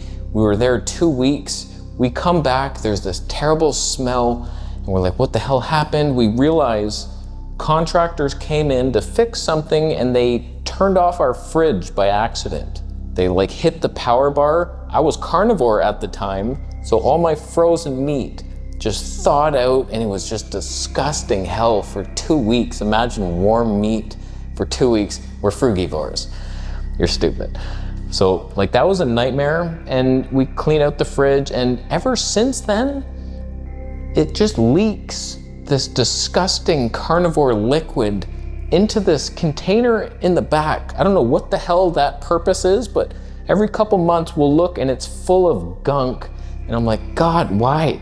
So finally I just asked my landlord, we need a new fridge, this is gross. It was their fault, and the things that are meant to keep the seal, these little plastic magnetic things, mine's like sagging at the bottom. That means I pay more money for no reason. It doesn't keep anything cool. So we needed a new fridge. They said, okay, we'll get you one. You know what's crazy? Rewind that whole conversation. Back a couple months ago, I told them about the sagging magnetic thing, and I was like, yeah, we could use a new fridge. I was talking to her in person, and she was like, well, we have these stainless steel fridges downstairs. If you can get one up, it's yours. And I'm like, I have no physical way of doing that. I'm vegan. I'm deficient in 97 known nutrients. How am I gonna bring a fridge upstairs and take mine down? So I was like, yeah, I'll work on that. And so like fast forward, it's like, I need a new one. You bring it up. Get big men who eat meat. This kitchen is weird. It's not as good, it's different. There's no room for that big cabinet here. All this is pushed back more, but more room that way. Weird. Nothing over here, no cabinets. So they come with the fridge, 2 guys. I'm like, holy shit, we're not ready. Like they just said, we'll be there 9 to 5. I'm like, yeah, I'll just take all my food out at 9 o'clock and you'll probably come soon. So we had to wait till they got here. And then, so I'm panicking in a rush. We gotta like clear the way. And oh, funny story, side story here. You know that shelf that's here, big wooden shelf? I was like, okay, I'm gonna slide this over. I'm sliding, I hear crash. I'm like, what was that? Oh, that's just the mug my mother gave me before she died. The one that said she was so proud of me. You're my son, I raised you from a boy to a man. I'm always there with you. And when she gave it to me for my birthday, I was just like crying because she had ALS and I knew she wouldn't be there very long. And I was just like, that's the last thing I'm gonna have. This is the best gift you've ever given me. And I broke it. I broke it into pieces. So anyways, this fridge comes, we take everything out of our fridge, put it on the floor. This comes in, we're putting it in, things are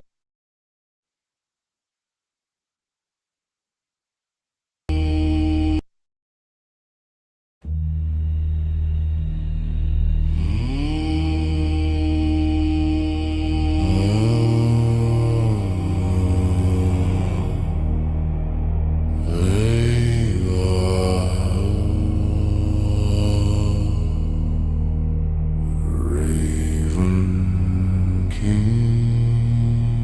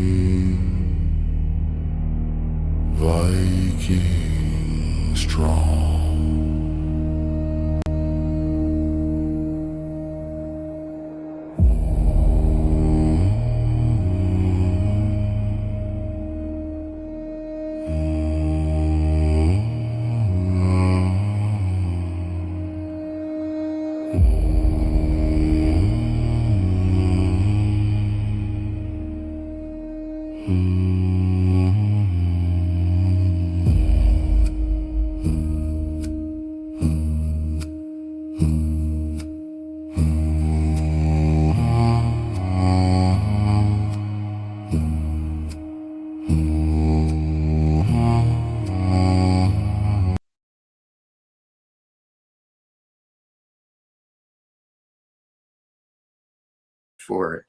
There's a reason the past, everything that happens today, it's a result of the past. But what we do today, individually and collectively, it's got consequences and rewards, right? Some of the consequences are rewarding. Some of the consequences of our actions and efforts are punishing. But the world I envision for us is a world of peace. Truly. We are here to create a world of peace.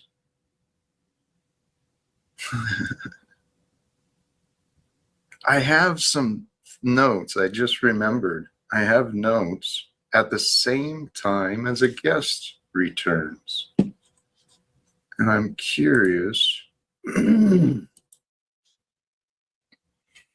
What were my thoughts with this earlier?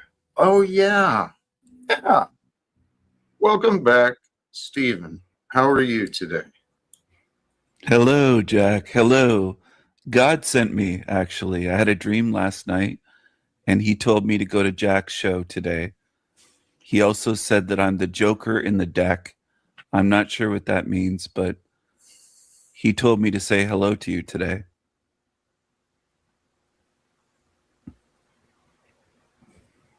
That could be. And it could be just you being a joker because that's what you think you want to be. But regardless, you're here.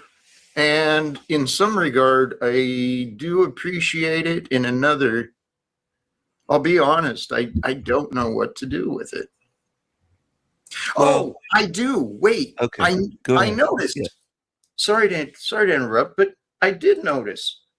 You shared something I saw that I actually liked, and then it disappeared. Really? Maybe YouTube removed it. I'm not sure.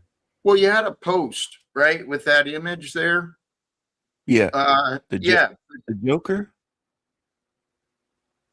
Well, you had the post with the image of the narcissistic fraud Jack Talcott there, right? Where who created Galukians? Jack is another copycat fraud. I liked the post, but the post disappeared, and now you got a damn hour-and-a-half narrative video on this? Where's the post, dude? I didn't remove the post, so maybe YouTube took it down. I'm not sure. Here's the image I posted at Backstage, the Galukians. And also the Joker. Yeah. Yeah. Who created Galukians? This is the image. Yeah, that's what I wanted. And also the Joker in the deck, Jack. That was in my dream. And then that card was on my floor when I woke up today. So I took it as a sign from God, because I don't know where that card came from. I don't have playing cards. So I don't know I don't know where that came from.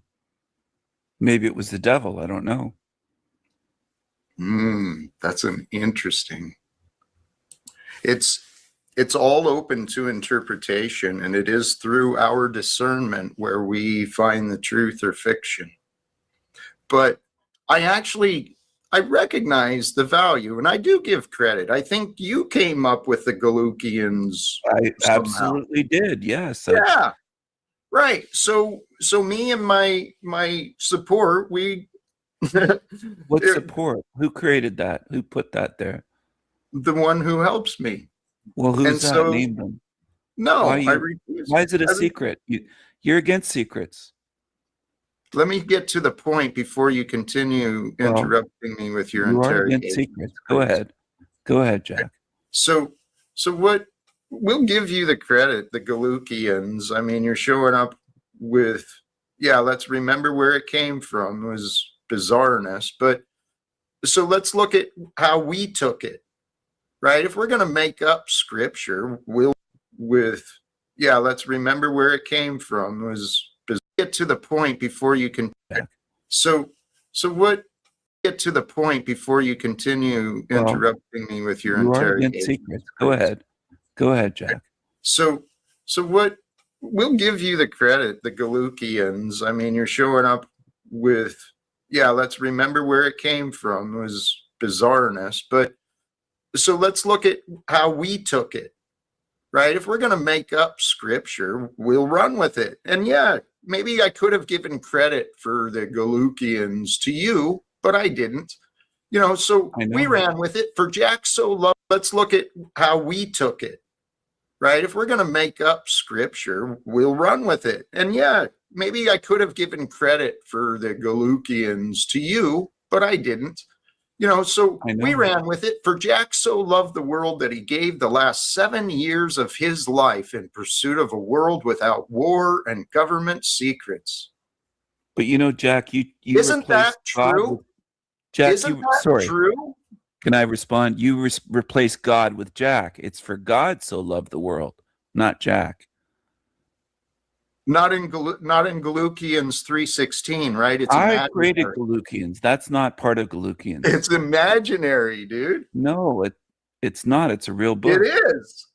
It's a real book, Galukians. No, see, this is another. Okay, well, here's another clarity for you, dude. Your legitimacy, it's imagined. You do not have the authority or discernment or credibility or respect that you think. And I would love for it to change, Stephen, because I know you can do better. I know you can. Are you saying, Jack, that deep down you love and respect me?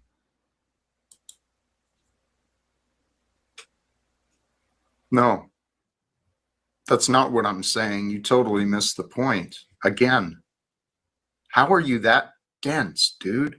Seriously. Seriously. I have a disability that you're mocking. Do you do you love and respect Galukians and Metafinkel, the angel? No, those are your imagined narratives. So no. Do you think, Jack, do you think I'm the best co-host ever? I've answered that question repeatedly. No, Stephen. You are not the Why best. not? What could I improve on? I want to know areas for improvement. How can I improve? Help me help you, Jack. I've told you repeatedly, and this is what you've not once actually made an effort to truly understand, because had you done so, you would understand by now. So this charade you play, it's like this sick fucking game, dude. That's how you can help me. Drop the clown show. Please. Authentically, you can be a good man.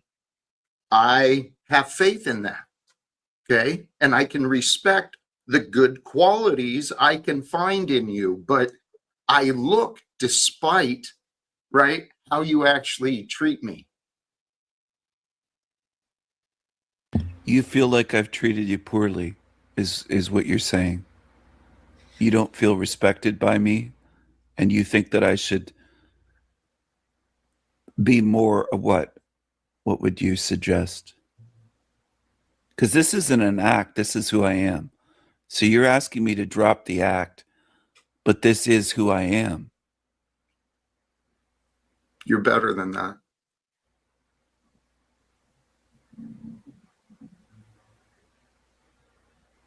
And what I mean by that is you're well aware of my goals. The goals of trying to end wars, the goals of trying to grow my channel, grow in my credibility. You know my goals. I have been reaching thousands of people, though, trying to advertise for you. Marketing. That's a lie. That's a lie you want me to believe, but it's a false narrative, Stephen. It is not a lie. My short videos do reach thousands. I know, and it does not highlight me. It's not done to make me look good. Jack. Here, I'm going to, hey, sorry to have you in the back so long. Thank you. No, you're fine. Please speak. Jack, you know, what I want to say to Stephen is, I know he's farting and all that. As he said, that's he cares about you, right? Yeah. You're Do not you care eating. about him? Do you care about him, King Stephen? You really care about Jack? Oh, I care about idiots like you, pissants like you, Tarek. Okay, the question was, do you care about I really Jack, care. though? You really care about Jack? Are you going to let me answer? Go ahead. Are you going to keep interrupting? I care about the truth, and I care about entertainment, and I care about having fun, and I And you care didn't about. answer the question. Are you serious? Can you be authentic and serious, Stephen? Or are you a clown and a character who cannot be respected or trusted? Here's your chance. Well, I can't What are respect you people sharing? that call me a clown and a fool. The question before you, Stephen. Uh-huh. Go ahead. Let me calm down. Yeah, Thank you, Jack. calm down. Calm down a bit. Well, Take a King few deep Stephen, breaths, King Stephen, he's right. I don't Please- agree with Jack on many things. Go ahead, Jack. Go ahead. Please remind him of the question, because the question. The Can you question, repeat the question, yes. please? Here's the question, King Stephen. Do you care about Jack? And if you do you care about him as a human being, not I you do. being as a character? I do. And are you showing that through your videos on your own channel? I'm expressing myself and my thoughts on my channel the way that I'm not allowed to here, because anytime I speak, I get kicked off immediately. And you notice you did not answer the question again, Stephen. I did. I said I do care about Jack. I do. And the question was, do you believe that you are showing your care in the videos that you share about me? Exactly. I'm showing my care for the truth. Okay, that's not the question you were asked. The question, keep it in the context here, Stephen. See, this is wonderful because you are an excellent manipulator. You're very slippery. Yes. But I'm damn good. And Tarek, you're doing great too. Thank you. Thank you, Jack. You're doing good too. You caught on I'm it not right away. slippery at all. You're always calling me a manipulator. That's a You false are. accusation. Stephen, there's plenty of evidence. Please let's not argue. Okay, your denial let's not is argue being today. Let's be positive. Stephen, yes, we are confronting your denial today so that we can Let's be have a positive. better version of you from now on. It'd be so fucking amazing, dude. I'm so excited be. for this possible And a break. better version of Jack, where you don't call people despicable and disgusting. Let's start with you. There you go. Deflection. That's No, that's not a deflection. what you're Yeah, it doing, is. Stephen. We were discussing you and your You've never behavior. discussed your own behavior here, So Jack. again, back ahead. to where the conversation was, Stephen. You're it doing, is. Stephen. We were discussing your version of you from now on. You caught I'm on it not right away. slippery at all. You're always calling me a manipulator. That's a You false are. accusation. Stephen, there's plenty of evidence. Please let's not argue. Okay, your Yeah, denial let's not is argue being today. Let's confirmed. be positive. Stephen, yes, we are confronting your denial today so that we can Let's be have a positive. better version of you from now on. It'd be so fucking amazing, dude. I'm so excited be. for this possible And a break. better version of Jack, where you don't call people despicable and disgusting. Let's start with you. There you go. Deflection. That's No, that's not a deflection. what you're Yeah, it doing, is. Stephen. We were discussing you and your You've never behavior. discussed your own behavior here, Jack. So again, back ahead. to where the conversation was, Stephen, please. The question before you, right?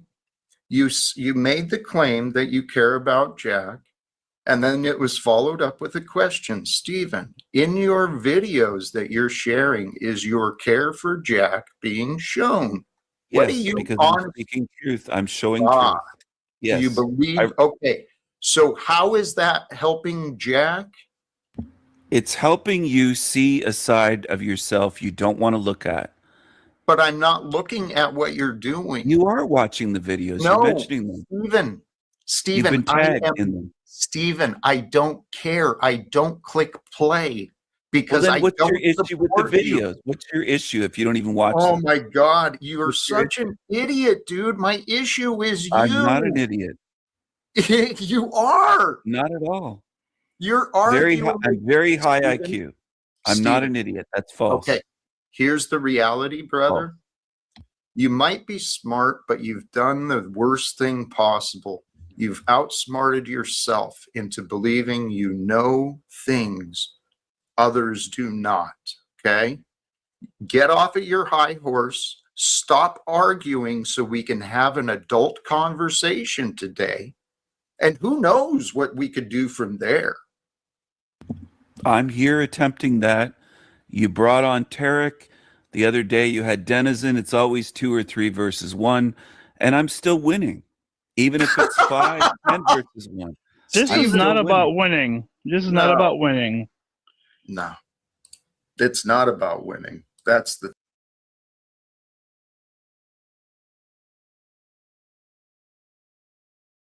Still winning. Even if it's 5, 10 versus 1. Still winning. no.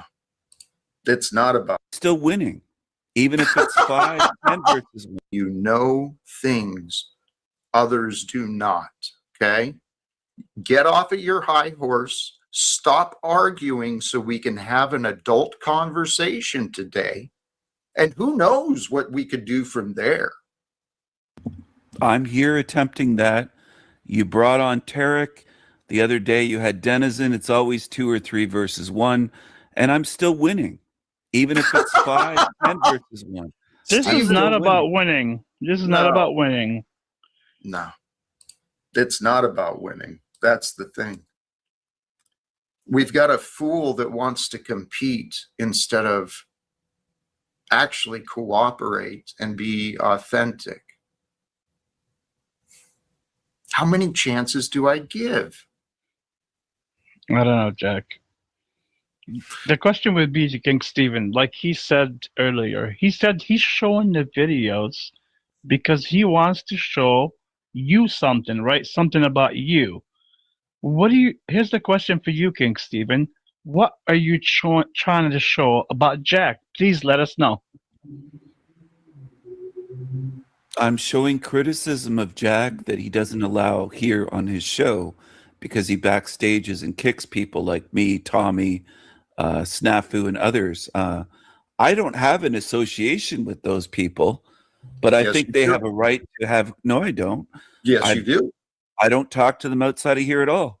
I have no association with them. I'll explain after you get to your point. I'm sorry for the interruption. I do think they have a right to express their criticisms and their opposition or their different viewpoints, and Jack doesn't allow that here. Same with Margot and others. Andy, Margot. There's a list And of that's a people. lie. Can I interrupt No, him it real is quick, not a Jack? lie. Oh, okay, It's the let me truth. say something real quick. It's the truth. You said that you believe that Snafu, Tommy, and others are not allowed by Jack to express their feelings. And me. Okay, and you. Here's something for you, King Stephen.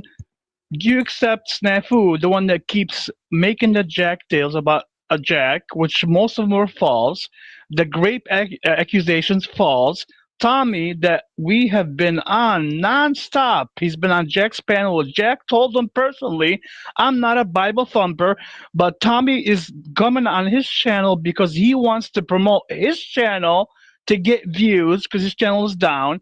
And you're also promoting other people like Margot, which Margot's been on record lying many times. Like she said before, when she asked me personally to get military records about Jack. Eric. You're taking us on a long journey. Oh, That I'm just which is- telling you the facts. Hold on a second. That which is made a great point about Young. I am showing Jack Talcott's shadow in the clips and in my criticisms, and I think it's healthy. I don't see anything wrong with it. Okay, right. And this is what I want you to consider. Please try to find the wrong in what you are so confident you are right about, because you've deceived yourself. You think you're not making any mistakes.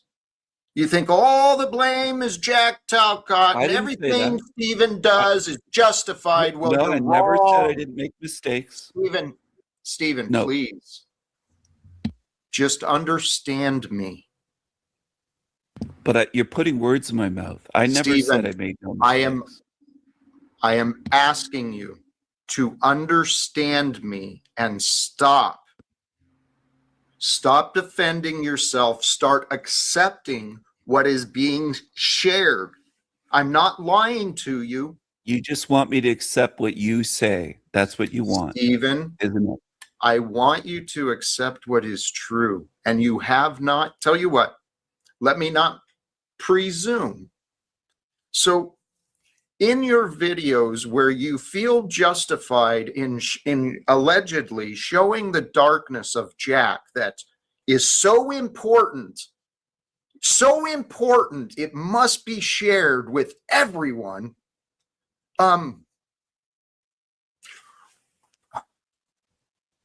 Why does that upset you so much is what I'm wondering. What? Why? I mean, what purpose?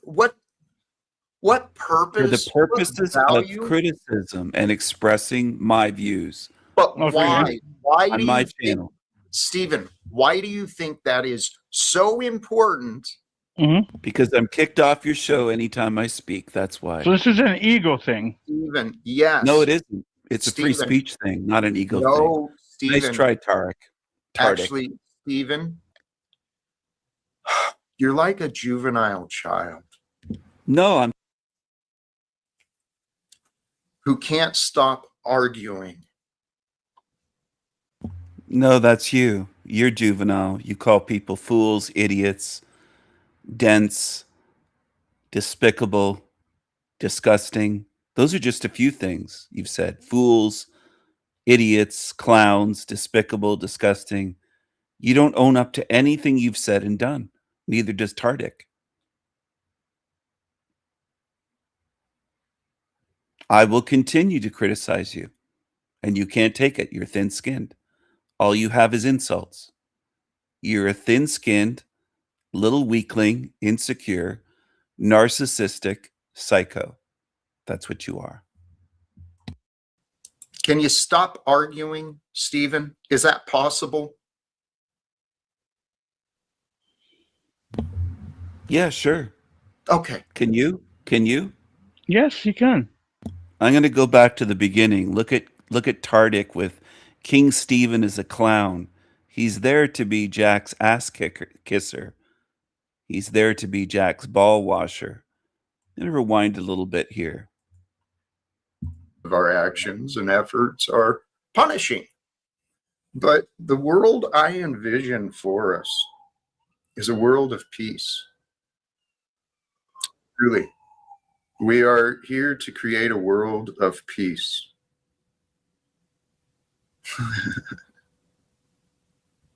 I have some notes. I just remembered. I have notes at the same time as a guest returns. And I'm curious,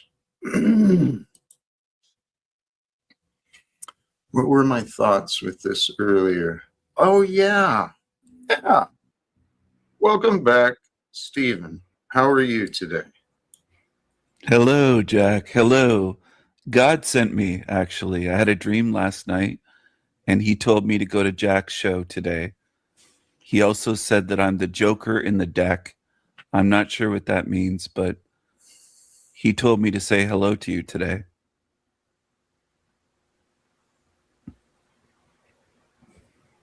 That could be. And it could be just you being a joker because that's what you think you want to be. But regardless, you're here. And in some regard, I do appreciate it. In another, I'll be honest, I don't know what to do with it. Well, I do. Wait. Okay. I noticed. Yeah.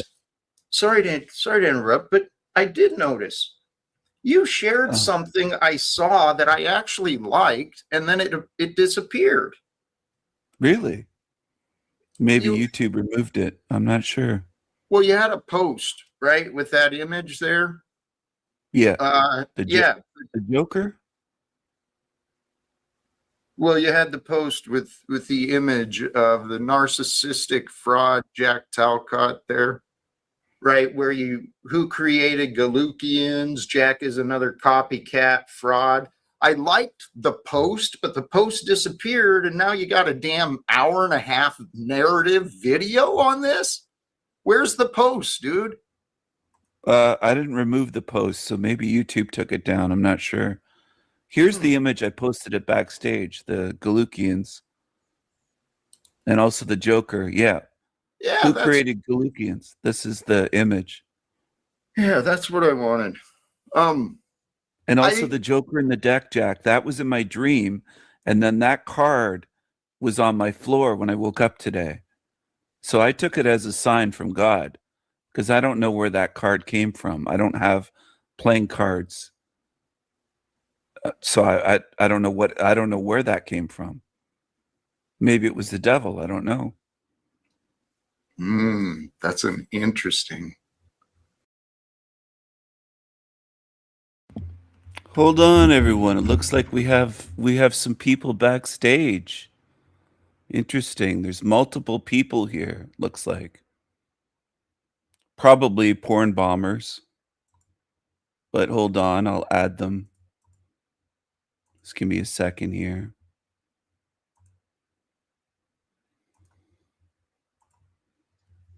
Hello, fake accounts. Hello! Viniscus, Hello! Me, your friend. No, I'm not you're not my friend. You're London's friend. Are I you am logged no in both one's accounts? I'm getting an echo because of you. Are you logged into 2 accounts trying to get on? Are you real desperate to get on here? Yes, yes, yes. Okay, I Yeah. will love. Got an echo and we can't even understand what you're saying. I Okay, I just removed disconnected my. one. You gotta Yes, fix your audio or I'm kicking you off. I disconnected from the one from another device. So let's discuss about this. Now I can hear you. You're a friend of London McDouchebag.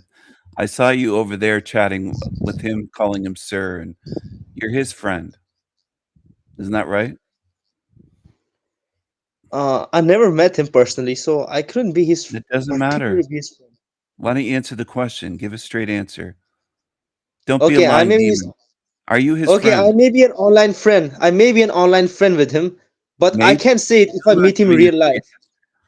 putting you backstage until you got to smarten up. You got to answer the questions. Give straight answers. NASA is never a straight answer. Don't be like a lying demonic Freemason.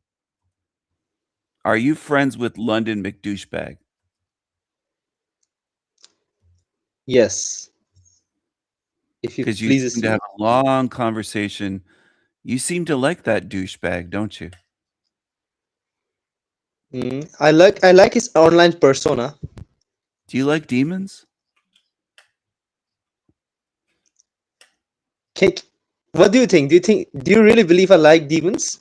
Yes, I'm asking you a question. You can't answer though, can you? See, you're evasive. You're showing me what you are. Do you like demons? I don't like demons. I want to. You claim that you want to seal them in. I Friends with literally want to. demons. I literally want to torture all the demons with the most No, you horrendous don't. methods. No, you Horrendous don't. methods. You're friends with demons. You want demons to make videos about me and you want to watch them and laugh and mock and jeer like a little demon. Actually, he mentioned that he would make a video. It was his plan. I just wanted to remind him about something because he promised one of his. It's not again. It's I didn't request him to do that. It was 2 weeks ago in one of his streams. If I don't know who that person is, but he was mentioning about you. That he was requesting London to make parodies about King Stephen. You So hang around demons, don't you? You spend a lot of hours every week hanging with demons. Actually, yes, it's sad. I shouldn't do it. What do you do besides that? Do you have a life at all? What do you do? Actually, I'm having preparations for my examination, for my upcoming examinations for my college. So yes, You're preparing, but by spending hours online with Landry and London McDouchebag and really? Sometimes I do spend my time in having discussions because I don't have any. I barely have any real friends out in America. I used to have in Lithuania. So Yeah. yes. I figured you don't have any friends here. But why do you play games? Like, why do you just play games on the internet and use all these different names? What's your problem? Yes, Like, come on, sir. I was want to discuss with you about certain topics. You're not here to discuss anything. You've never had a about real discussion with me. I can't trust you or believe a word you okay. say because you're Oh, a scumbag. You're a douchebag, and you okay, don't okay. interrupt other. You don't interrupt others the way you do here. You're just a complete douchebag. You're a lying piece of shit. You're fake. You're two-faced. You've been given chances here for months, but you're just a piece of shit. You're just a cockroach. That's all you are. That's the way I see you, and lots of other people see what you are.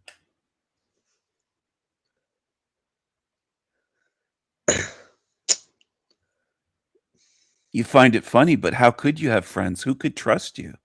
You're just a lying, two-faced cockroach. That's all you are. It's so difficult to make friends in America. No, it's you. It's not difficult to make friends. You're the issue. No one could trust you because of your behavior. You don't even behave like an adult. You're like a little man-child. I mean, Gotis once said that we shouldn't be You're mature. gonna We stay should that always. way for life? Is Godus your hero? Someone that tried to murder his ex-girlfriend and his child? You worship pieces of shit. You worship demons. You're gross. His knowledge. I You're love his gross. knowledge. You're gross. He doesn't have knowledge. Speaking about He knowledge, uses beauty filters. You don't have respect when you come over here. You respect demons far more. You show your true colors. Everyone here can see what you are.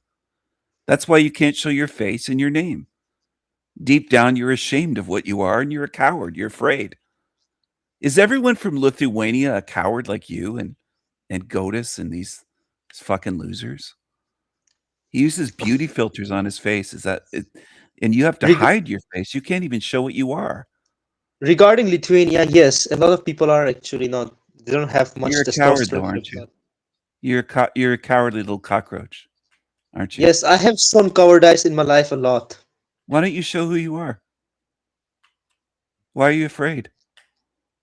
Put your camera on. You know, your spirit and my spirit are the same. I'm here to prove something about it. You're afraid, aren't you? Our spirits are the same species. No, not at all. Why?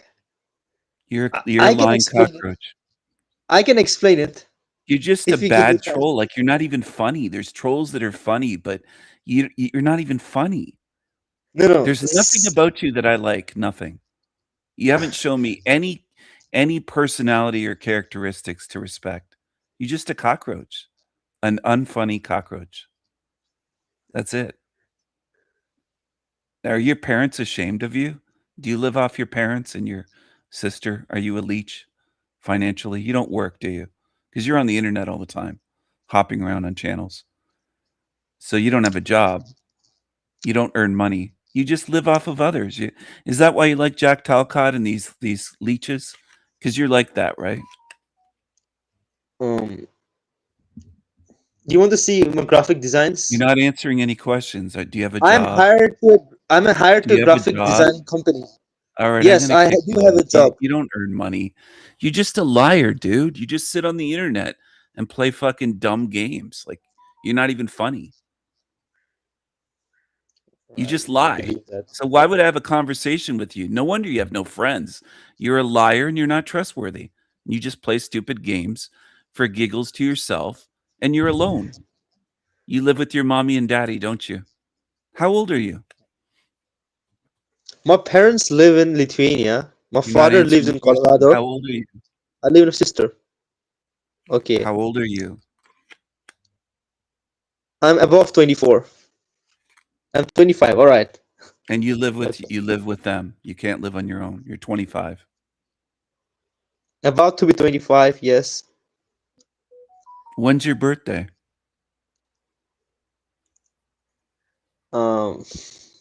See, you're a coward. There you go. You're just showing No, what you Mark. are. I can't Okay. respect you as a man because you're just a coward.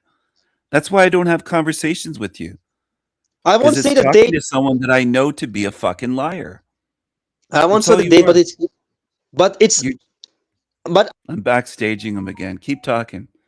Keep interrupting. You don't answer the questions. That's why. That's why no one can have a real conversation with you. You belong with cockroaches like London and Landry because you're very similar to them. That's why they can have a conversation with you because they'll just let you talk your stupid lies and bullshit. You get called out on it here. You can't answer with a straight answer. April. When's your birthday? When do you turn I can't say, 25? I won't say the date, but it's on April. I'm Aries.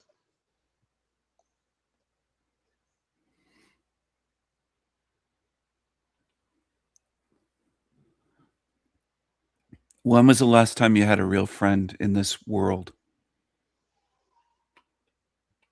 Years ago.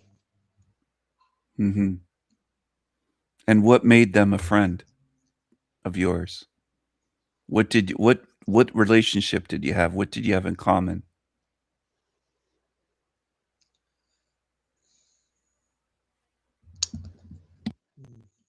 Maybe we shared addictions together that could have made us close, but I can say addictions can make true, genuine friends. Only good connections can. Pure connections. What do you mean connections? What are you talking about? Spiritual connections. I don't believe that. It sounds like you're lying again. People these days make friends or pretend that they have friends when they share addictions like watching a sport, like watching a sports which they enjoy, or going to the party, drink beer, or whatever, play video games. But So are we you cannot still create. in contact with these friends from Lithuania? No, they're not my real friends because I don't have contacts with them anymore. If we had a genuine connection with them, if I had a genuine connection with them, they would have never left me. And maybe I would have never You left don't them. have a real friend in the world, is what I can see. I had one. You I don't don't know where. have one right now. Yes, I don't have one now. I had one. Present day, you do not have a real friend in this world. That's what I can see. I saw that before today. I can see what you are and why you behave this way. And I don't think you're making any moves to change. I think you'll go to your grave as a lying little giggling like a little schoolgirl cockroach. You behave like an 8-year-old girl. You don't behave like a man.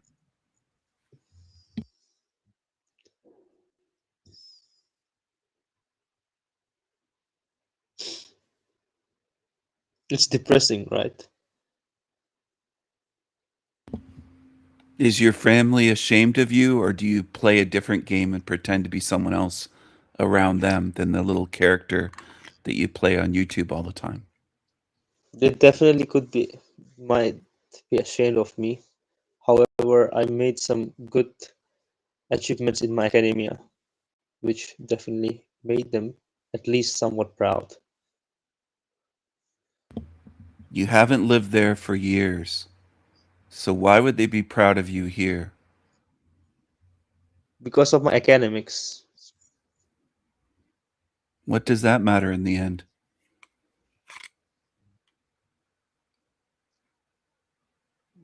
Nothing. Doesn't matter. Maybe my Doesn't show job. what character you are. It might make you money one day, but it doesn't show what you are at all. It doesn't show what your character is or your spirit, your values, morals. Why should anyone be proud of you? You can't even give your name. You just use all these names. You're obsessed with people like me and channels, and you're just like a bored little girl that goes around giggling and playing stupid games and gossiping and making up stupid shit. You don't act like a grown man at all. I don't know a grown man in the world that would respect you. Not one.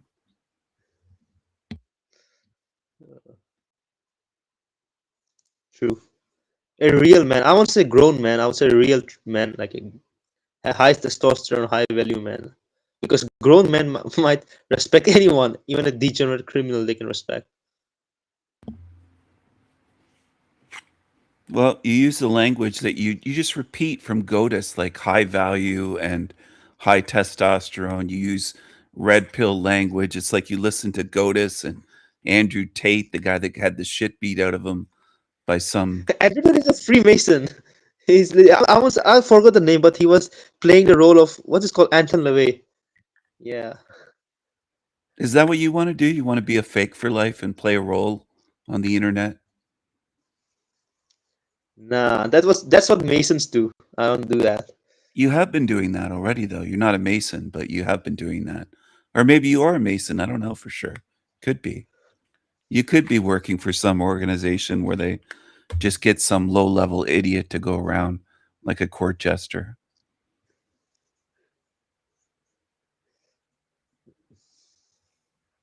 I kind of think you do it out of loneliness, though. You don't have anything to do. You don't have any friends. Yeah. You don't have any values, though. You don't have any friends, but I don't think you have any values, morals, or principles, do you?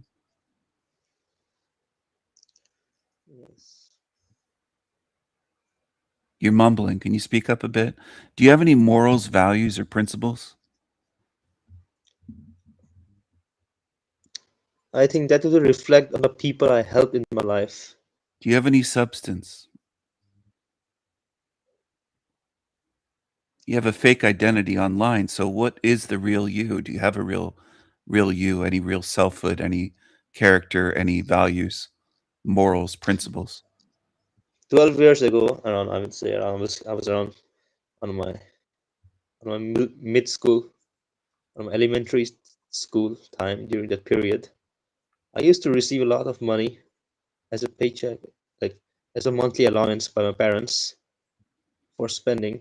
I remember one night it was extremely cold, dark, gloomy outside. Lithuania, you know how cold it gets out there. So the money which was given to me by my parents, I donated all of it to a homeless person who was literally starving in the street.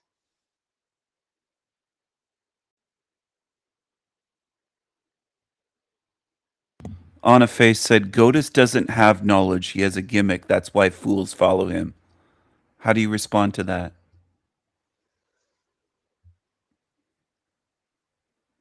Gotis doesn't have a knowledge. He has a gimmick. That's why fools follow him. Yes.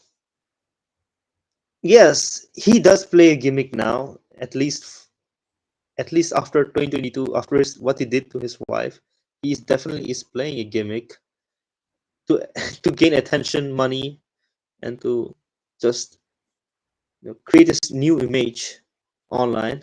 But before, I would say 2020, before pre-COVID times, he was somewhat real, actually. You always go back way into the past 4 or 5 years ago. 5, 6 years ago. Like, he was never real. He just fools you. He doesn't fool us. Lots of people see through him. You just don't. Maybe you're the dummy. Have you ever considered that you're not as clever as you believe yourself to be? Maybe you're a retarded fool. Yes. Blue Puddle said, obsessed Nolan, always very demonic behavior. A lot of people see what you are here. Peanut said, Nolan, you're perceived as a demon.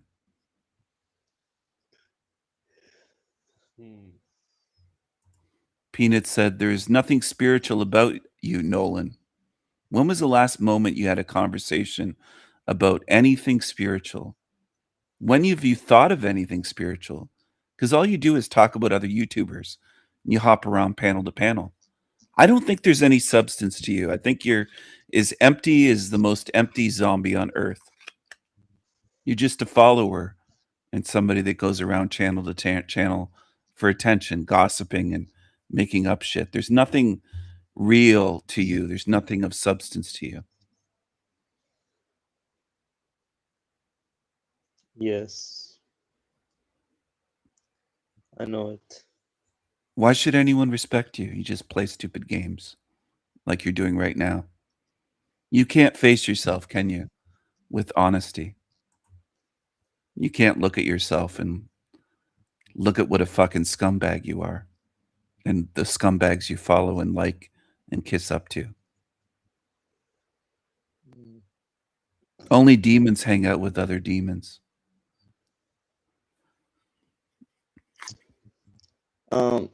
London McLovin, you asked him why you hang out with him. It's mostly because of his Greater Earth theory. If he doesn't make any Greater Earth theory, That's I not would true. never made You were talking about all sorts of things, not Greater Earth. You were talking about me. You were talking about all kinds of stupid shit. I mean, he initiated a conversation about you, so I just had to go along with it, just talk about it for gossip, for just time pass. Nothing interesting about him. You hang out with scumbags every day, and then you make excuses when you come here. You hang out with London and Landry.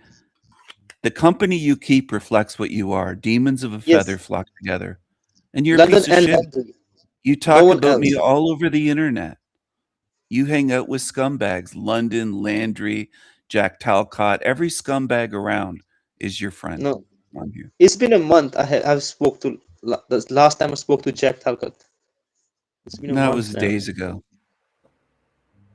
Oh, only Christmas. Yes, I did talk with him in Christmas, but it's been a month now since we talk anything in private on any stream. Peanut said, Nolan, you spend time talking to demonic scumbags that are attached to this place. You display that this is your home. This is my home. Fuck no. I don't know what Peanut is. I think Peanut could be a black person as far as one comment indicated it, but no, I'm not. This place, you know the amount of hatred I have for this place. No one believes you. I don't believe you. No one else does because you just lie all the time.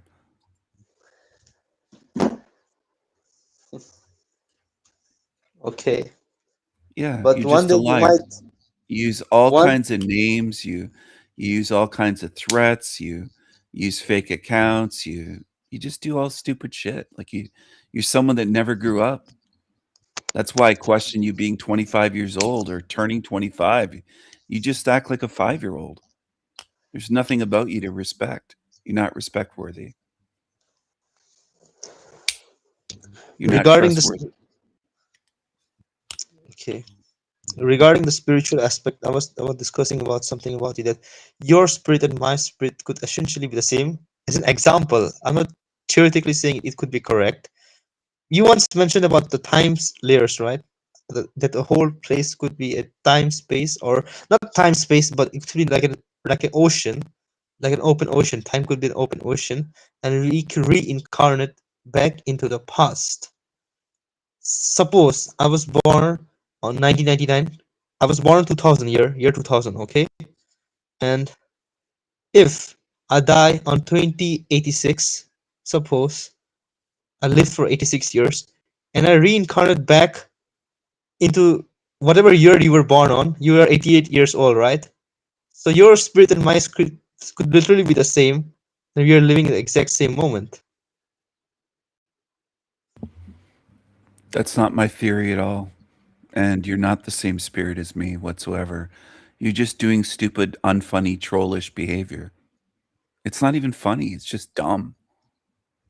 I mean, I told you as an example, but You're just a could it be troll, dude. It's not funny. It's just stupid.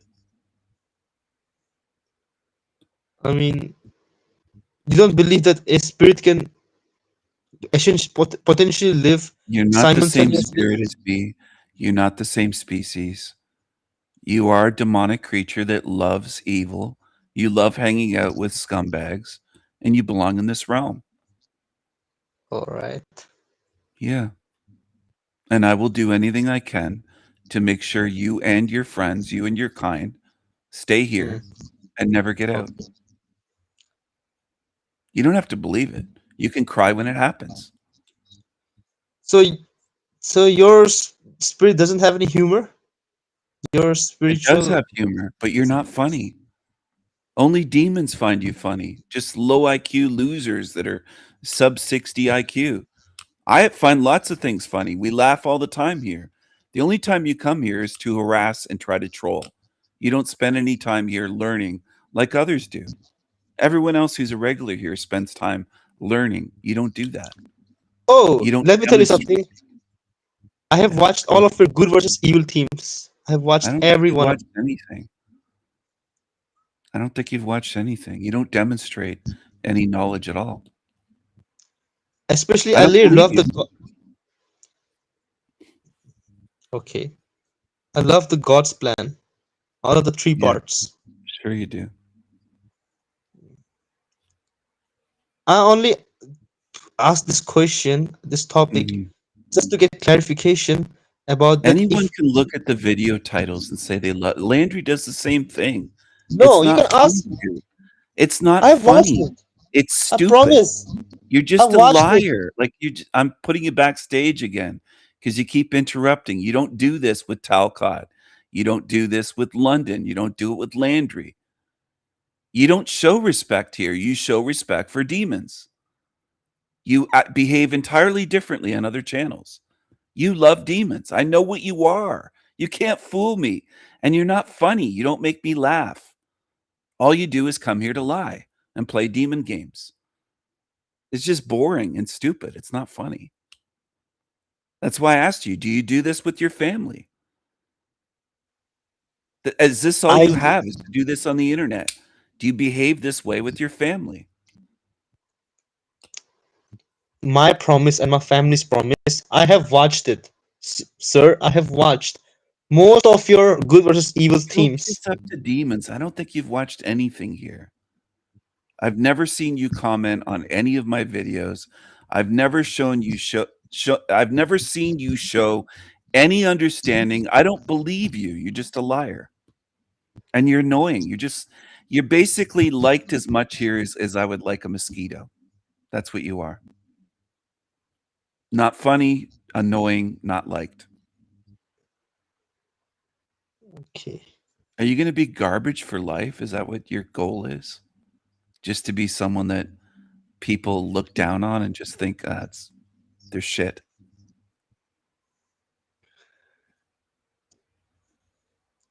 My Why life would is anyone already. want to be a friend of yours? Why would anyone in this world, in America or anywhere, want to be a friend of yours?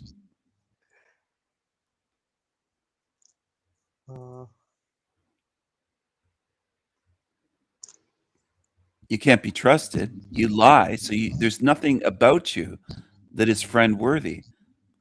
Nothing. RI said, Nolan, you are treated with much more respect here than you deserve, given what you support and participate in, and how many times you've tried to get on here using the names of my moderators and regulars, which is deceitful and scummy behavior, demonic behavior. All you've been over here is a demon. That's all you've done is be a fucking little demon. Wait a second. I don't remember the title of the video, but I remember you made a video about WWE, right? Wrestling. How they infantilize men, make them I made that feminized. video years ago. Yeah. I really love that. I really appreciate that. Because No. I was a huge wrestling fan and I understood what they by your video I came to the conclusion why they have been doing all this agenda and this propaganda in WWE wrestling. The tricks they have been using. No, I don't believe you because you have a history of lying here.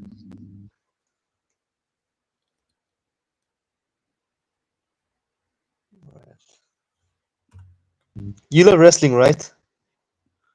I know wrestling and I know liars. You're a liar. I mean, And you like giggling to yourself when you say things. You think you're fooling me, but I know what you are. You're just a lying little demon that plays demon games. You're an unfunny troll. I can appreciate trolls that make me laugh, but you don't. I can't think of a time you made me laugh. You just think lying is funny, but to make someone laugh, you have to do more than lie and play stupid games. Blue Puddles Ren said, nothing you have said, Nolan, has been authentic or genuine. You are very gamesy and have not demonstrated any real curiosity or spirituality, only obsessed demonic behavior. I agree. Nolan, you have not watched, and we can tell by the way you behave and speak. You sound like Okay. Peanuts. You sound like you're always smirking when you're talking, and he giggles a lot and gives it away. You're just not sincere. You're not authentic. You're not sincere. You sound like a snake, he said. I agree. You do. I'm not the only one who could see you, Nolan. I don't think your name's Nolan, to begin with. I don't think you're real at all, in any sense of the word. I don't think there's a person on earth that would be wise to be your friend at all, online or in person. I don't care what you do with your education. Who gives a shit? It doesn't matter. You always talk about that. You're just a piece of shit demon that likes to play games with people's lives and their channels. There's nothing respect-worthy with you. I don't think you could even say something here that people should respect about you. What's respect-worthy about you, Nolan? Or fake name Nolan?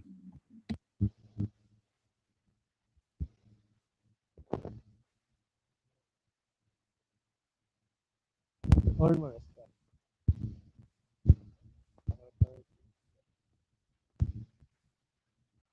right, if you don't answer, I'm just going to kick you off. You had a chance here to say something. You don't bring much to the table.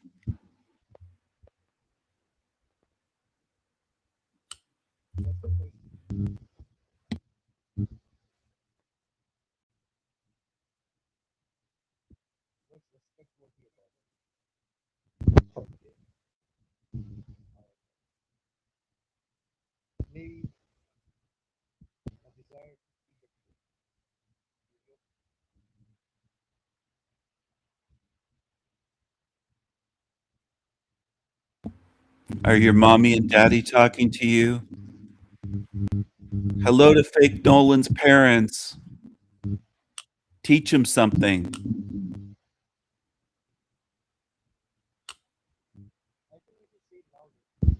Disgraceful. Why did they even let you in America?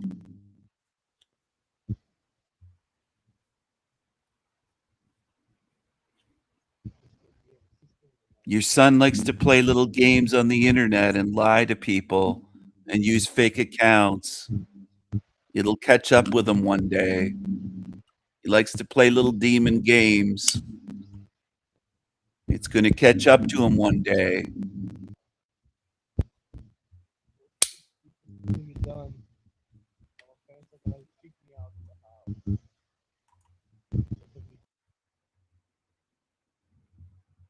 All right, I removed him from the stage. He likes to play little games. He's a little snake. This is what I mean.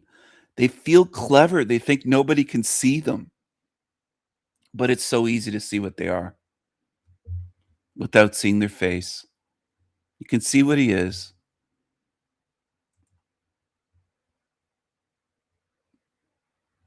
Just a piece of shit. That's what it is.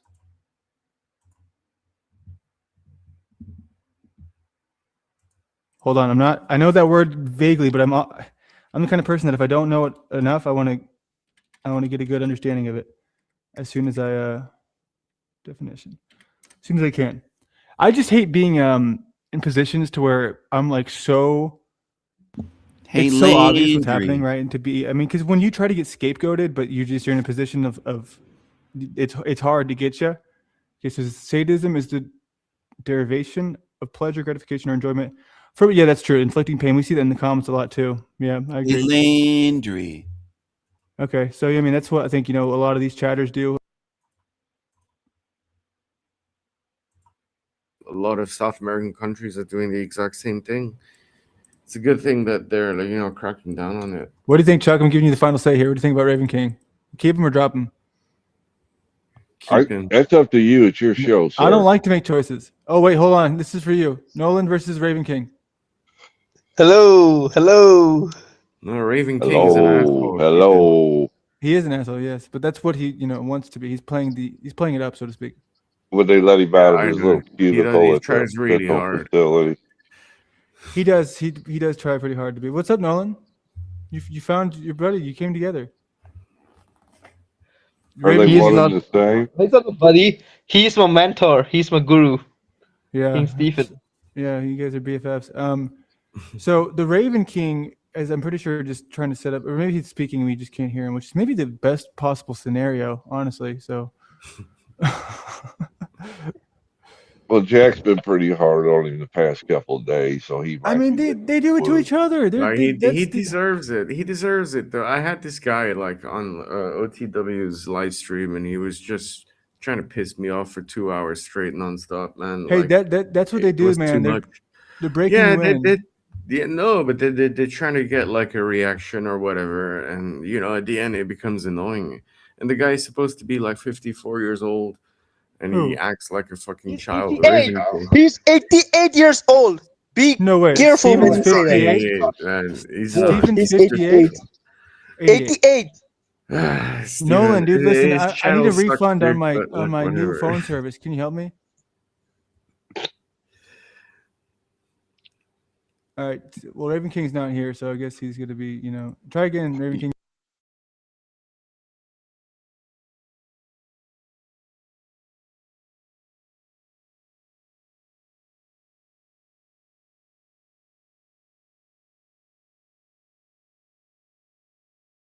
It's what a lot of people want to see. I had the keys at DJ. I did miss it. And the guy's supposed to be like 54 years old, and he acts like a fucking child. 88. He's 88 years old. Be careful when you say that. He's not. He's 88. 88. Nolan, dude, listen, his I need a channel refund sucks on my dick, but, on my like, new whatever. phone service. Can you help me? All right.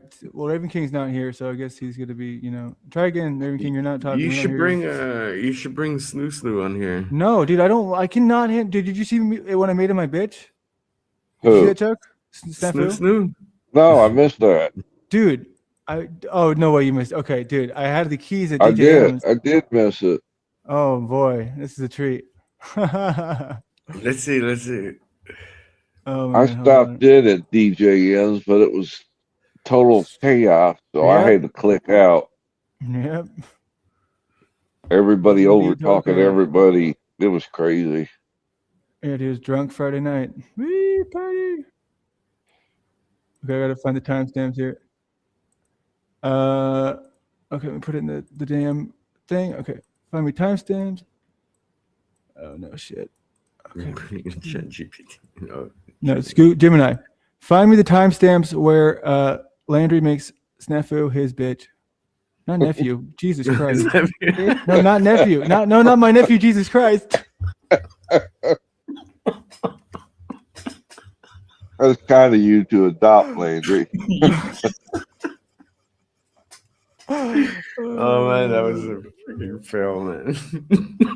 Dude, it's like it reminds me of this one time I was doing voice text. I don't remember what I was saying. I think it said vulnerability, and it put Pokemon boner ability. I was like, how far off could you be? Oh, I have a hell of a time with speech to text with my Hey, we got Ike here. That's what country we got. draw. Wow, what's up, Ike? A rare treat. Welcome, Mike.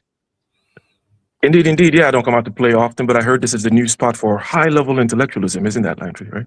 It was briefly, yeah, until somebody brought up Snafu, and I'm like getting way out of that. But I can go right back to it though. I didn't bring it and up. I'm also here to confront you about the dick pics that you owe me, man. I haven't seen them yet. Well, I think Jaren has them. You got to go check with him. Oh, it's being passed around in the dark web. Okay, I got it. Dude, no, I mean the dark web. What the hell are you the dark web for a penis pic? Dude, penis pics are flying over the radar, man. I mean, that's what Snapchat was made for, right? I think so. I mean, at least because dick pics on LinkedIn now. yeah, that's actually true. That's Freedom Grower. His name is got two meanings. One is T, and then the other one is the other thing. Well, it's good to see you, man. Oh shit. I gotta at least play this for you, Chuck. Oh my god, dude. No, You don't you're like the that, do bitch. you? You don't like that, do you, bitch? You don't like it You when think it's when funny? It is You funny, really- dude. It is you funny know, because you deserve you're it, the dude. bitch. I've been nothing but nice to you, Snafu, for so long. I've tried everything with you, dude. You have given me nothing. what he's doing? Yeah, I'm backstaging him again because he's a little bitch. He's not just any bitch. He's my little bitch, Snafu. And you know what? He's such a bitch. He won't even leave. And you gave because he knows she's my bitch. Yeah, because you know what? Deep down, hey, listen, dude. Snafu, deep down, he might be like a super nice person, loves all people, but there's a little bit of satisfaction. She gets out of me calling you my bitch, Snafu, because she sees the way you are. Oh, you took this out of my playbook. Yeah, I did. This is me. I did. I was inspired by you. Gotcha. Yep. And I mean, it would have never happened here because he would have just dipped out. But I mean, dude, it's so funny because she's like, don't stop it. But you can tell she's like secretly satisfied. A lot of people out there have been, crossed by this damn Snafu guy. So it was a great feeling. And it was a great sort of talk. But I guess with the sort of, if I'm being intentional here, right? Talking about things that are, as intellectual as penises. Landry, and Moose. Two fucking goons. Jealous, insecure, little bitches, beta bitches. Booger eater bitches, suck it up, filthy asshole snitches. Beta bitches, beta bitches. Boom, boom, boom, boom, zoom, zoom, weasels. You dick eaters, hell realm consumes little bitches like you. Toxic twins, we the twins, losers. Beta boys club, fucking bitch ass, trailer trash scrubs, dirty little scrubs. Team evil, yeah, demons in the club, filthy assholes club. Copycat cockroaches, beta bitch boys. Matrix agents, fuck toys. Yeah. Moose and Landry, two little bitch pansies, booger eater shit bags, dirty shit rags, spineless jellyfish. Why you such a bitch? ×2 backbones like jelly goose. Yeah, boo hoo hoo. You gotta cry, you thief steal copy and you're gonna fry. Burn and roast like toast here in hell realm. You're staying here in hell realm. Boo hoo. Fuck your tears, you're staying here in hell realm. Forever here, sealed in hell realm. Shut the fuck up. Stay here and burn. Beta boys club, fucking bitch ass, trailer trash scrubs, dirty little scrubs, loser motherfuckers, loser D suckers. Burn you little roaches, cucarachas, cockroaches, dirty fucking cockroaches. You lose, fools, losers. Stay here and burn. Burn, bitches, burn.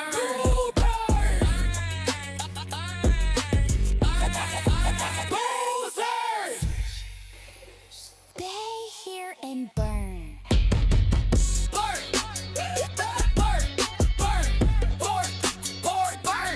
Burn. Yeah. Burn. Burn.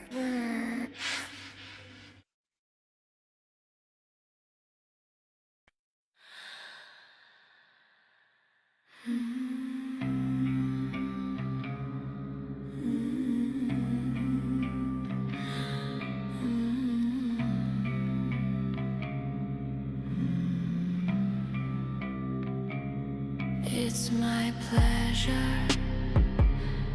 El Diablo, my handsome cheeky devil.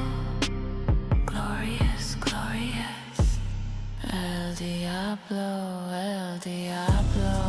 you come on like a dream, make my bedroom steam. I love you, El Diablo, El Diablo. I love your hot show. The hottest show in hell. You cheeky devil. So hot, El Diablo.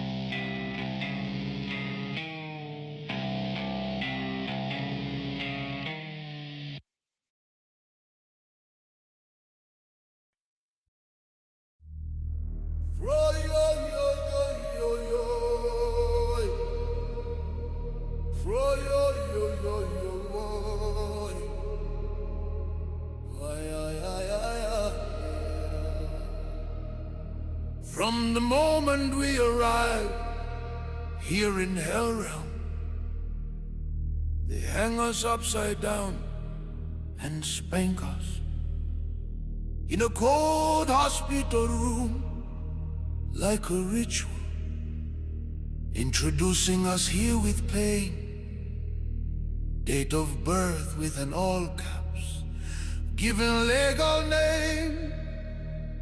They cut the cord and put drops in our eyes, blood and guts burst screams. The circle of life, the circle of life. Nothing here is natural. In hell realm. Nothing here is for learning. In hell realm. For good spirits this is hell, and demons should roast here, eternally burning. Burn! Demons!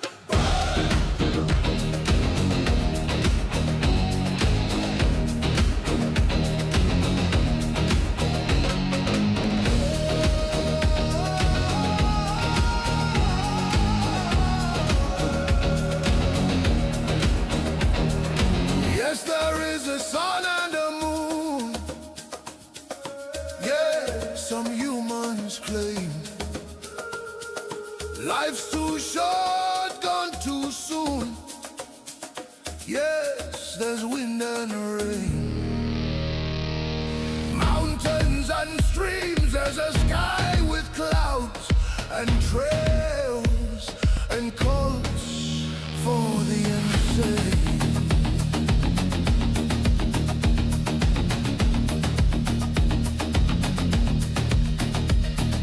Cradle to grave, you are brainwashed and controlled like zombie worker slaves. Cradle to grave is the circle of life, and earth devours you all. None of you will survive forever here. This is a recycling system for spirits. It's the circle of life in a realm filled with pain and death. Praise your fake gods, hug your beloved cats and dogs.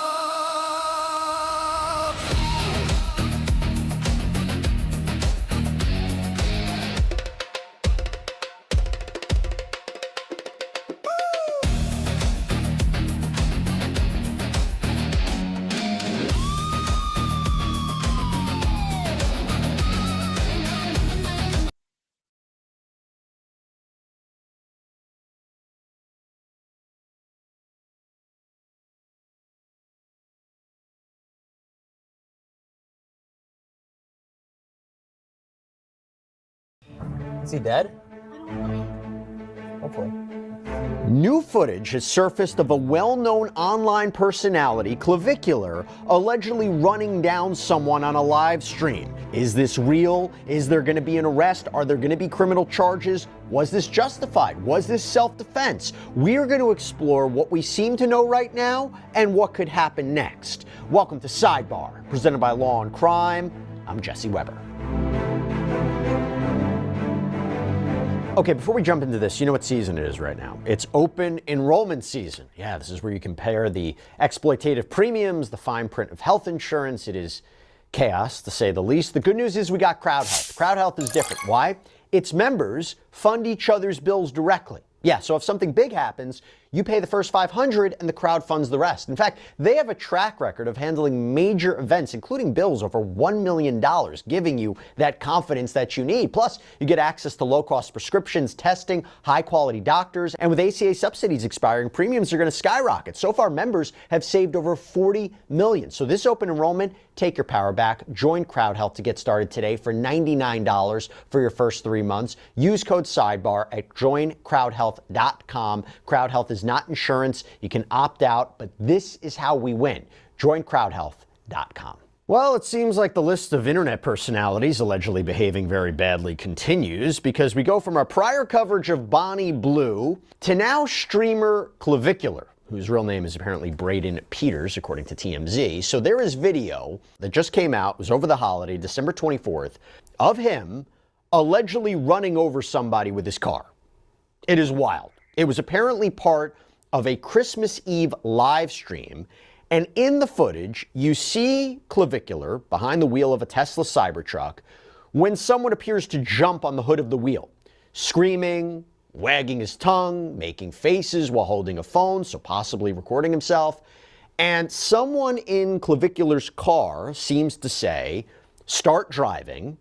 And that is when, like a moment later, the car moves and you hear something get hit. So it looks like the car ran over the guy. And you hear a female voice in the car scream and panting. And Clavicular looks like rather calm, almost unbothered, appears to just continue driving, and then says at one point, "Is he dead?" Followed by, "Hopefully." Now, we're going to show you this. We're going to not show you the actual alleged hit, but everything before and after. Take a look.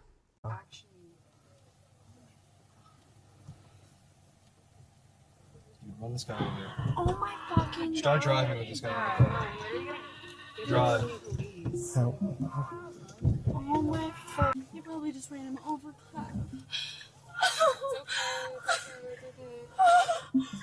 Oh my God. Oh my God. Off the car. He was on the car. Oh my God. Is he dead? I don't know. Hopefully. So now the first thought is this real, right? Was this a sketch? Was this staged? I mean, it's really hard to say at this point of the broadcast. I mean, I'm not really sure. What we do know is that Clavicular has reportedly been kicked off the platform Kick. So, in the wake of all this. And then we got to talk about this. He then Clavicular appears in the wake of this to post on X an AI image of him behind the wheel of a Cybertruck running over a guy wearing a hoodie. The caption reads, "Play stupid games, win stupid prizes." There's also apparently this other video that he appears to have posted on TikTok where it's the same tagline, where he's shirtless, just posing in a selfie form in front of a camera. Again, same tagline. There is another video that popped up of what appears to be a parking lot officer, so wearing this reflective vest, giving his 2 cents on the situation that appeared to happen right there. Trying to leave up out of here? Nah, that's my friend right there. Oh man, come on, bro. He the good guy. He is? The on the ground, the bad guy. He did what he was supposed to, run his. Okay, all right, sounds Your good. brother safe. He did Yeah. You came out and helped him. Bro, I wasn't nowhere near here. I had left. I don't know him, right? Yeah. But when he was coming in, I just was saying, "Hey, bro, put me on the blog."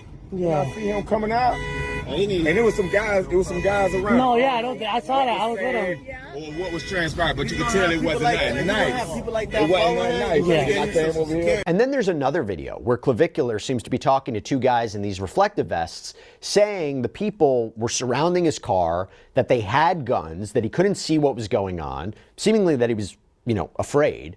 So basically the question is, if this wasn't staged, if this is real, was this self-defense? Is he going to be criminally charged? There's another video we actually have to talk about too. So it appears that Clavicular is then speaking with another popular streamer, Aiden Ross. They're talking on the phone, and this is where Ross gives Clavicular some advice. What are they saying they're going to detain you? They haven't spoken to me yet, but I'm not going to say anything without A lawyer. Correct. Just do not say. anyone? Yes, of course I do. Look, just hang tight, record, don't say anything. Don't answer questions. And just don't say anything, okay? I let it play out, but you need to be recording. Somebody needs to record you. The whole thing's being recorded. He also makes a comment about how he knows he needs a lawyer, and a lot of the lawyers he knows don't celebrate Christmas, meaning essentially they're Jewish.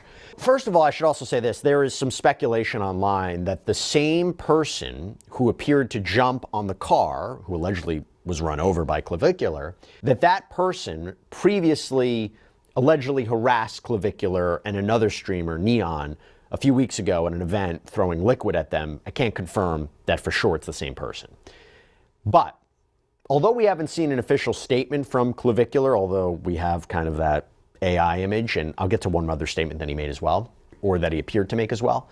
TMZ is reporting that it's also not clear if an investigation has been launched by authorities. We also don't know the status of this person that he allegedly ran over. I will say this is interesting.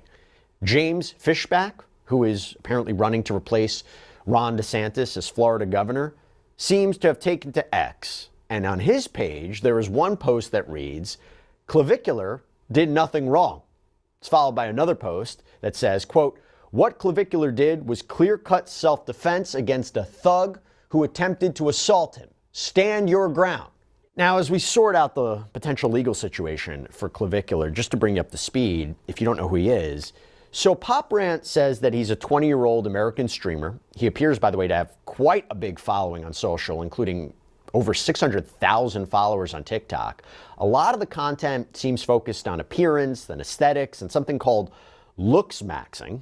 Is anybody else tired of those natural carnivore type of guys who are straight up fear-mongering and hindering people's results in the process? Like, bro, it is 2025. If you think that pharmaceutical drugs and research chemicals can't benefit you in some way, then you are out of your mind. But bro, eating a carnivore diet can fix your acne. Yeah, so could Accutane, but it'll do it in a fifth of the time. So what is the comparison here? If you want to optimize certain areas of your life, using pharmacology and science is the absolute best way to do so. There's also a web page where we found where he appears to be selling a program for $49 a month to help guys look better. It's dubbed Clavicular Clan, and it says in part, quote, "A private community made for dedicated individuals seriously willing to do whatever it takes to ascend. No half measures, no BS. What you're getting access to includes, quote, 100 plus advanced courses covering looks maxing, nootropics, pharmacology, aesthetics, social dominance, and more. Weekly Zoom calls for live calibration and strategy refinement, direct message access to me and equally dedicated members,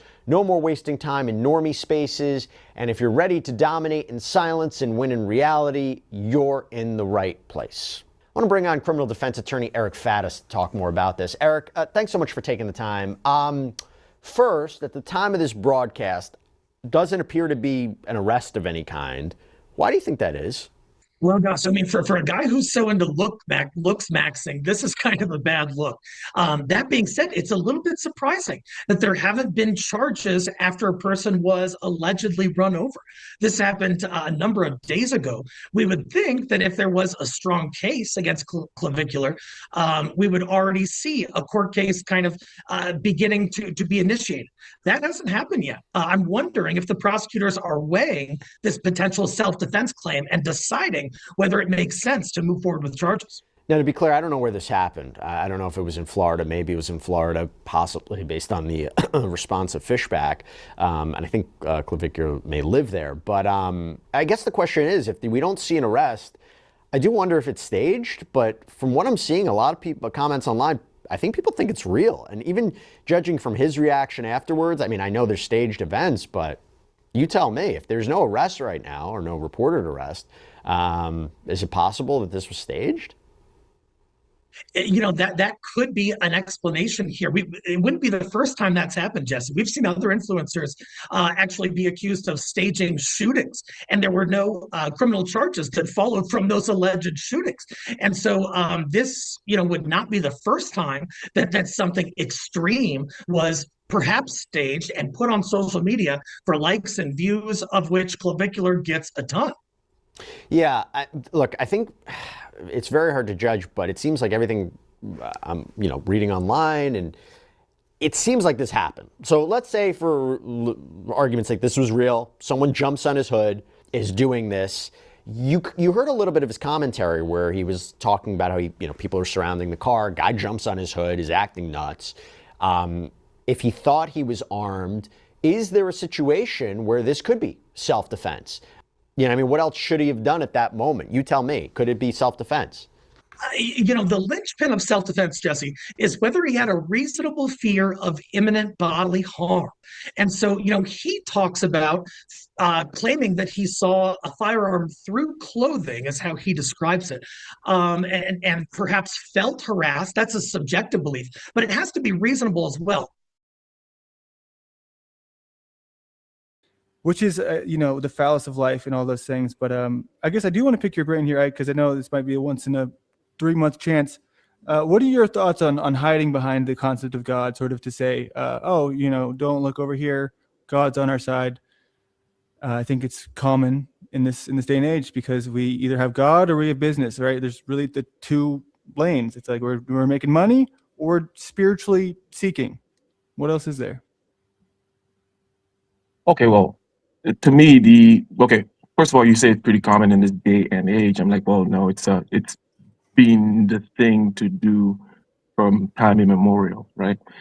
And I'm going to address, it's a broad question, obviously, right? It's a broad statement that you made. Yes. So I'm just going to go ahead and kind of go broad a little bit. Now, whether it was the notion of, just the tribe being tied together via some notion of some kind of ancient ancestry, ancient common descent, let's say, whether it's the sky god or the whatever, right? They have these myths and whatnot. It's a way of keeping yourself separate from others for reasons, right? Reasons being, we're social creatures, and social creatures exclude, right? It's not about inclusion, it's actually about exclusion. Exclusion for the purposes of maybe some cooperation within, some competition outside, and negotiations and whatnot, right? So the point here is, this has always been the case. Now, since you mentioned God, first of all, for me, generally speaking, I don't like to talk about God with most people, because the moment you start speaking about it, it's just nonsense, right? Because to me, God is more of an obvious category. It is an obvious metalogical and metaphysical category, right? If first of all, I'm not this may all be some vast imagination, but the container for the imagination, right? That which makes it possible for existence, right? The essence of existence, or the essence of the imagination, right? Has to be something, right? And that something is a category itself, and that is God, right? So that's the metaphysical aspect. And then there's also a metalogical aspect, meaning whether you look at it as just like computations and stuff like that, many possible computations, many possible universes, many possible rules that these universes are following. But there is a space, again, a container for all these possible computations. So the space of all possible computations is also that same category, right? On the logical side of things. So, and then experientially, if you wake up and you open your eyes and that's it, it's obvious that what is the question? What are you looking for? This is the biggest possible miracle that ever existed. What exactly are people talking about when they're like, oh, this or that, or show me a sign that there's God? These kinds of things are kind of crazy to me. Again, it goes back to the need for daddy, father, tribal bonds, whatnot, right?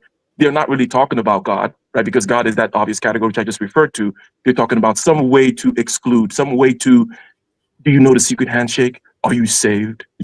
Or whatever bullshit, people ask each other, right? So that is the game that we play. So number one, always been here, is a way for social creatures, organisms to kind of organize themselves. Nothing particularly crazy about it. Number two, God is an obvious metalogical and metaphysical category.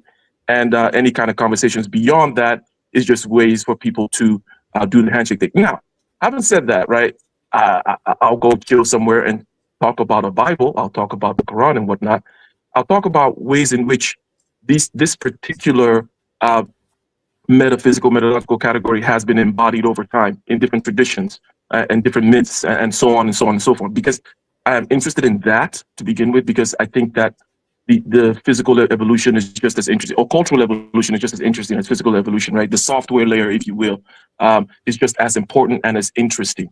And the way in which the essence of existence manifests itself in these different software layers, whether it be all these stories and whatnot and traditions, is interesting to me, insofar as it stays at that level. Now, when it gets low level and stupid, and by that I mean when low level and stupid people get into the conversation, then it's just pointless and useless, and I'll stop there.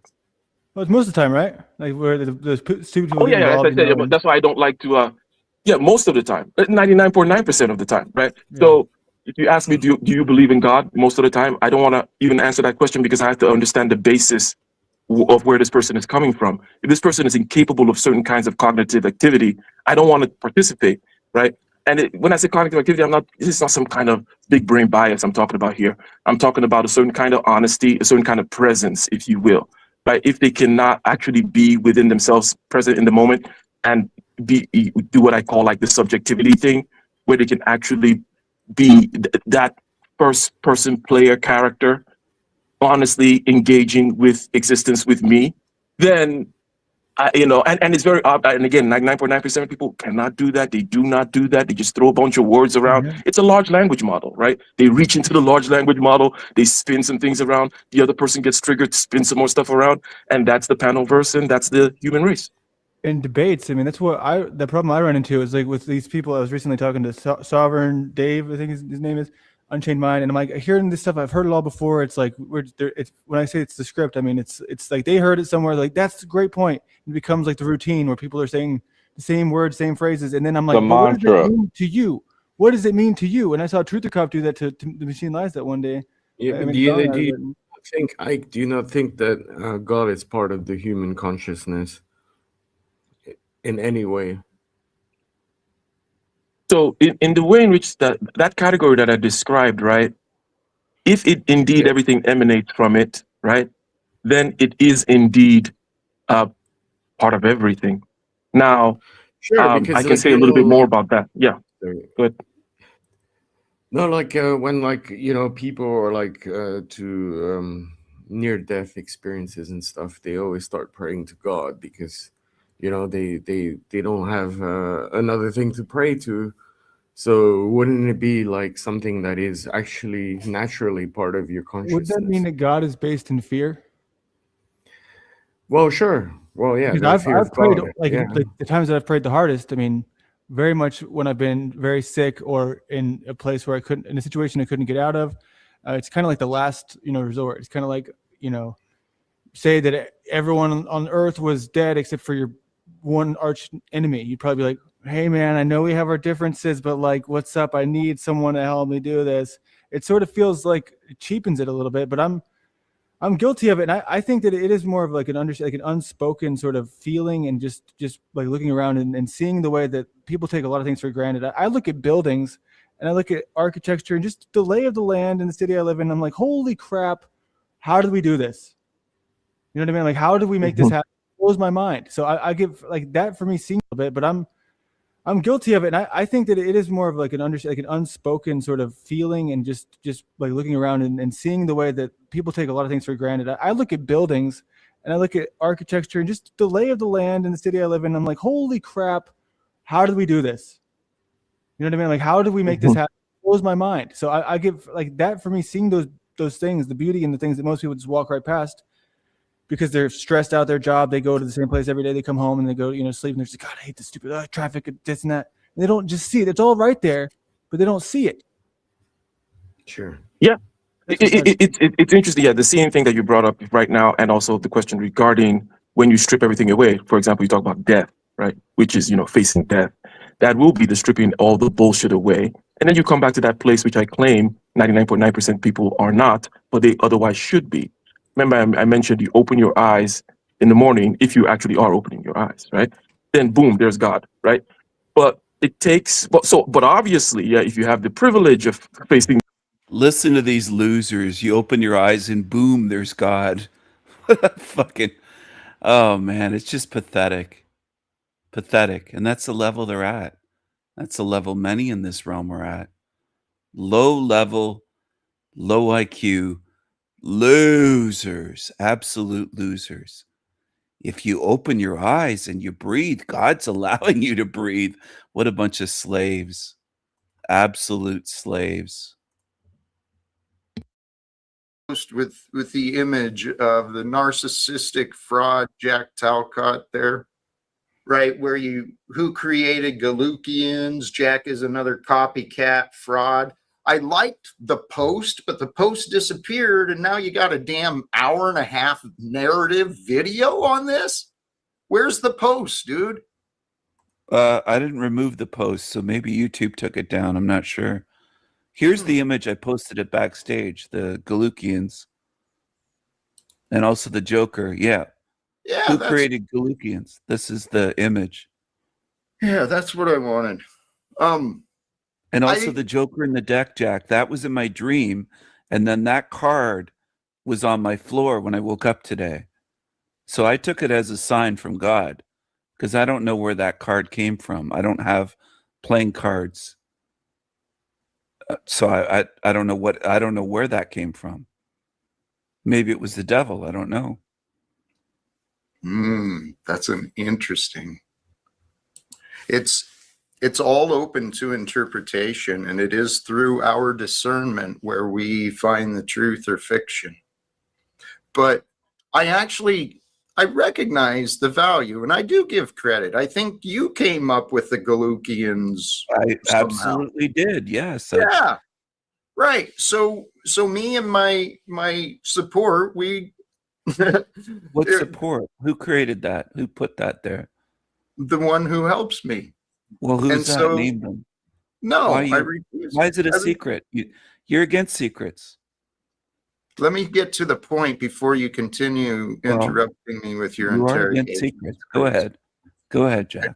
So what we'll give you the credit, the Galukians. I mean, you're showing up with, yeah, let's remember where it came from. It was bizarreness. But so let's look at how we took it, right? If we're going to make up scripture, we'll run with it. And yeah, maybe I could have given credit for the Galukians to you, but I didn't.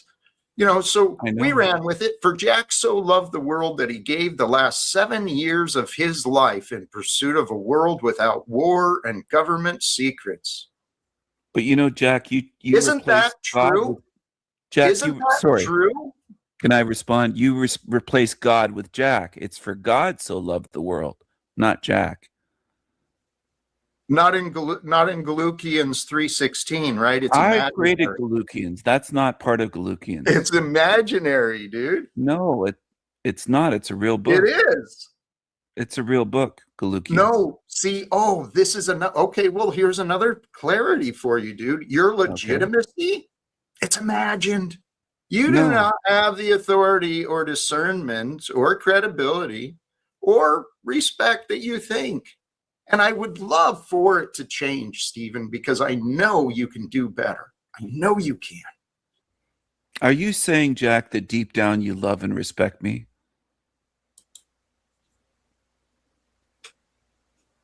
No, that's not what I'm saying. You totally missed the point. Again, how are you that dense, dude? Seriously. I have a Seriously. disability. I have a disability that you're mocking. Do you do you love and respect Galukians and Metafinkel, the angel? No, those are your imagined narratives. So no. Do you think, Jack, do you think I'm the best co-host ever on your show? I've answered that question repeatedly. No, Stephen. Is getting very upset, very angry. This was recently. This was 23 hours ago or so. He has his hand on his neck. He's self-soothing. He's very upset. He's very angry. He feels intimidated. He feels very threatened by me. He's very insecure. And that's known as self-soothing body language, to put your hand either on your neck that way or your face. But he's holding his hand that way. He feels very threatened by me. And he's getting very angry very quickly. He really can't handle me. He's very angry and very emotional. He's a very angry, very emotional, little angry twat-caught man-child. That's what he is. They can stay in shackles. They can stay slaves. They make no moves at all to free themselves. And they don't listen to truth spoken by messengers of truth like me. And I call myself that because I have YouTube channels. And I've spent years trying with thousands of videos, thousands of hours trying to get the message of truth out. They don't want the truth. They can stay slaves. Okay? I'm not worried about slaves remaining slaves. Okay? Choose wisely. Make no excuses. If you choose slavery, if you choose to follow demons, that's on you. It's on you. I agree, Ren. He can't. Neither can the rest. He's incredibly uncomfortable. Absolutely. I agree. I agree. You are not the Why best not? What could I co-host. improve on? Is I want to know. You that dense, dude. You that dense, dude. It's imagined. You do No. not have the authority or discernment or credibility or this is another okay, well, here's another clarity for you, dude. Your legitimacy, it's imagined. You do No. not have the authority. God with Jack. It's for God. So This is it's imagined. It's imagined. It's imagined. It's imagined. You do No. not have the authority or discernment or credibility or respect that you think. And I would love for it to change, Stephen, because I know you can do better. I know you can. that's gaslighting, saying that he knows I can do better. He's a narcissist psycho. Jack Talcott is a psycho. He's a psycho. Here he is. Take a look at your screen. Take a look at your little phone or whatever device you're using. He's a psycho. Take a look at the screen. He's a psycho. And here he is in his apartment, his filthy pigsty, cockroach-infested apartment. There he is. He's a psycho. You're not welcome here, Nolan. You're not welcome here at all anymore. I'm done with you. Run over to Landry or go wherever, but you're not welcome here. Your buddy's on the screen. This is the buddy that you call on the phone and text. You have fake friends. Demons of a feather flock together. Go stick with your cockroaches. Nolan is trying to go backstage and come on the show again. I don't want you around, little snake. Run over to Landry's show. I'm not going to entertain you on my show at all anymore. You're just a piece of shit. You're worthless. You belong with those creatures. Belong with those creatures. And you're not funny.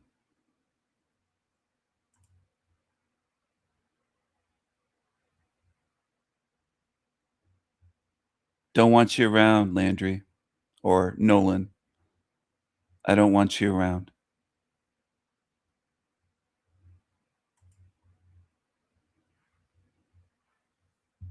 Everybody can see what you are, and you're not wanted here.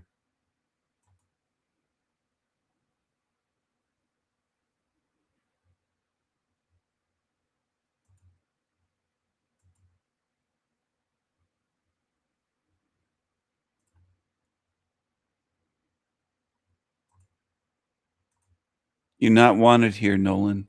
Go away.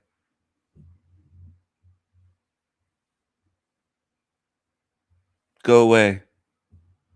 Go to Team Evil Cockroaches where you belong. Are you saying, Jack, that deep down you love and respect me?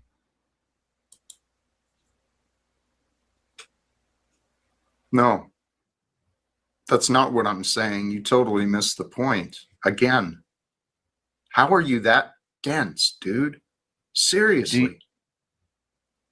I have a Seriously. disability. I have a disability that you're mocking. Do you do you love and respect Galukians and Metafink? I have a disability that you're mocking. Do you do you love and respect Galukians and Metafinkel, the angel? No, those are your imagined narratives. So no. Do you think, Jack, do you think I'm the best co-host ever? I've answered that question repeatedly. No, Stephen, you are not. Why not? What could I improve on? I want to know areas for improvement. How can I improve? Help me help you, Jack. I've told you repeatedly, and this is what you've not once actually made an effort to truly understand, because had you done so, you would understand by now. So the charade you play, it's like this sick fucking game, dude. That's how you can help me. Drop the clown show. Please. Authentically, you can be a good man. I have faith in that. Okay? And I can respect the good qualities I can find in you, but I look despite, right, how you actually treat me. You feel like I've treated poorly, is what you're saying. You don't feel respected by me, and you think that I should be more of what? What would you suggest? Because this isn't an act, this is who I am. So you're asking me to drop the act, but this is who I am. You're better than that.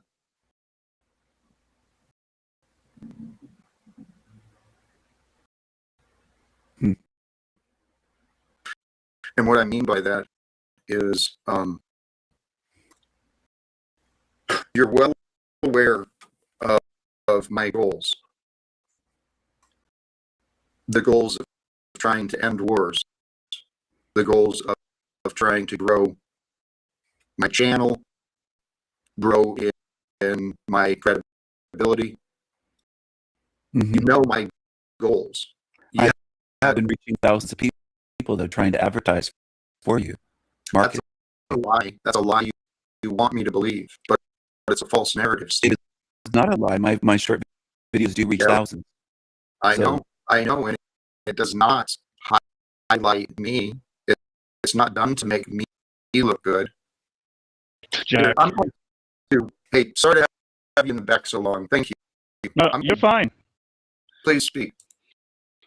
Jack, you know, what I want to say to Steven is, I know he's farting and all that. As he said, that's he cares about you, right? Right? Yeah. You care about him? Do you care about him, King Steven? You really care about Jack? Oh, I care about idiots like you, pissants like you, Tarek. Okay, the question was, do you care about Jack? You really care about Jack? Are you going to let me answer? Go ahead. You're going to keep interrupting. I care about the truth, and I care about entertainment, and I care about having fun, and I care you didn't about... answer the question. Are you serious? Can you be authentic and serious, Steven? Or are you a clown and a character who cannot be respected or trusted? Here's your chance. Well, I can't Why are you sharing? Call me a clown and a fool. The question before you, Steven. Go ahead. Let me calm down. Calm down a bit. Well, King Steven, King Steven, he's right. I don't agree with Jack. I mean, thanks. Go ahead, Jack. Please remind him of the question, because the question. The question. Yes. Yeah. Here's the question, King Steven. Do you care about Jack? And if you do you care about him as a human being, not you being as a character? I do. And are you showing that through your videos on your own channel? I'm expressing myself and my thoughts on my channel the way that I'm not allowed to here, because anytime I speak, I get kicked off immediately. And do you did not answer the question again, Steve. I did. I said I do care about Jack. I do. And the question was, do you believe that you are showing your care in the videos that you share about me? Exactly. I'm showing my care for the truth. Okay, that's not the question you were asked. The question, keep it in the context here, Steven. See, this is wonderful because you are an excellent manipulator. You're very slippery. Yes. But I'm damn good. And Tarek, you're doing great too. Keep it in the context here, Steven. See, this is wonderful because you are an excellent manipulator. You're very slippery. Yes. But I'm damn good. And Tarek, you're doing great too. Thank you. Thank you, Jack. You're doing good too. You caught it on it right away. You're always calling me a manipulator, That's a You false are.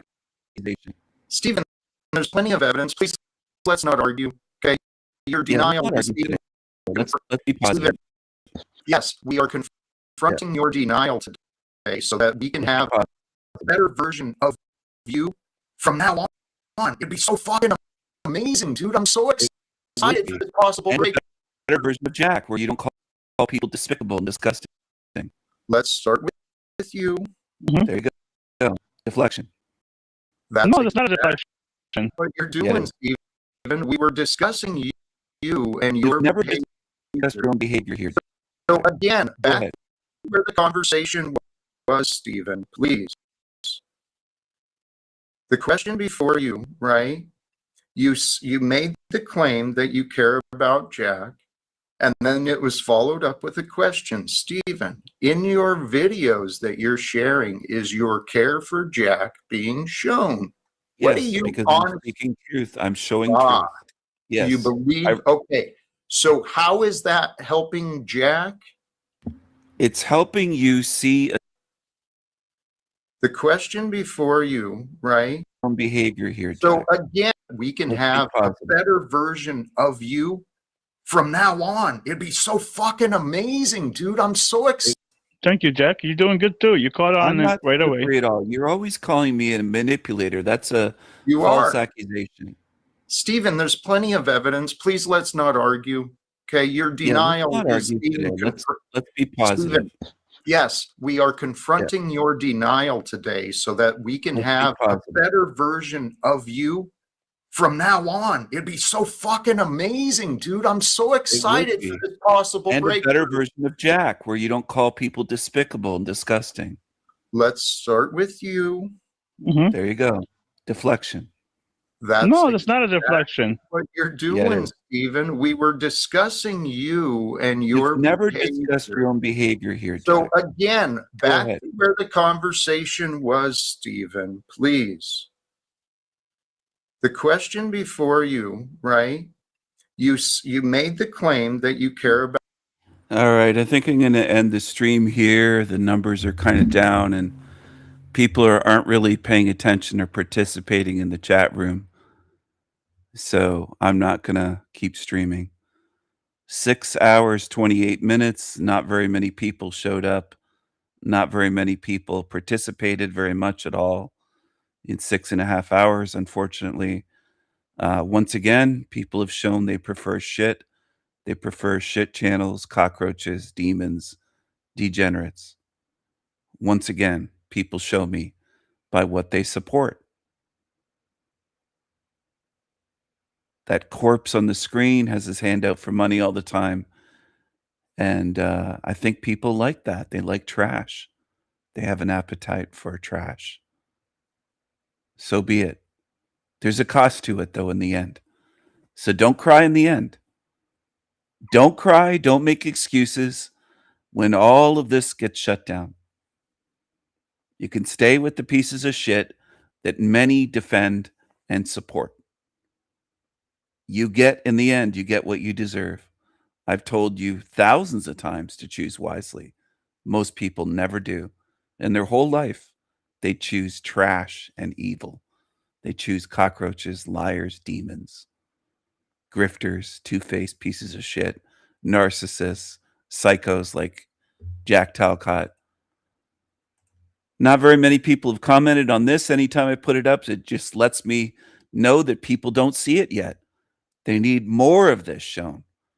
And I'll keep hammering away until either it gets through your heads or until it drives you away. And some people it will drive away because they don't like to be shown the cycles of this realm and they don't want to see it. Then go away. Go somewhere else. Go somewhere else. I don't want you here. No cockroaches wanted, and I don't want supporters of evil. I don't want lovers of trash, lovers of cockroaches. I don't want lovers of lies around me on my channels or in life at all. I don't want you. I don't want everyone around me. Not even close. I don't want everyone around me. Now, months ago, I said I'm going to start pushing people away, and certain people got paranoid thinking that I meant them. Louise was one of them that got paranoid thinking that I meant her. And that's the way some of paranoid beings hear things. When no names are mentioned, they start imagining, does he mean me? They get paranoid. I don't want paranoid people around me either. I don't want paranoid minds and spirits around me here and beyond here, because I want true peace and freedom. Things that I don't believe at all most of humanity wants or even understands, because you never demonstrate that. You don't demonstrate the ability to be peaceful, to be free, not to harass people and stalk and obsess like Nolan and others do. This is what most do in this realm. Most behavior in this realm is fucking atrocious, with people that have given you free alchemical gold and I haven't harmed you. And this is how humans reward alchemical gold and generosity and sharing of knowledge and spiritual wisdom. Most humans are trash. And you show it daily. It's not a mistake. It isn't. I know all the human excuses. You'll say, well, people make mistakes. They're not perfect. No, I'm talking about long-standing patterns. It's not a one-time error. It's not a mistake. It's not harassing for a couple days, apologizing. It isn't anything like that. Most of you have patterns that are long-term, stretching months, years, decades, where you are trash and you treat others like trash. No cockroaches wanted. And I mean that beyond this matrix. And you'll see what I mean one day. You'll see what I mean, because I won't hesitate to seal in cockroaches. You belong here. So if you want to behave like a cockroach towards me, go ahead. But there will be spiritual consequences. There will be a spiritual reckoning.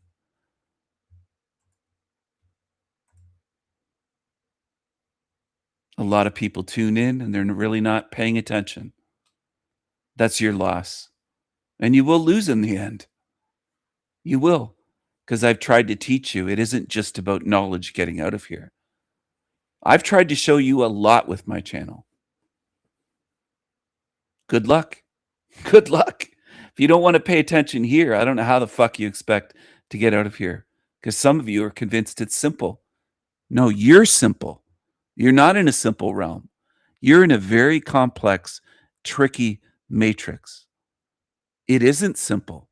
You're simple. The ones that think that this is all simple, look in a mirror and say, I'm simple to yourself, because you are. You're more like Matt McKinley. You should go to Quantum of Con Man channel, Humpty Dumpty, and listen to him say it's very simple, that reality is just one sentence.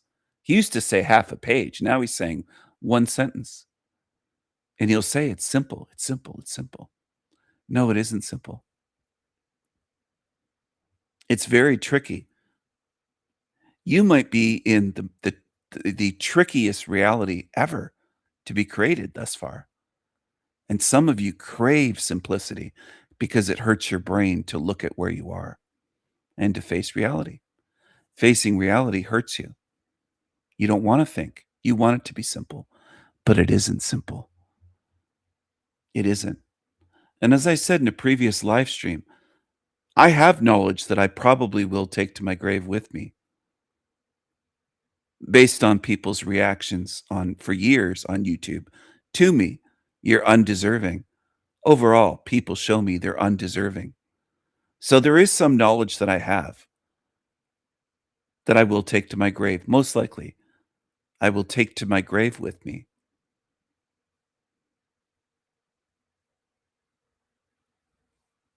Because of the treatment that I've received thus far for years.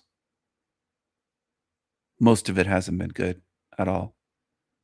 Most of you aren't good beings on earth, especially once you reach adulthood. As children, you might arrive as pure, you might have arrived as a pure spirit, as a newborn baby or in the womb. Maybe, maybe not. But in adulthood, most adults in this realm, in this sewer matrix, are pretty shitty, if not cockroaches and demons. Most. I know it bothers people when I say they're undeserving, but they are. The vast majority on earth are undeserving. And a lot of you like to make excuses saying they were programmed. All the baby truther shit, like you're telling me shit as though I never heard 1,000 people say the exact same thing that you're programmed to repeat. Hand them excuses. They were programmed, Stephen. They can't help it. It's never their fault. So what you're saying is humans don't have agency. It's never their fault. They should never be held accountable for their shitty behavior. And I disagree with you. I disagree with most of humanity in terms of behavior, in terms of being held accountable, in terms of morals, values, principles. I'm not like most of you on earth. And I can tell that. And I've been able to tell that since I was a child. And you've tried to gaslight me as a collective known as humanity for decades. Decades of attempts to gaslight me. That's what you're good at. You're not good at being good beings, good, kind, generous, caring, empathetic, loyal beings. You're not. You're good at gaslighting and lying and being more like Jack Talcott, which is why I show him. I don't have just a beef with Jack Talcott. I'm using him as a fucking example, as a way of teaching, showing people this is an example of a psycho narcissist that's selfish, that has his hand out, that doesn't work, that's lazy. And you don't get it. Most of you that sit here don't get what I'm doing. You don't see the big picture. And you don't try, no matter how much I try to emphasize big picture thinking. Most people in this realm, including people right here, tuned in, don't get it. You don't try to see the big picture. So how the fuck do you expect to get freedom? To get out of here? You can't see what I'm doing. Yet you believe you're going to be able to see through every demon and every trick. You can't see what I'm trying to teach you. Most of you that have been on my channels over the years can't tell what I'm doing.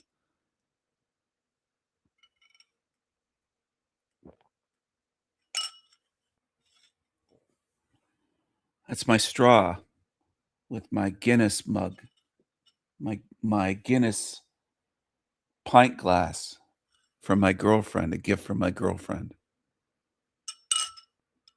And I use these stainless steel straws. They won't break like glass, very hygienic. And I don't like cardboard, paper straws. And I like using a straw.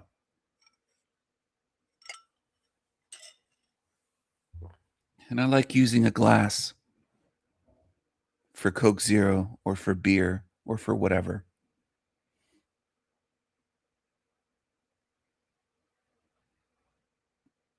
There's a lesson in even me mentioning that. That's part of my personality type. I'm hardwired that way. To have a moral message and to have a meaningful message and to spread truth and whatever I'm doing. If you don't get it, you don't get it. Just go away from me. I don't want you around.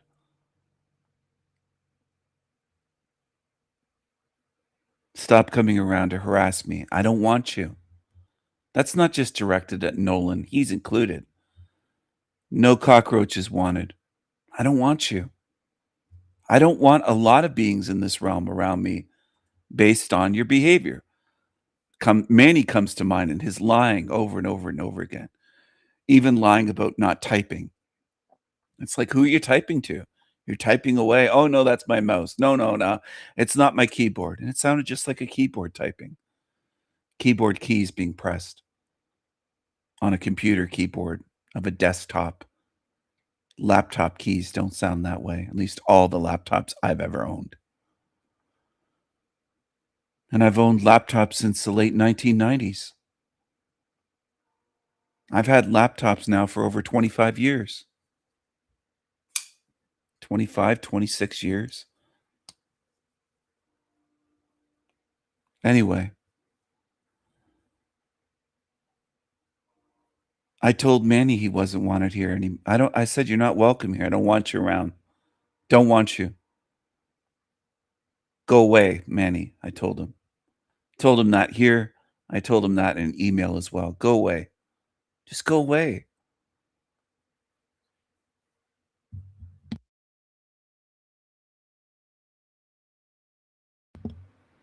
Peanut said it's true.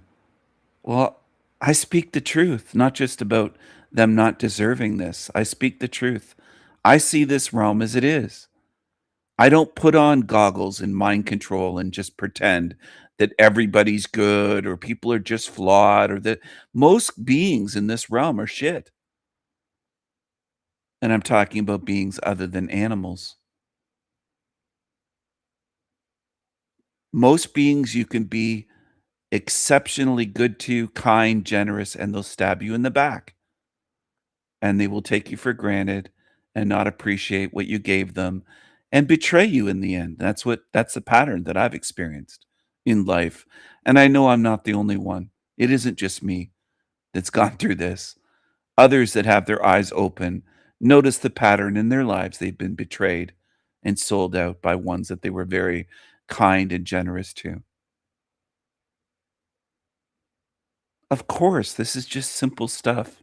You can't be trusted when you can't be honest about petty things. Trivial shit, they can't tell the truth. They can't tell the truth about anything. I can't trust most in this realm. And the reason is your behavior shows that you're not trustworthy. Jack Talcott's not trustworthy. Tardik on the screen with the King Stephen as a clown name is not trustworthy. Manny is not trustworthy. Nolan is not trustworthy. Landry, and the list goes on. It isn't just YouTubers. It's most beings in this realm. If you don't see that yet, you haven't been paying attention, because that's real basic and observable. It's easy to see that much. Out, Jack. And then it was followed up with a question. Stephen, in your videos that you're sharing, is your care for Jack being shown? What do you because I'm speaking truth. I'm showing truth.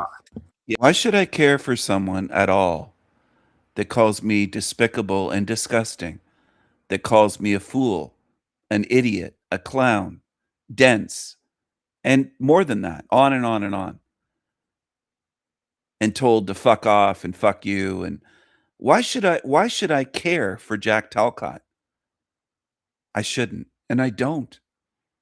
I care about the truth, which is what I said on there. I care about the truth. And that's why I make those videos, because I put the truth first. I care about the truth. And I show the truth by taking clips showing Jack saying things that exposes him. He exposes himself when he speaks. If you can't see it, you have issues. And some of you do that are tuned in right now. You have issues. You can't hear and see and discern and know truth. You can't spot a fraud when they speak. You can't spot a psycho and a gaslighter and a demon and a cockroach. Some of you tuned in can't do that because there is something really wrong with you, or you're a different type of species of spirit where that's normal to you.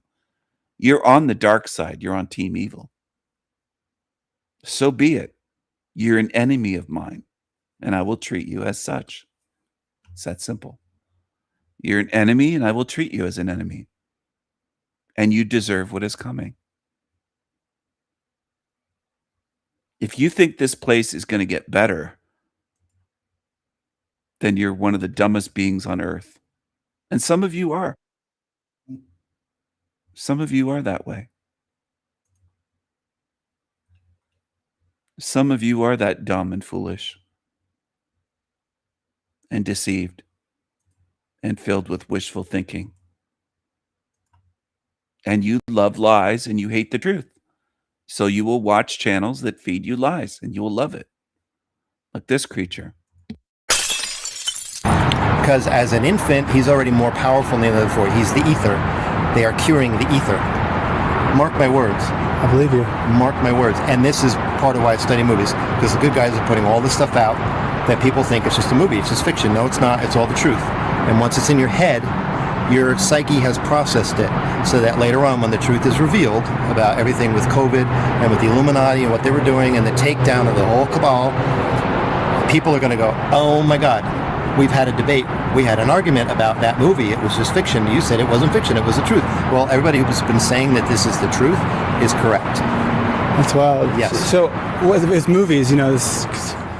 That's wild. The good guys are putting that shit in the ether and they're showing you in movies. The good guys control Hollywood, according to this guy that never grew up with the Captain America, I think, t-shirt or whatever. I believe you. I believe you, creepy creature says. Creepy as fuck. Rub your IQs together and see if you can come up with 3.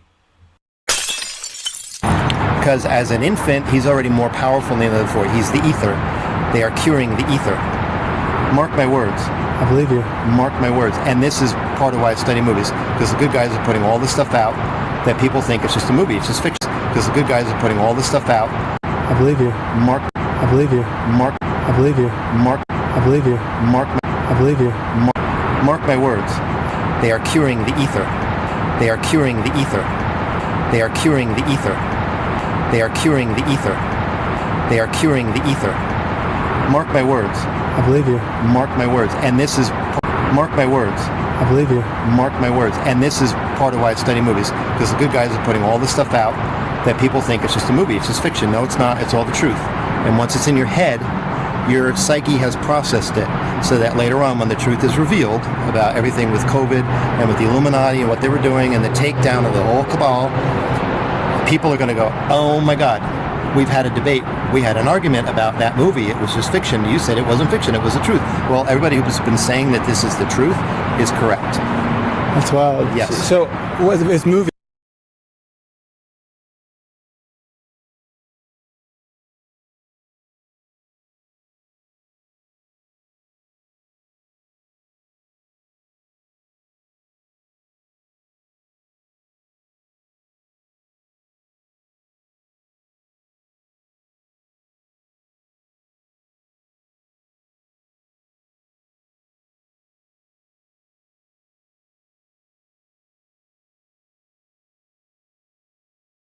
Yes. Do you believe? Okay.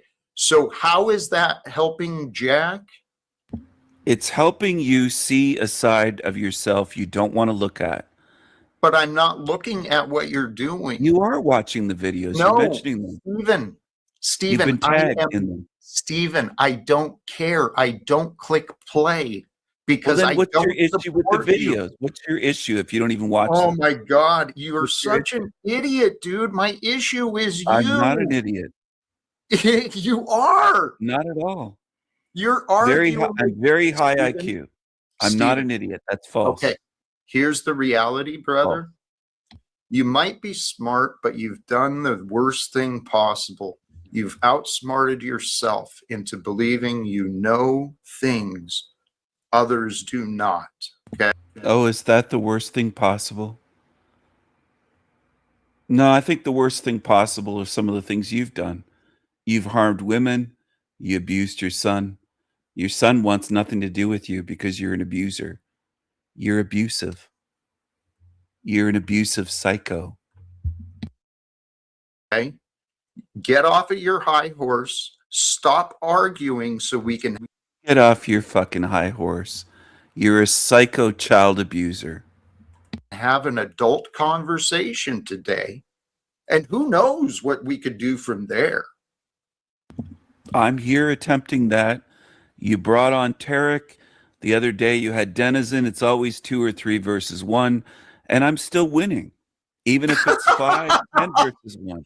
This I'm is still not winning. about winning. This is not No. about winning. No, it's not about winning. That's the thing. We've got a fool that wants to compete instead of actually cooperate and be authentic. How many chances do I give? I don't know, Jack. The question would be to King Stephen, like he said earlier. He said he's showing the videos because he wants to show you something, right? Something about you. What do you? Here's the question for you, King Stephen. What are you trying to show about Jack? Please let us know. Please stop backstaging me. That's a tactic. It's meant to disrupt, it's meant to irritate, it's meant to annoy. You play demon games, Jack Talcott. So do you, Tardik. You play demon games. And you're losers. You are losing. And you can stay here forever. This is your realm. This is your home. You can stay here forever. I'm showing criticism of Jack that he doesn't allow here on his show because he backstages and kicks people like me, Tommy, Snafu, and others. I don't have an association with those people, but I Yes, think you they do. have a right to have. No, I don't. Yes, I you do. I don't talk to them outside of here at all. I have no association with them. I'll explain after you get to your point. I'm sorry for the interruption. I do think they have a right to express their criticisms and their opposition or their different viewpoints, and Jack doesn't allow that here. Same with Margot and others. Andy, Margot. There's a list. And that's of a lie. people. Can I interrupt No, him it real is quick, not a Jack? lie. Okay, It's the let me say truth. something real quick. It's the truth. You said that you believe that Snafu, Tommy, and others are not. It's not a lie at all. You're a piece of shit, Tardik.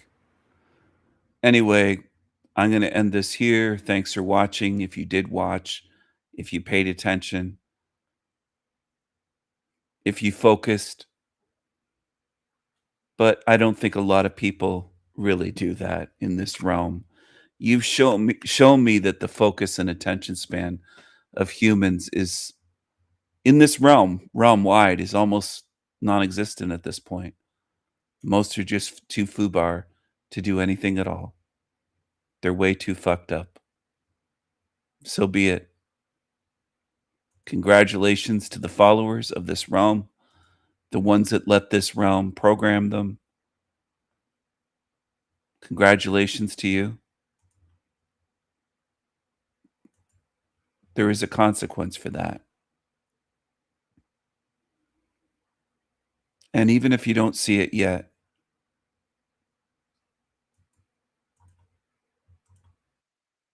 it's coming for you one day. And you'll see what I mean. You don't have to see it coming. It's like a freight train coming your way. You don't have to see it till it hits you. You get the rude awakening. So stay lazy. Stay unaware. Don't focus. Don't pay attention. Don't try to learn. Just be a lazy-minded, lazy-spirited loser and see where that gets you.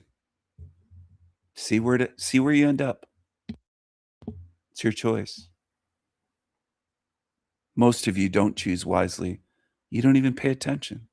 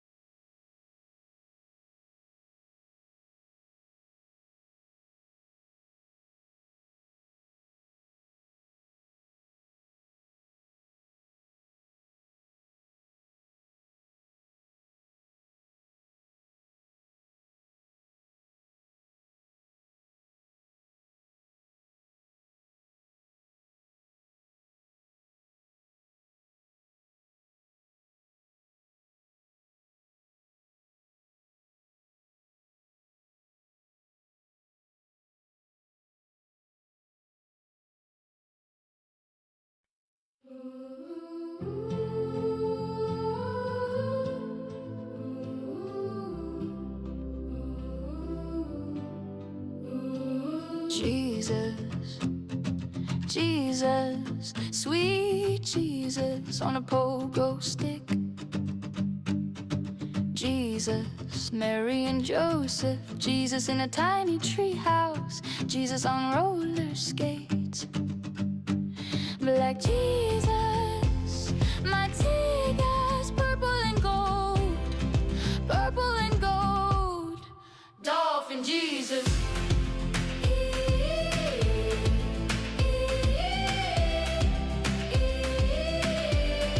Mexican Jesus, yo home. Mexican Jesus, yo home. Jesus loves tacos. Jesus loves tacos, not putos. No, puto. Jesus loves you. Yes, I know, and the Bible tells you so. Jesus loves cancer. Yes, I know, every liar tells you so. God loves cancer. God loves death. God loves disease and cigarettes. God is awesome. My God is an awesome God. He reigns from heaven above. He fucks your minds with false love and watches you suffer, suffer with love. Jesus tastes salty and sweet. Taste Jesus at church. Swallow Jesus down nice and deep. Swallow Jesus. Eat up Jesus. Eat up Jesus. Eat up Jesus.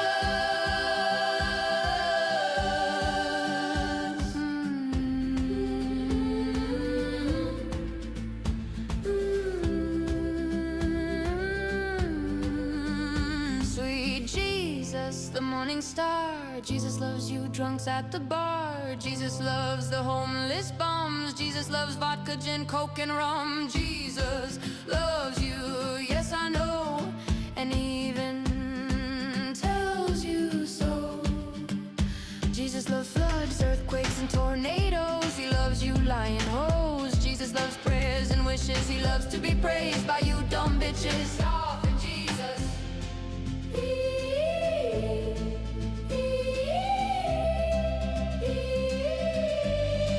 Jesus loves you inside out. Jesus hates when you doubt that he's good and perfect. Don't you dare question dum dum dums. Love the Lord, love the Lord. Love your hippie Jesus. Love the Lord, love the Lord. Jesus on the cross cried tears of joy. Jesus is coming back, bitches, to make you his fuck toys and rock your world. Shh. Shut the fuck up. Bitches and hoes. Bitches and hoes. Bitches and hoes. Bitches and hoes. Bitches and hoes. Jesus loves murder. Jesus loves genocide and gay pride. Wee. Yippee. Jesus loves to see you all suffer and we praise Jesus. Amen. Praise Jesus. Jesus loves you. Jesus loves you, zombies.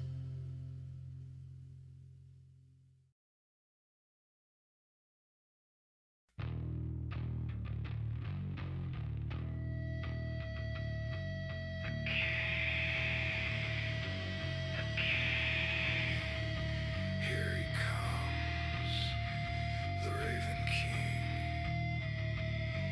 The King. The King. Ravens and crows. Ravens and crows.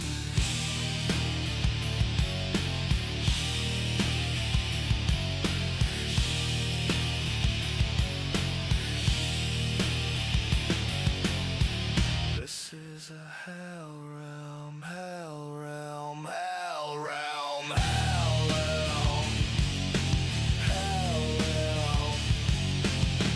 Your God is a demon. Your God is a demon. Filthy foul demon, rotten old semen. It gobbles up spirits. It licks filthy assholes and sucks old witches' tits. Your God is a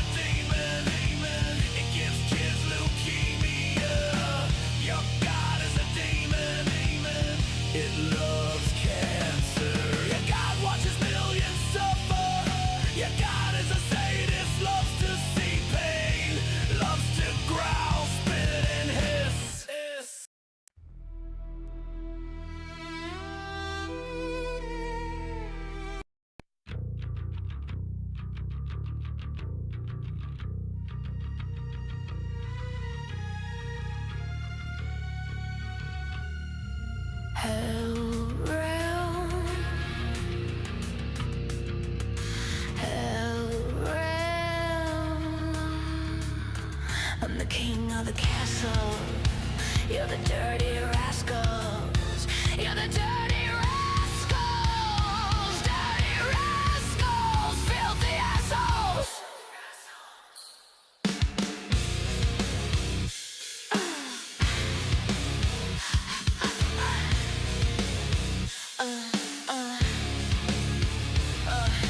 Powdered crusty Jack Twicott, Paulina the gingy slave, Landry Blandry nasty Baxter large trash Luna, Arpo, El Prick O, Felon Jason Braziers, Janice Jeff rebellious meth puppet, pigs, pigs, dirty rascals, dirty scoundrels. I am the Raven King. I can do anything. Team Truth is Viking strong. We bring the madness. Fighting evil is best. Team Evo. Creepy creatures. You lie and lie obsessively, compulsively. You project your sins. You can never win. You can never win. Little bitches. Demonic freaks. We can see what you are. You aren't going very far. Get used to it here. In Hell Realm, you nasty loser demons will be here forever. Sealed in Hell Realm. Hell Realm. I'm the king of the castle. You're the dirty rascals. Dirty rascals. Dirty rascals. Creepy creatures. Creepy creatures. Creepy creatures. Creepy creatures. No future. You have nothing true. In life in truth. Fighting evil is better. We are winning. We are winning. Viking strong forever long. Forever strong. Winning.